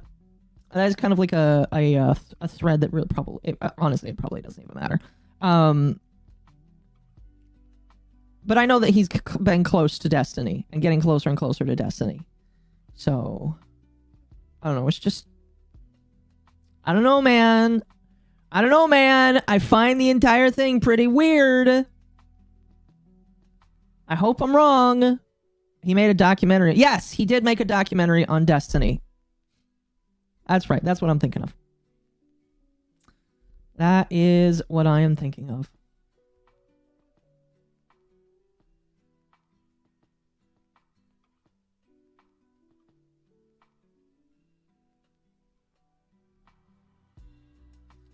Anyway. So, let's go through the video by President Sunday.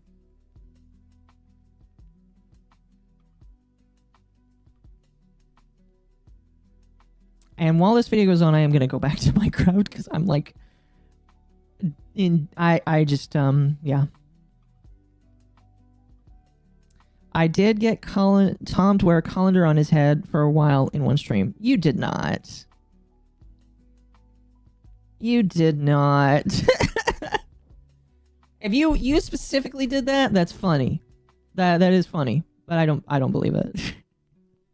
I don't believe it. Anyway.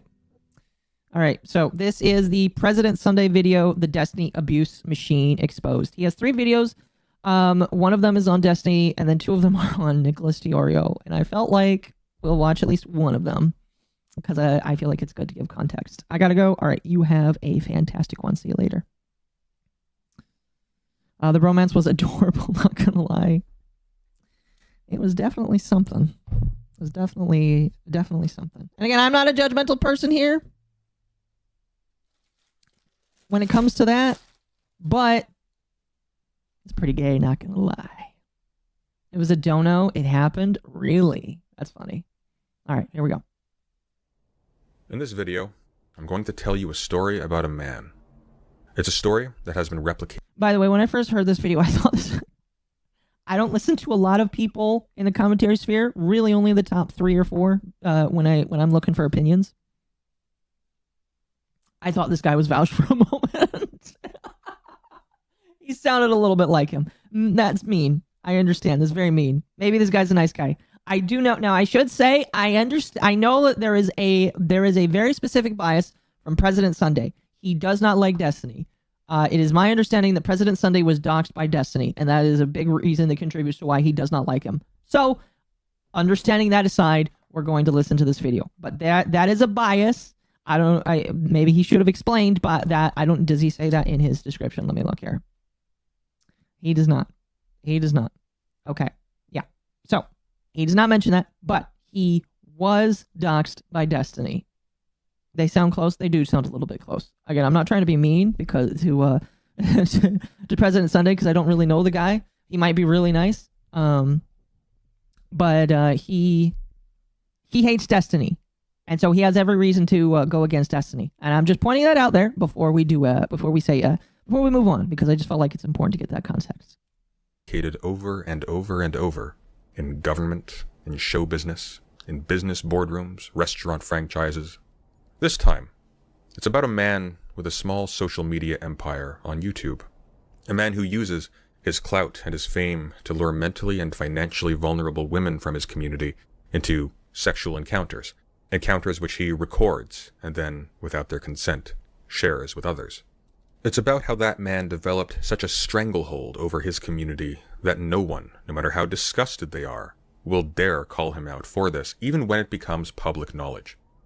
And most importantly, this is a story about power, and of how normal human feelings can be contorted to serve a machine to make a man immune to the effects of the abuse he has inflicted on an astonishing number of people. Pretty decent intro.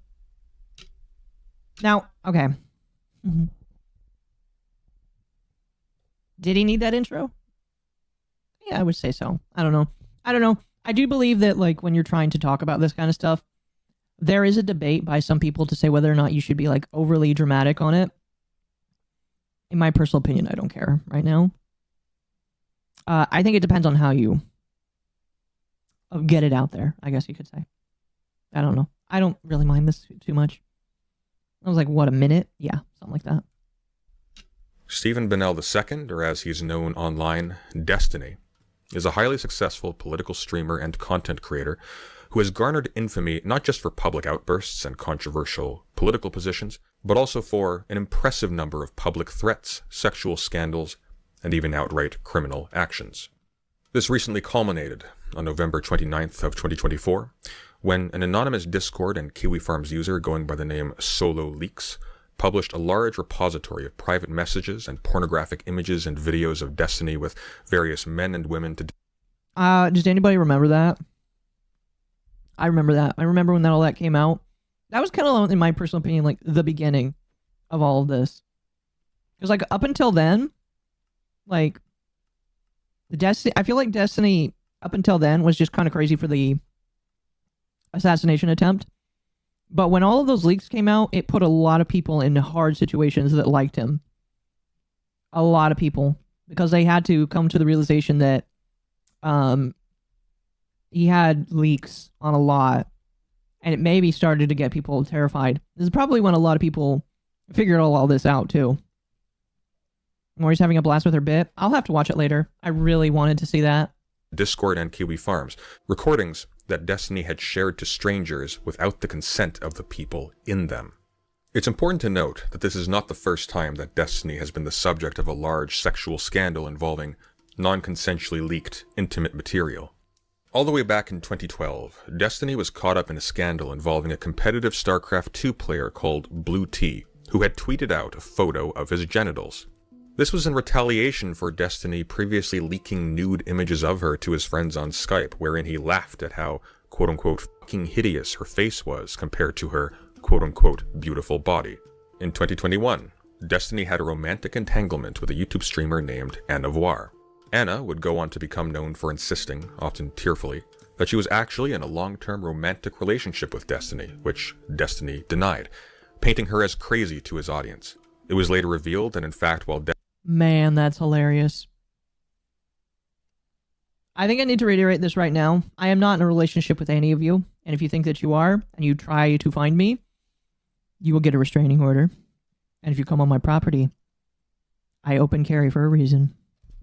Destiny was insisting to his audience that Anna was insane, he was actually sexting her the entire time, and referring to her with terms such as princess in their conversations. Anna threatened to post these sexually charged texts to prove that she wasn't crazy and that this was all actually taking place. And in retaliation, Destiny threatened in public to leak her nude photos if she did so. Like if you and I had like sexted or something or traded nudes and you were like, I'm gonna leak your nudes, and I go, fuck you, if you leak my nudes, I'm gonna leak your nudes. Is that like blackmail or is that like abusive? I disagree. So do you think that leaking sexting and leaking nudes is proportional, or do you think it's a proportional response in the way that you're reacting to them? I think it's about proportional. Because you're leaking like sexual material and shit from... Wait. Hold on, we need to back up a little bit. Was he talking about sexting versus images? Anna threatened to post these sexually charged texts to prove that she wasn't crazy and that this was all actually taking place. And in retaliation, Destiny threatened in public to leak her nude photos if she did so. Wait a minute. And he thinks those are similar?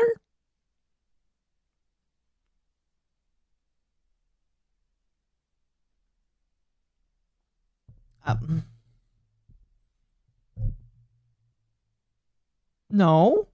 No. Okay, chat. Fun fact about me. So I'm pretty sure I mentioned this once before. I used to do roleplay on Twitter. My account that I use right now used to be a roleplay account. If you search up, you may find some old terms of when I used to roleplay on this account.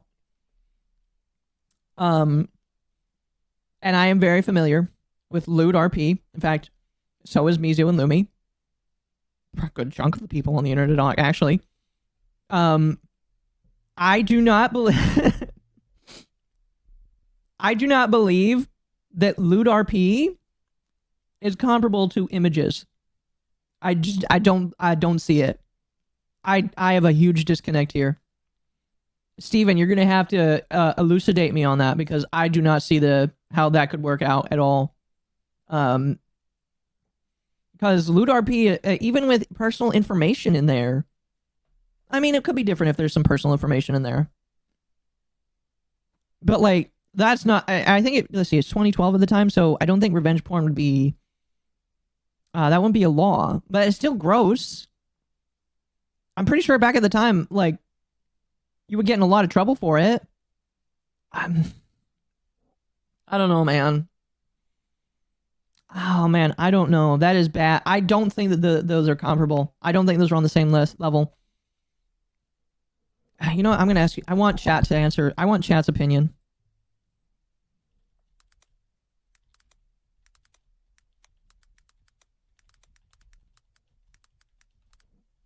Okay. I'm curious. I just don't think that they cannot be the same. All right? Because my ERP, I put little thought into it, then we move out onto the day. But images, that's very different. Like, my ERP, that's embarrassing. All right? You know, if you find it, you throw it around, that's embarrassing. I don't care, but it's embarrassing.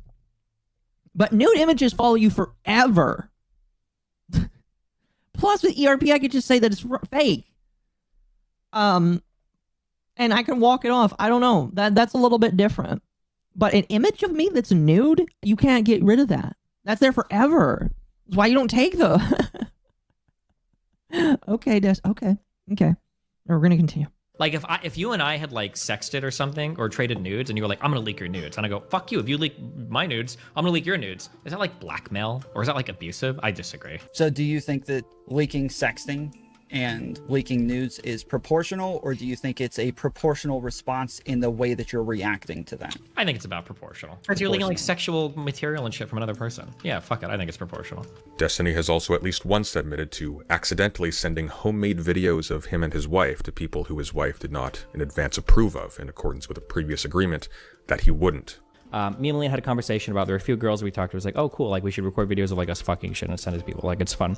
I kind of like have like my little archive of like Coomer material that I'll send to people if I want to. There were girls that I talked to past that I'd send stuff of like either me and Melina, and Melina talked to me and she was like, hey, if you're gonna send any videos to new girls that we haven't talked about, like let me know that first. Because she wanted to be careful. And so I was like, oh, okay, sure, that's fine. I didn't think about it at the time because I didn't think it mattered, but for the first thing, like, okay, yeah, I should have like checked 100% with Lena, but like this. Other examples of threats and sexual misconduct.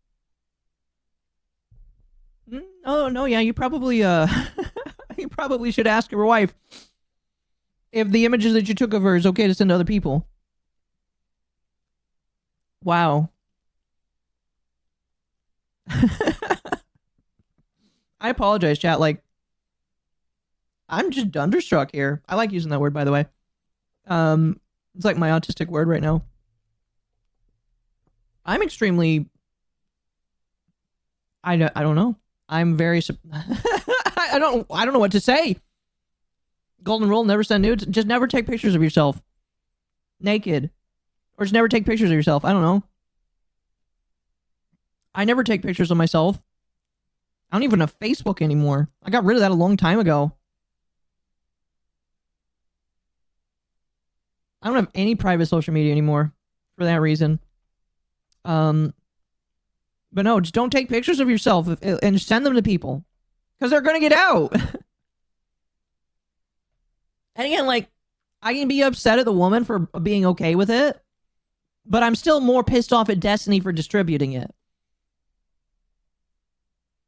I just think that I don't know. I just think that some of these people need to be smarter. not have sex with literally this guy. Like, I don't know.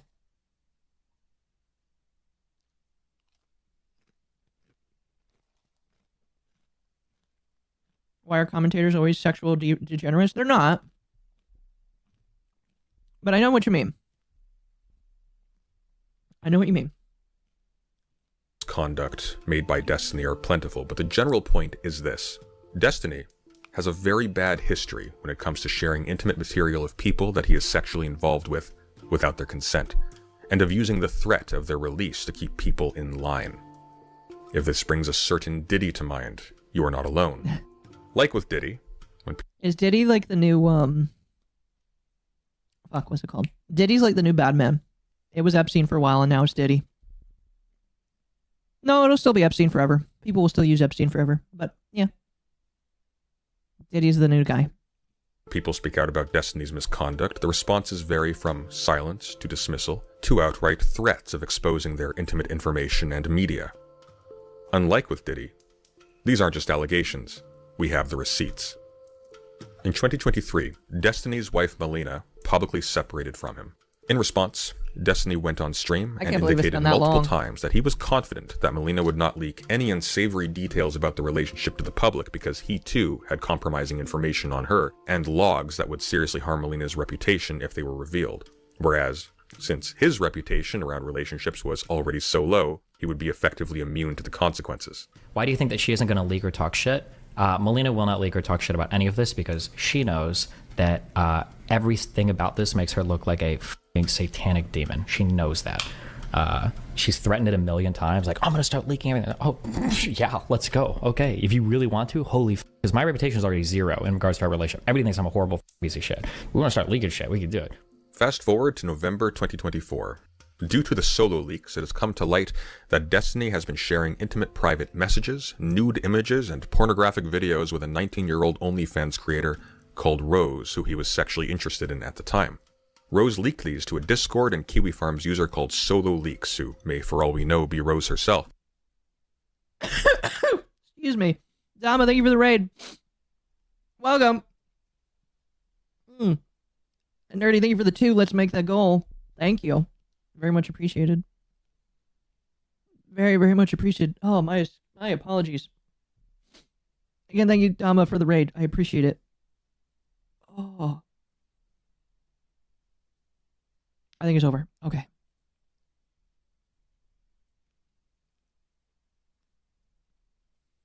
I'm going for another hour. Going for another hour. Okay. But no, I appreciate that, chat. Eventually someone else will be exposed and Diddy will be forgotten. Yes, pretty much. Nobody talks about Weinstein anymore. It's kind of funny, though.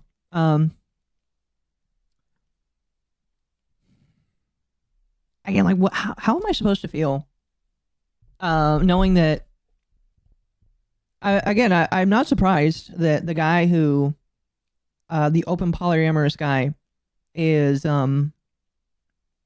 very, very, very eagerly sending these images to people to try and maybe swoon them over or something. I have no idea. I again, as as someone who's like briefly been in a relationship and I'm a lonely guy, but I don't think I would ever do this. Is it like normal for people to do that?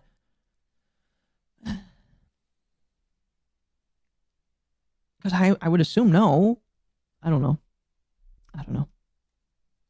Who then published them to Discord and to Kiwi Farms. These leaks included intimate romantic and sexual DMs between Destiny and Lord Southern, who Destiny had long denied being romantically involved with while she became increasingly present in his public personal life and on stream, despite being publicly at odds with each other politically on the surface. Destiny even once described her active... Isn't Lord Southern like a Republican? Hold on.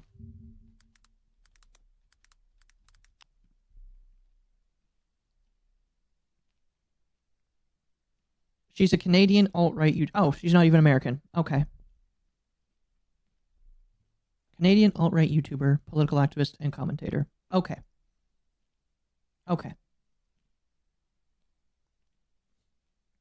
She finished last in a Libertarian Party election getting 0.9% of the vote.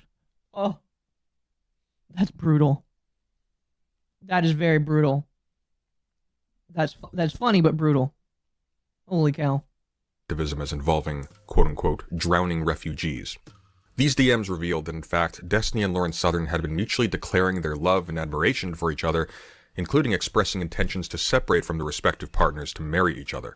All of this was happening behind the scenes, despite Destiny publicly claiming to his audience that he and Lauren were not involved, and while he was publicly accusing his wife Melina of lying and of being controlling privately when she would express displeasure about the relationship and when she requested that Destiny stop associating with Southern. In addition to these leaks, which not only severely compromised Lauren Southern's career and personal life, but also established that Destiny was lying when he accused his wife of being delusional and controlling about the affair, Solo Leaks also published a massive dump of revenge pornography, which featured various sexual encounters with numerous men and women that Destiny had recorded and sent to Rose as part of their flirtations, which incidentally include references to how he recorded other people not included in the dump, including a recording of a sexual encounter with someone he met on the gay dating app Grindr, with no mention of having alerted this person to the fact that... Again, I hope nobody meets up with this man. I hope this man is a... Well, I can't be an incel anymore because he's actually had sex, but I hope this man is barren or like unable to have sex forever. I hope that people actually recognize that this man is not capable of being trusted and don't interact with him. Destiny loves anti... Oh, come on. Oh, come on, guys. Is it true? Maybe. But oh my gosh. That they were being recorded. Note, it is a felony to record sex acts without consent in the state of Florida. Good to know. So to recap, Destiny, who has a long history of threatening associates, friends, and family with public humiliation and exposure through releasing revenge pornography and intimate messages, actually did leak a tremendous quantity of compromising, sexually humiliating messages, images, and videos featuring other people to at least one person without their consent. These were then publicly leaked, and the reaction has been total silence. Nothing. Historically, Destiny has always been boldly willing to threaten leaking private intimate material, such as during his separation from his wife, or to expose nude images to retaliate against women he was slandering, like Anna, or even just for the sheer pleasure of it, as in the case of Blue Tea mentioned earlier, where the only purpose was revenge. This time, however, somehow, there is nothing. Not by Destiny, nor by anybody else. No streams, no video exposés, no tweets by any notable figures denouncing what is an obvious massive breach in ethics and consent. Nothing. Which begs the question, why? That is a pretty good question. Now, this does kind of revise my opinion here. Technically, some of the commentary sphere, or just people in general, some people have talked about it. I know the Kiwi Farms has definitely talked about it to a great degree. But why aren't more people like the people that I feel probably should talk about it? It doesn't feel like they are giving it the attention that it probably deserves. Now, it does kind of bother me. Why are they? I don't know. Why aren't, here, I'll, I want to make sure I'm, not smoking out my ass here.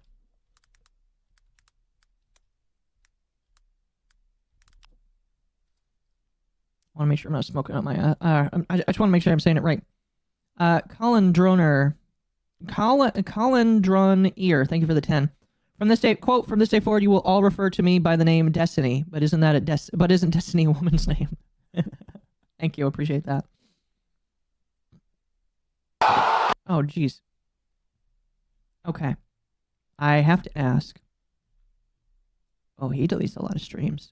Unless he is on another channel.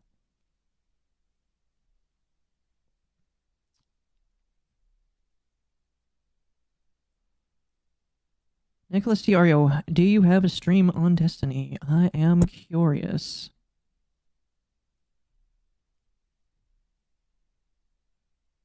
If he does, he deleted it. I'm going to... I want to say that he did. And I know a lot of other people did. I'm pretty sure Tom talked about it. Although I know Tom was very hesitant to talk about it and even got mad when people talked about it.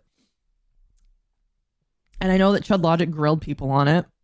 In fact, I'm pretty sure I have that clip somewhere that I listened. I even listened to that on stream.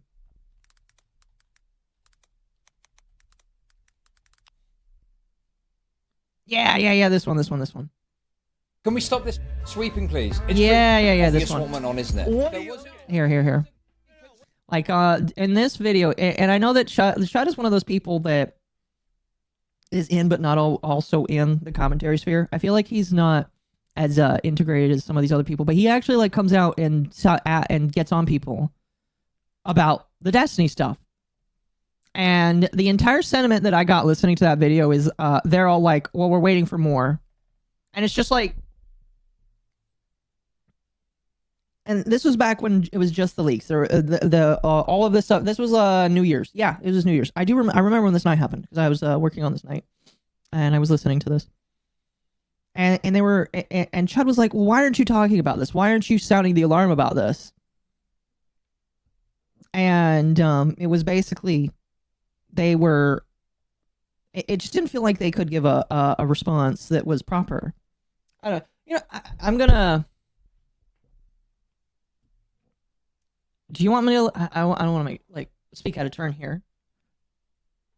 Should I listen to that? Chud Logic Barf. I know. Crazy, huh? I just want to play this for. I play a few minutes at the very least. Because I feel like this video...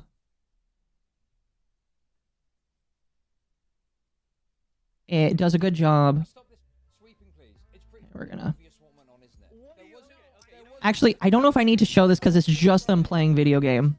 Obvious, dude. Chud, everybody accuses me of sweeping for Destiny as if I'll never acknowledge any criticism against it.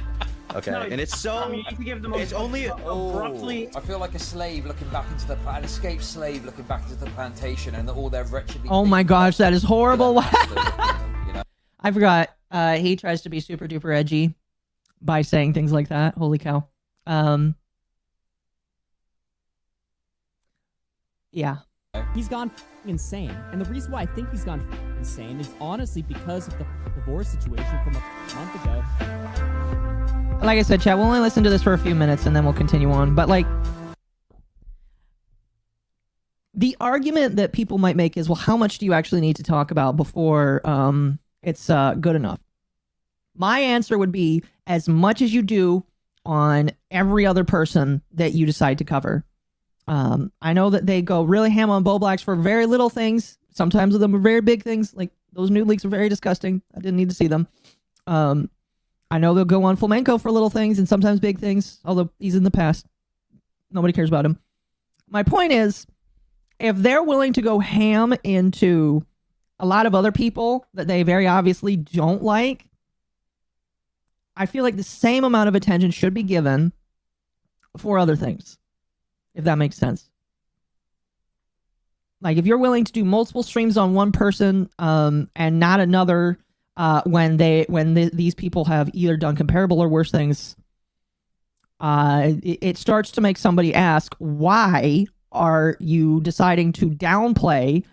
And by downplay, I don't mean by actively saying it. Why are you deciding to not talk about something when it is very obvious that there is more that can be said? Like, I seem to recall a segment where Diorio was like literally rewatching old Boblax content just to show how much he feels like he was blindsided and he swept for Boblax because he was his friend. And it's just like, yeah, I would do this. I would do the exact same thing. But why aren't you like retroactively saying, hey, wait a minute, Destiny kind of had this blow, like back when those leaks came out, I bet you he could have made quite a few streams talking about them and then saying, let's look back at all of this old Destiny stuff and see if we could have caught some red flags somewhere. And he didn't do that. Or if he, I don't know. Like, I feel like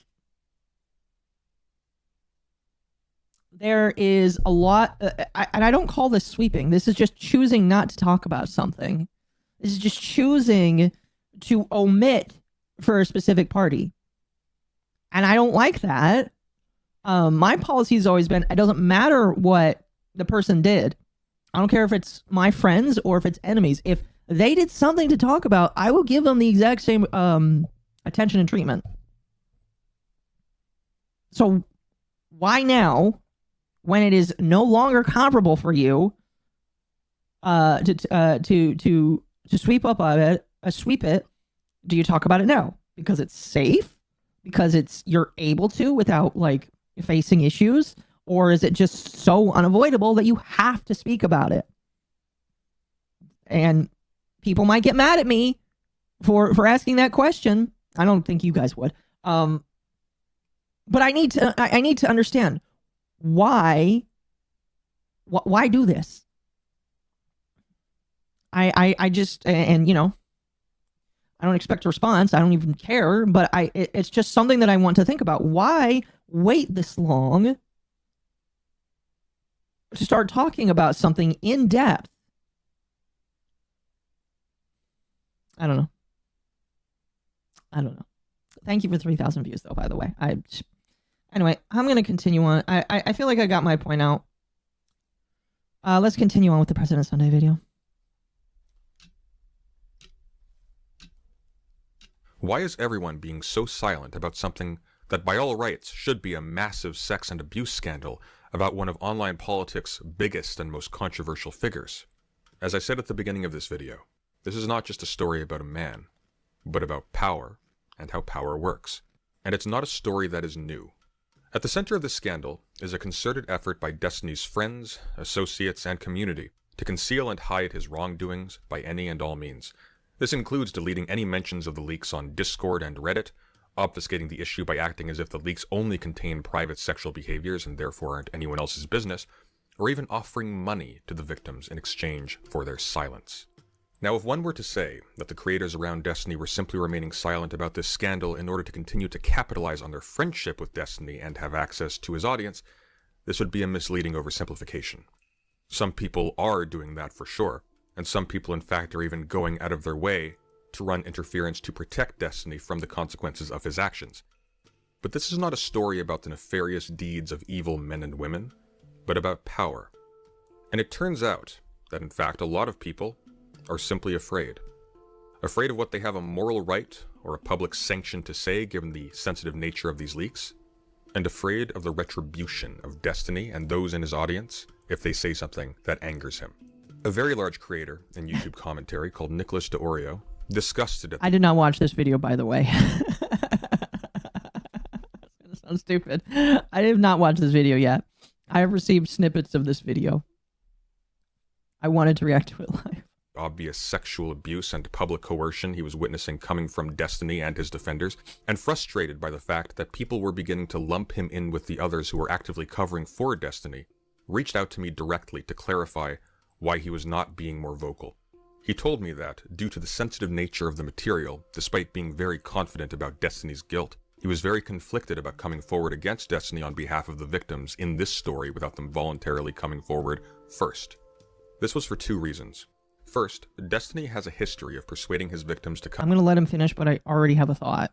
Come to his defense during a scandal. This happened once when a creator called Mr. Girl infamously attempted to accuse Destiny of lying about his relationship with Anna Voir, and in response, Destiny produced recent DMs between himself and Anna in which he got her to say that her own quoted claims against Destiny were false.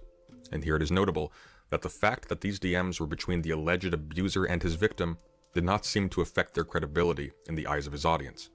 And second, because of Destiny's ability to use his hold over his massive audience to deal serious reputational and financial damage to people who he feels have slighted him.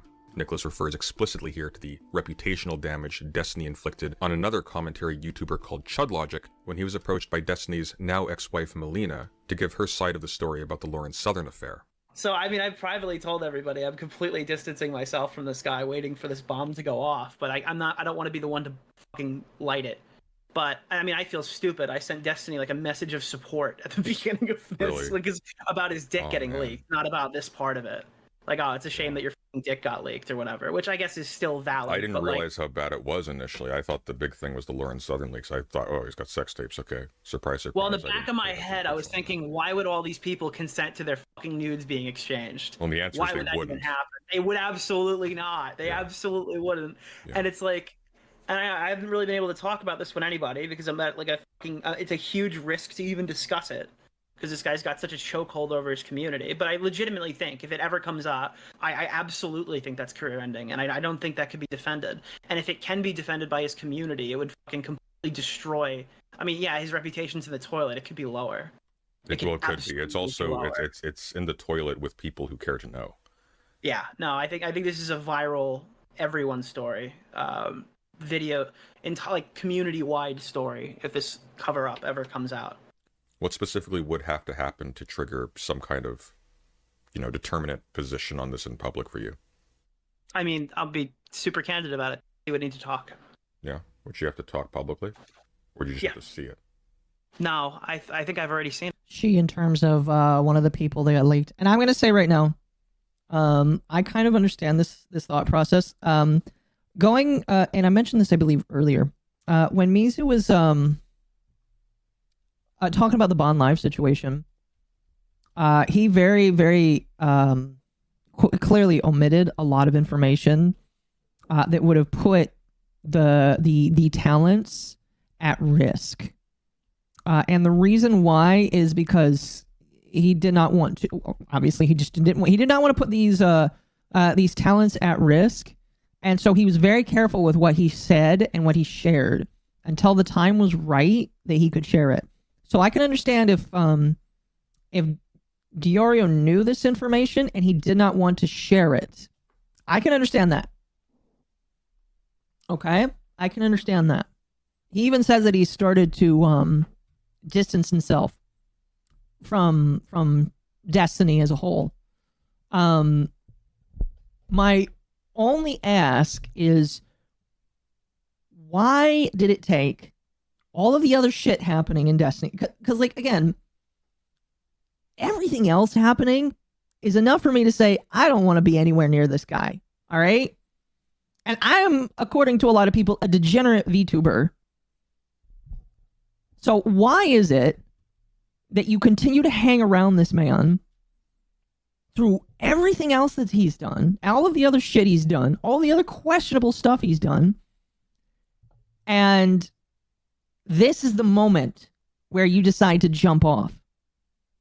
Maybe I'm like misinterpreting. Maybe I'm wrong here.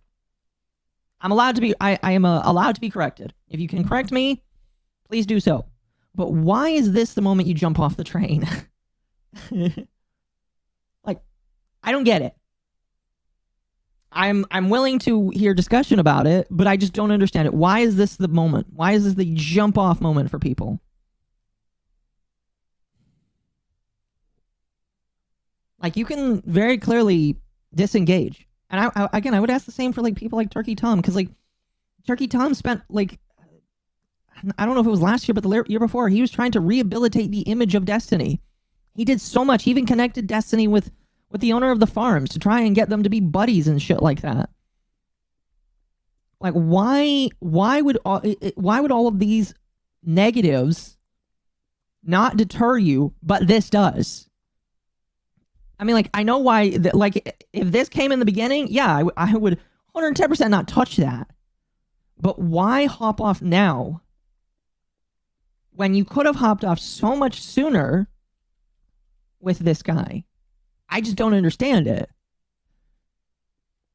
I feel like the time to hop off the train was much earlier, and the fact that you waited until now shows that there's something else, or it just didn't feel like you needed to. I'm very willing to accept just felt like it wasn't an issue until right now. If that's the case, I think that you suck for that, because again, morality. Listen, if we want to play morality here, I would have jumped off a lot sooner. I wouldn't have even jumped on with some of the other shit I've seen, but like, I don't know. I don't get it. I don't get it. I don't get it. Help me to understand, please. I don't know. Anyway, continuing on here. I think she needs to talk publicly because if anything, if it comes down... But I do agree. Don't reveal anything if the source tells you she's not ready. I think that that's completely fine, and I'm glad that he didn't do that. But like, excuse me. You can disengage, which it sounds like he was doing, but you should have disengaged earlier. I don't know. That's my opinion. You should have disengaged a lot sooner. Should have disengaged a lot fucking sooner. And that is my opinion that extends to not just Nick, but all of the other commentary people that decided to wrap around him. Unless there was, and again, maybe this is a conspiratorial thing. I'm very willing to believe it. But maybe you couldn't. Maybe there was some keeping you there. I don't know. But you should have jumped off when you had the chance. You should have. Down to it, and Destiny convinces her privately to take that other... Look what happened with Chud Logic and Lauren Southern. He had Melina coming to him and telling him these things directly. And he was put in a position where he can either eat shit and be hated by that community and lose a huge percentage of his audience, to the point where I had to pick up the other half of the slack and like help him out, right, to keep him afloat. Or he could just leak those messages and be justified immediately, and it would start like a huge conflict. And I guess he did the right thing by loyalty, but like, you know what I mean? It's like, if you don't have the person, then it's you fighting on behalf of somebody else. And I've seen this go down so many times with content creators where if they don't have the support of the actual victim in the situation, you're fighting a losing battle from day one. So principally your concern is that you're going to take a pretty big financial / audience hit if you were to do Well, I think there's a genuine risk that I'm going to get left out to dry here. Because if she doesn't say anything, or... Again, and I think that's a valid concern. So I'm not going to get on him for that. I think originally when I first thinking about this, because I've heard this part of the video somewhere else. I think it was a clip on Twitter or whatever.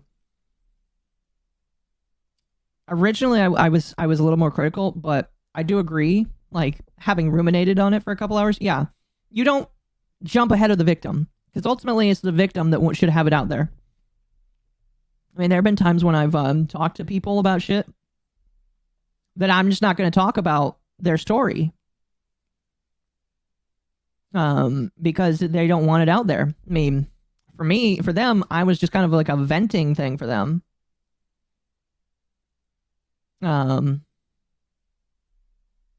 But they don't want it out there. And that's fine.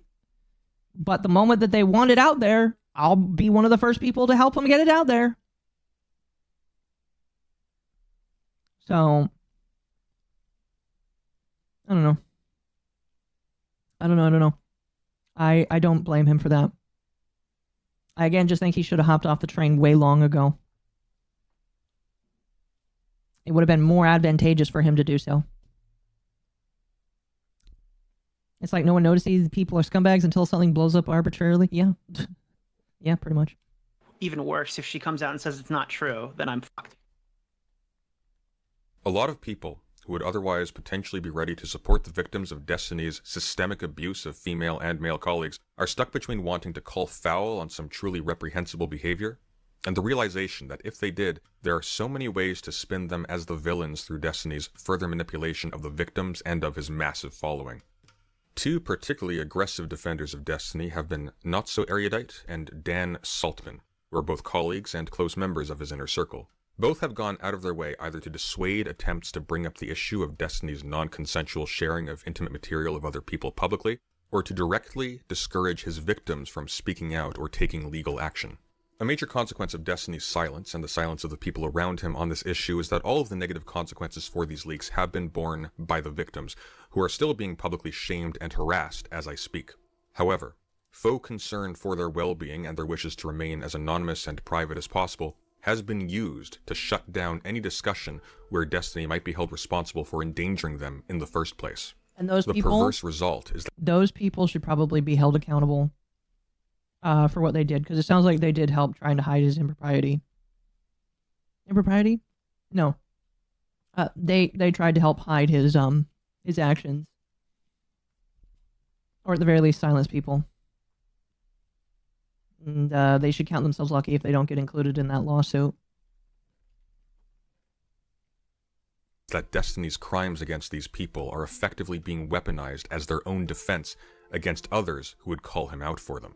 For example, when one community member known as Fairy Queen questioned Not-So-Erudite's continued association with Destiny, given the revelation that he had been sharing porn of people he streams with without their consent, and given Not-So-Erudite's own avowals of being a mental health expert and a feminist, Not-So-Erudite claimed that she was in communication with the victims behind the scenes and that they didn't want any additional attention. And so therefore, Not-So-Erudite was actually doing the moral thing by not holding Destiny accountable for victimizing them in the first place and for personally continuing to profit from the reputation of Destiny by whom she was employed. When pressed on this, Not-So-Erudite promptly terminated the conversation. But it turns out that Not-So-Erudite was telling the truth when she said she was communicating on behalf of the victims, because as it turns out, she was from very early on the primary middleman negotiating the price of their silence. Enter Pixie. Pixie is a tiny streamer who, like Destiny's wife Melina, was visually identifiable in the leaks. Pixie had been working closely with Destiny since she turned 20 years old in 2019, and in addition to appearing on stream together regularly, Destiny also got her involved in paid positions organizing for canvassing projects, like with Progressive Victory, who he partnered with in 2024, and she would accompany him multiple times to large podcast appearances such as the Whatever podcast, which he would pay for her to be flown out to. Pixie had, for a very long time, repeatedly tried to present herself as an example of a woman who could succeed as a part of Destiny's orbit, without being a member of his oft-rumored harem of women who offer him sexual favors in exchange for exposure and stream time. In light of these leaks, that image has obviously been shattered, and she has received the brunt of negative reactions to the scandal, since people who hate Destiny and hate the politics of the people in his group are eager to laugh at the hypocrisy of one of them, even if it means joining in the mass harassment that's of someone depressing. who is in fact a victim. I didn't even think about that. She's getting some of his hate because of all that. Man. Again, Mama said don't stick your dick in crazy, or don't accept the crazy. I guess part of the problem is just like, man, I feel bad for her. I feel bad for her. Holy cow. Victim of revenge porn. Unfortunately, Pixie did the worst thing that someone in her position could do. Rather than seek legal recourse or make a public statement denouncing the violation of her consent and dignity that these leaks represented, she seems to have ultimately chosen to try and profit from the situation by extorting Destiny. An American citizen who finds themselves a victim of revenge pornography has several valid actions they can take. Let's go over 3. First, they can seek legal recourse. In fact, there is a federal law on the books as of 2022 that allows victims of non-consensual exchanging of explicit material to be compensated up to $150,000, and that's even if the leaks were not necessarily done maliciously, but only with reckless disregard for the consent of the victims. The victims may even have their identity concealed. Second, they may make a public statement denouncing the person who leaked the materials and violated their consent. And in fact, this can be done in conjunction with the first option I mentioned. And finally, they can choose to do nothing. They can stay silent and hope that it all blows over. And this is their right. But Pixie did not do any of these. In an exchange that I have learned has since been circulated among the entire commentary community on YouTube and virtually everyone in Destiny's circle, Not-So-Erudite can be seen haggling with Pixie over the amount of money that would be appropriate for Destiny to pay her to not involve the court system or to denounce him publicly. First, Pixie uses the implicit threat of her impending suicide and a scheduled note announcing it to pressure Destiny to pay out a significant sum of money, and then later switches to vague threats of public denunciations and legal action. Meanwhile, behind the scenes, her friend Straightraid was colluding to advise Destiny to offer to help her financially as penance to stave off her threats of self-harm, a situation that would obviously be a reputational disaster for Destiny. Note, Straight Raid has also explicitly said that she did not consider the situation serious enough to warrant a wellness check. As revealed in earlier DMs between Pixie and Destiny prior to this conversation with Not So Erudite, Pixie and her friend Straight Raid had used the specter of her impending suicide to alarm Destiny enough that he would be receptive to suggestions of financial compensation. Apparently, Pixie was hopeful from the beginning that she could get as much as a $1 million payout from Destiny, which Straight Raid had to repeatedly talk her down from. The condition of this financial compensation is, of course, Pixie's continued silence. This would seem to imply that Pixie's decision to not go... Well, thank you for the 2. Remember, fellas, Yonder is her fantasy. Oh my gosh. I get it. I don't know if she's really going about this the right way, because it does kind of sound like I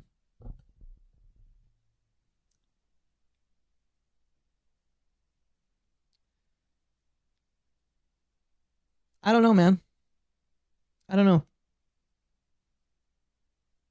I think she's a victim, but I don't think she's pure. I think that there's right ways to go about this, and this is I don't know. Go public is not because she is afraid of the repercussions, or else she wouldn't be threatening Destiny directly with legal action or public denunciations, but because she wants to profit personally off of extorting Destiny, who also, it must be remembered, is a victim of revenge porn. Destiny may be the one responsible for the leaker having the images in the first place, but he shared them recklessly, not maliciously. And of course, he has endured public humiliation as well for this.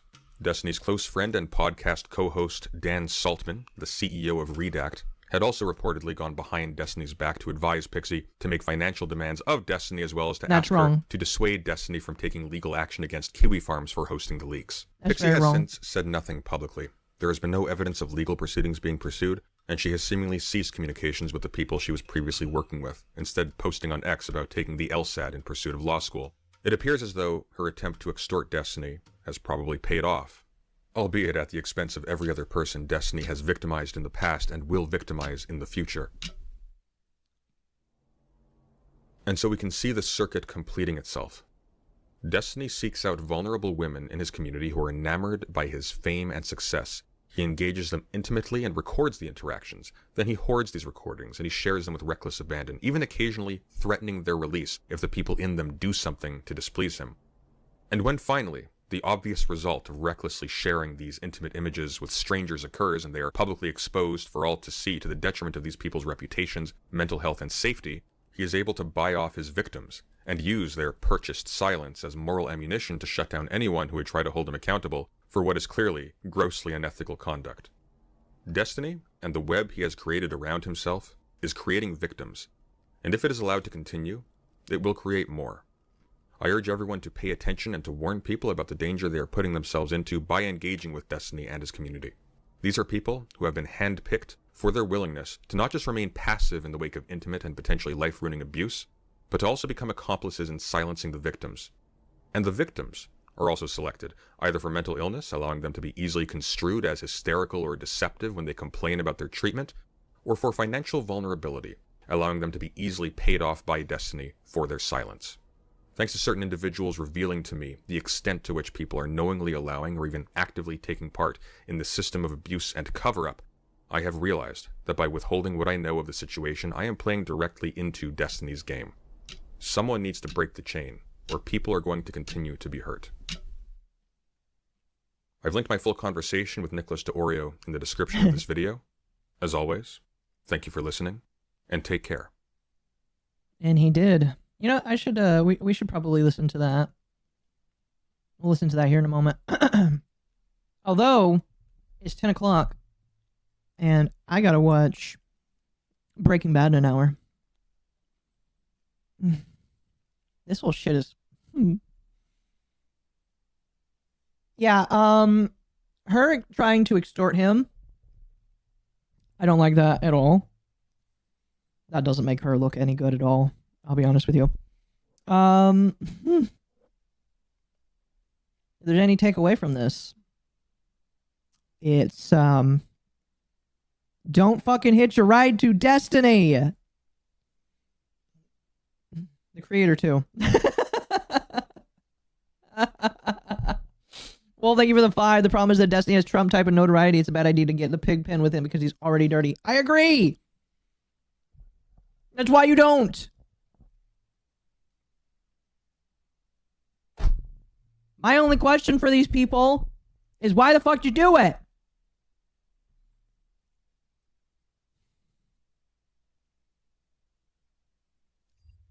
My personal opinion, there's no excuse.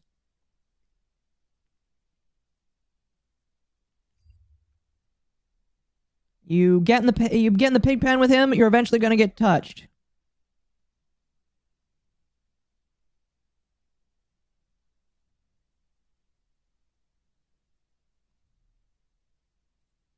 I don't know. I don't know. How long is this video? 30 minutes. Yeah, we ain't getting through that. Because I'm going to be pausing for at least half of that. Okay, chat. Well,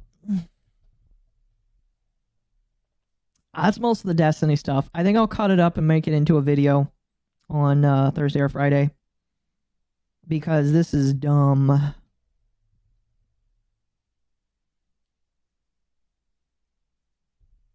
Just kind of. Just kind of. Maybe a little bit more. Mud wrestling. Mud wrestling. Yeah, something like that. Anyway. I think I'm going to take this time to chill. So we're going to end it off here. We've been live for 5 hours. Holy cow. Long time. Long time. Thank you, everybody that came by today. You guys are absolutely fantastic. I think we peaked at almost 300 today. So you guys are beautiful. I appreciate all of you. As always, thank you so much for everybody that came by. All the people that donated. You guys are absolutely amazing as well. What's going to happen with Destiny? God only knows. God only knows. Let's see. Is there anybody I can raid? Doki perched. Oh, you know what? We're gonna give you to Mori. I'm gonna give you to Mori. Chat. Make sure you go give Mori love. Go give her the octopus love.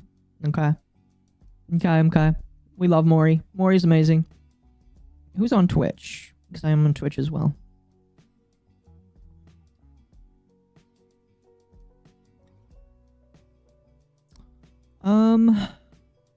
Oh, Kyra's on Twitch. I'll send you to the frog on Twitch.